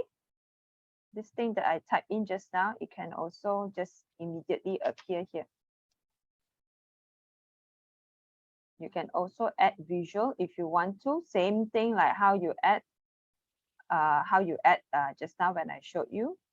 So again, you have the images, you have the stickers, you have the GIFs, and also have the icon. Right, so you can just click on this, and there you go. Okay. Any questions?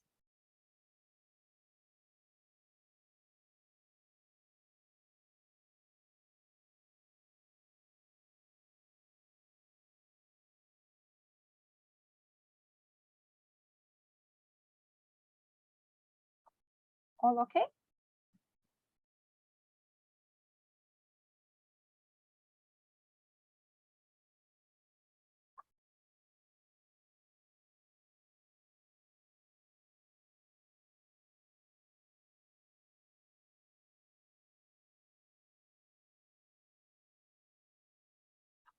Okay, good.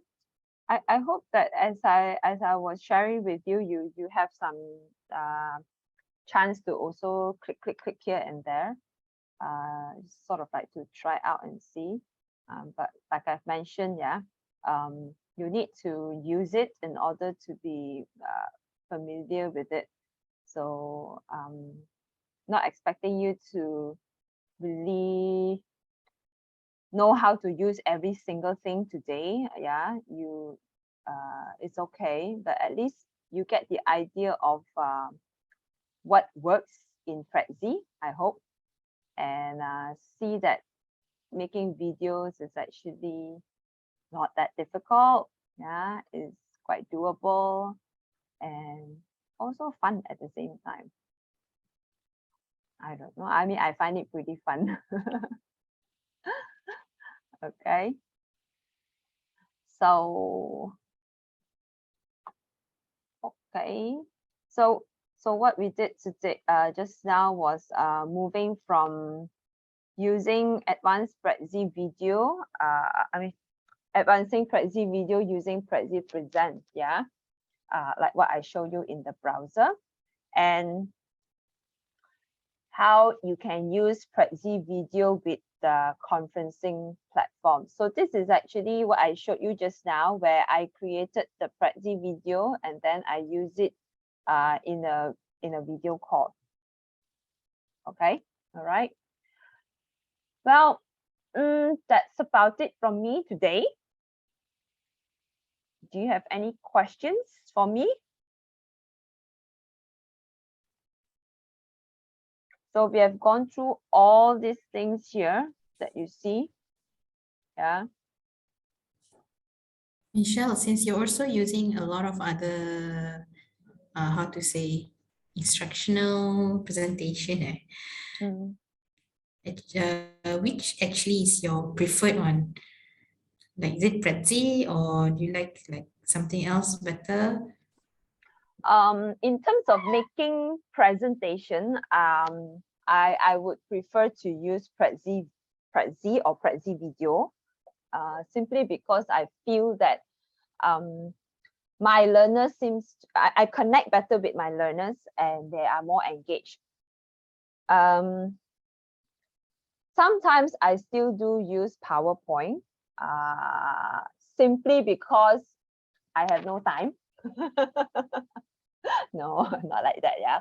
Simply because sometimes it may be easier for it really depends who are my audience, yeah. If you are talking about for my learners, I typically prefer Prezi. If you are talking about presenting to, let's say, the things that I'm presenting is more of like maybe a business plan or what, right?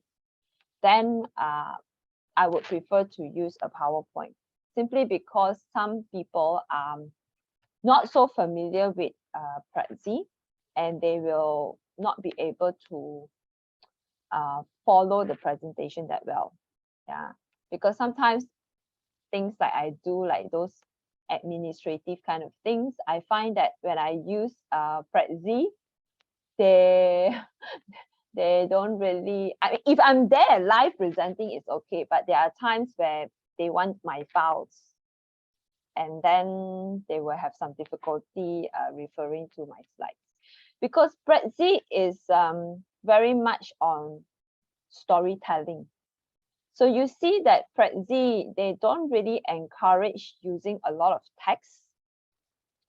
Their text is actually very minimal.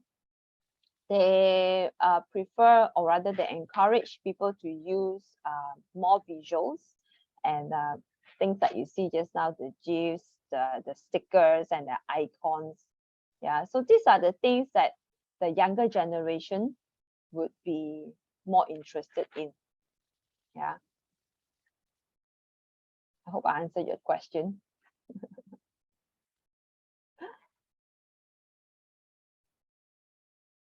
There are also other tools that I use, but typically in terms of presentation, I would use Prezi. Although at times I do use other forms, like I used to use a lot of Canva. Canva is also a pretty good tool for making videos also, but Canva doesn't have a function where you can appear side by side with your content, where they don't have, like, you know, the function that I show you, you can off and on and you can focus on your content, or sometimes make it transparent and all.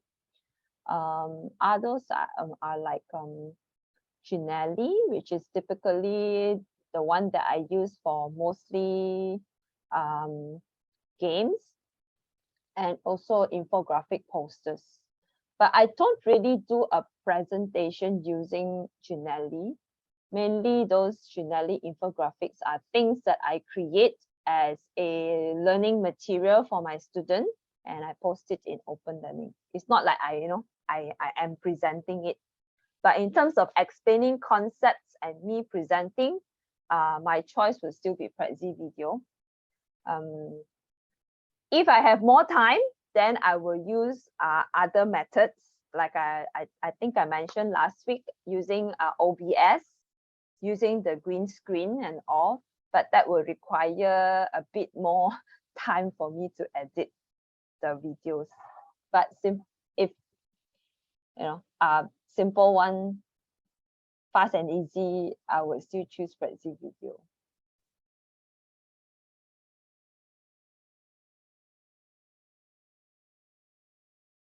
Any other questions?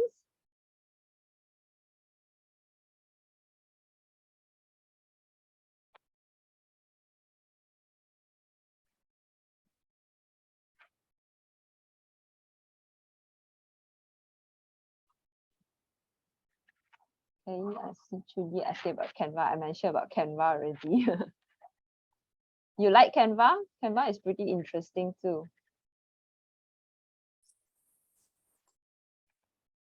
Yeah, it's okay, Canva. Did you try making videos using Canva? Not much. It's pretty nice as well. You can also try it. Okay. Any other questions?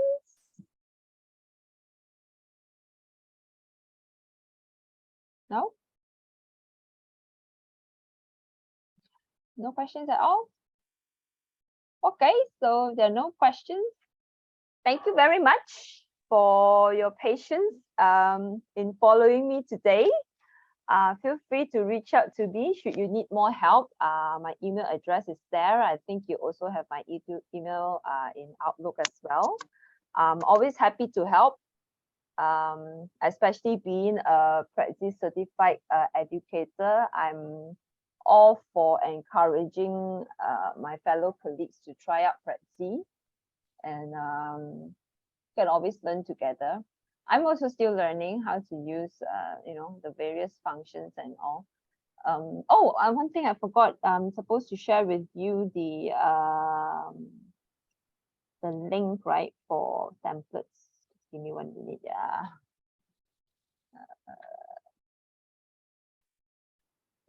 Let's see.